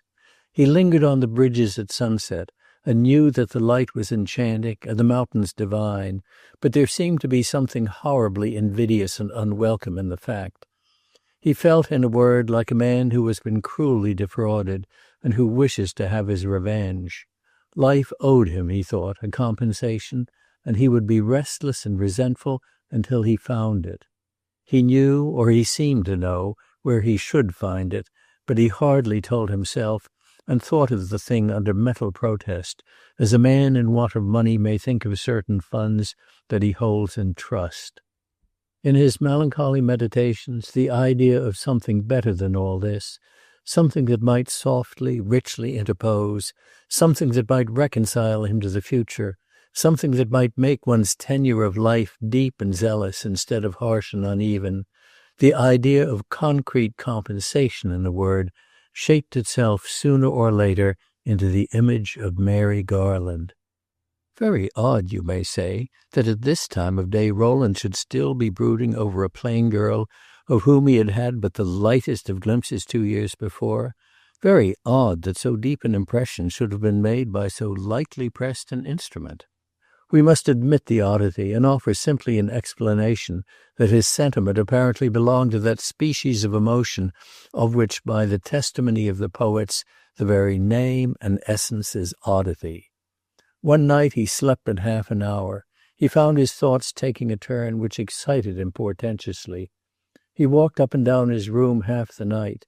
It looked out on the Arno. The noise of the river came in at the open window. He felt like dressing and going down into the streets. Toward morning he flung himself into a chair. Though he was wide awake, he was less excited. It seemed to him that he saw his idea from the outside, that he judged it and condemned it. Yet it stood there before him, distinct, and in a certain way imperious. During the day he tried to banish it and forget it, but it fascinated, haunted, and at times frightened him.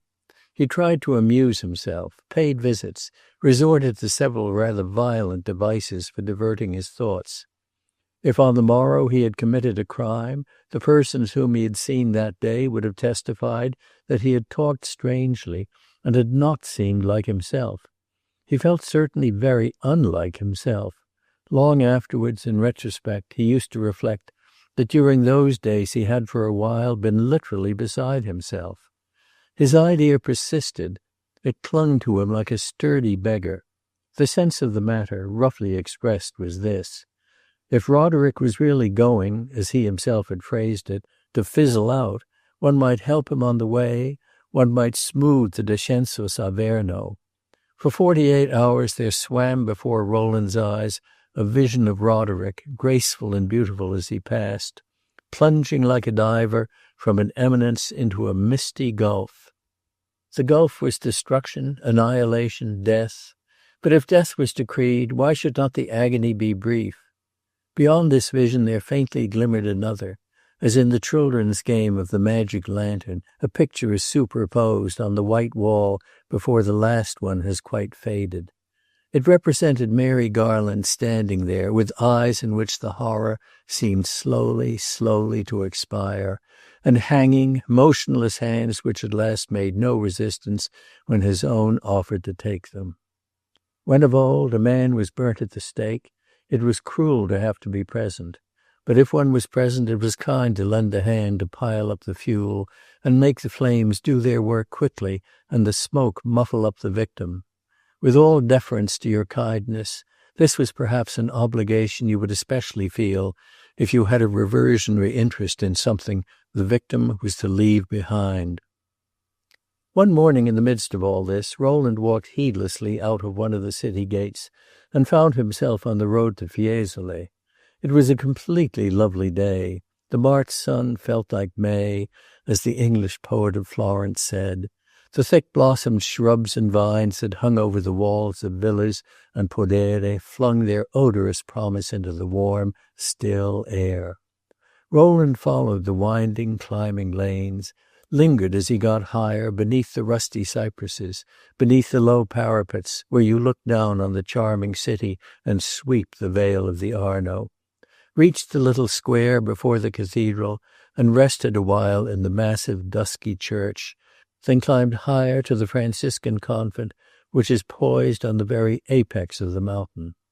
He rang at the little gateway. A shabby, senile, red-faced brother admitted him with almost maudlin friendliness. There was a dreary chill in the chapel and the corridors, and he passed rapidly through them into the delightfully steep and tangled old garden which runs wild over the forehead of the great hill. He had been in it before, and he was very fond of it. The garden hangs in the air, and you ramble from terrace to terrace, and wonder how it keeps from slipping down, in full consummation of its bereaved forlornness, into the nakedly romantic gorge beneath. It was just noon when Rowland went in, and after roaming about a while, he flung himself in the sun on a mossy stone bench and pulled his hat over his eyes. The short shadows of the brown-coated cypresses above him had grown very long, and yet he had not passed back through the convent. One of the monks, in his faded, snuff-colored robe, came wandering out of the garden, reading his greasy little breviary. Suddenly he came toward the bench on which Rowland had stretched himself, and paused a moment attentively. Rowland was lingering there still. He was sitting with his head in his hands and his elbows on his knees.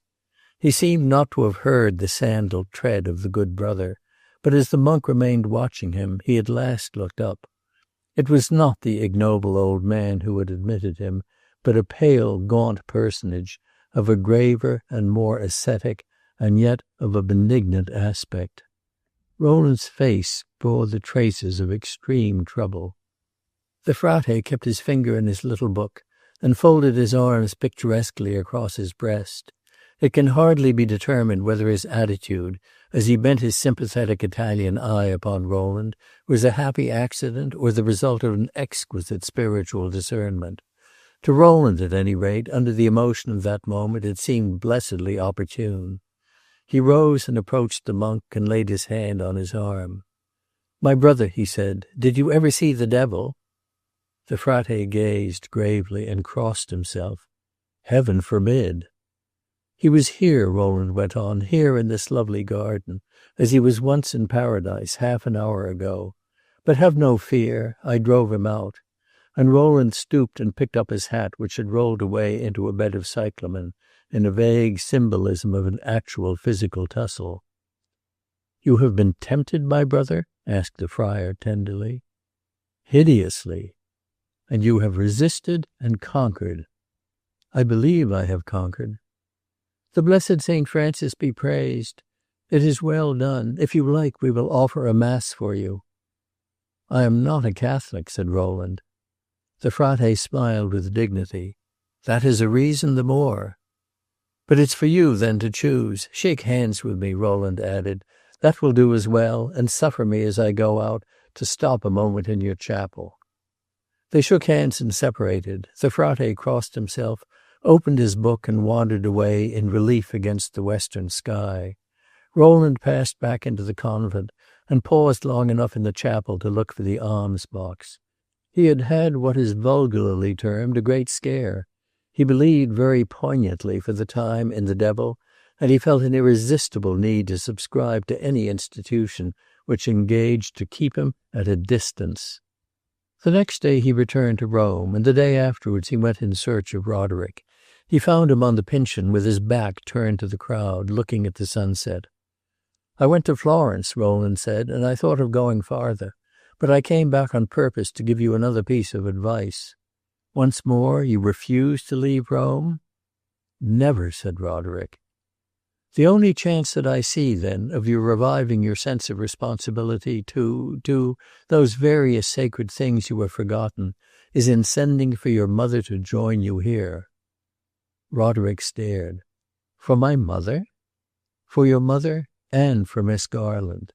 Roderick still stared, and then slowly and faintly his face flushed. "For Mary Garland? For my mother?" he repeated. "Send for them?" "Tell me this. I have often wondered, but till now I have forborne to ask. You are still engaged to Miss Garland?" Roderick frowned darkly, but assented. "It would give you pleasure, then, to see her?" Roderick turned away and for some moments answered nothing. "Pleasure," he said at last huskily. "Call it pain." "I regard you as a sick man," Rowland continued. "In such a case Miss Garland would say that her place was at your side." Roderick looked at him some time askance, mistrustfully. "Is this a deep-laid snare?" he asked slowly. Rowland had come back with all his patience rekindled, but these words gave it an almost fatal chill. "Heaven forgive you!" he cried bitterly. "My idea has been simply this. Try in decency to understand it. I have tried to befriend you, to help you, to inspire you with confidence, and I have failed. I took you from the hands of your mother and your betrothed, and it seemed to me my duty to restore you to their hands. That's all I have to say." He was going, but Roderick forcibly detained him.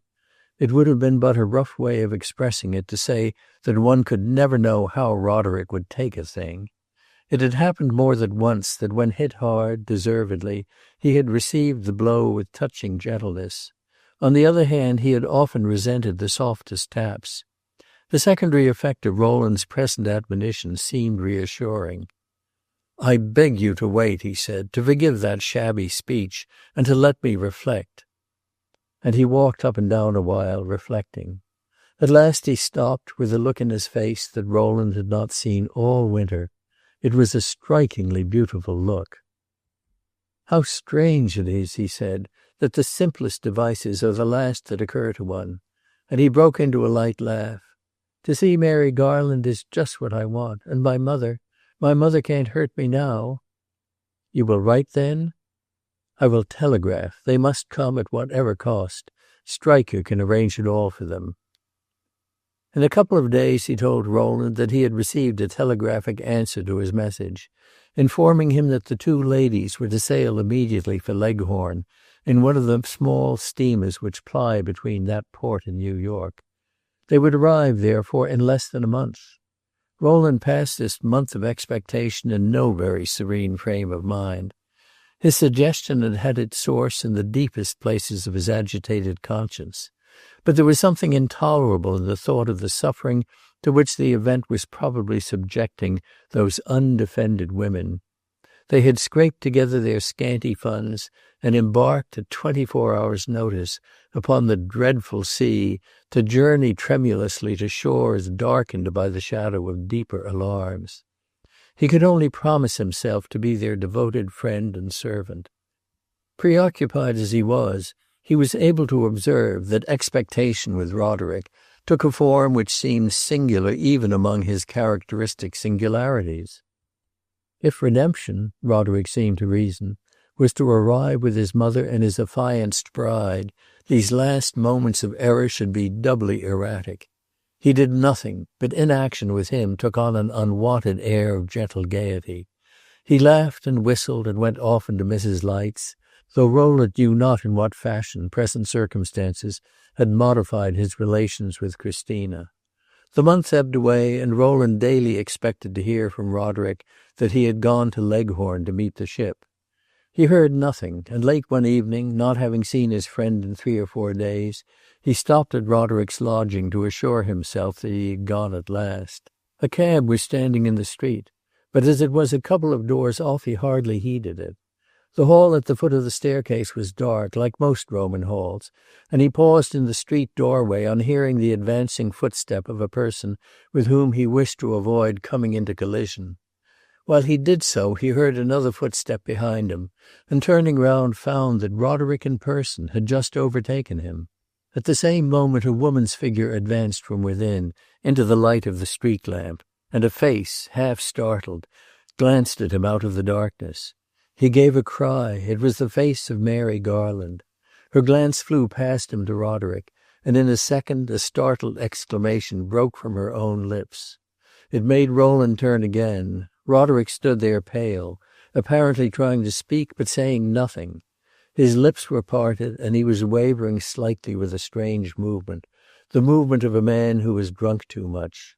Then Rowland's eyes met Miss Garland's again, and her own, which had rested a moment on Roderick's, were formidable.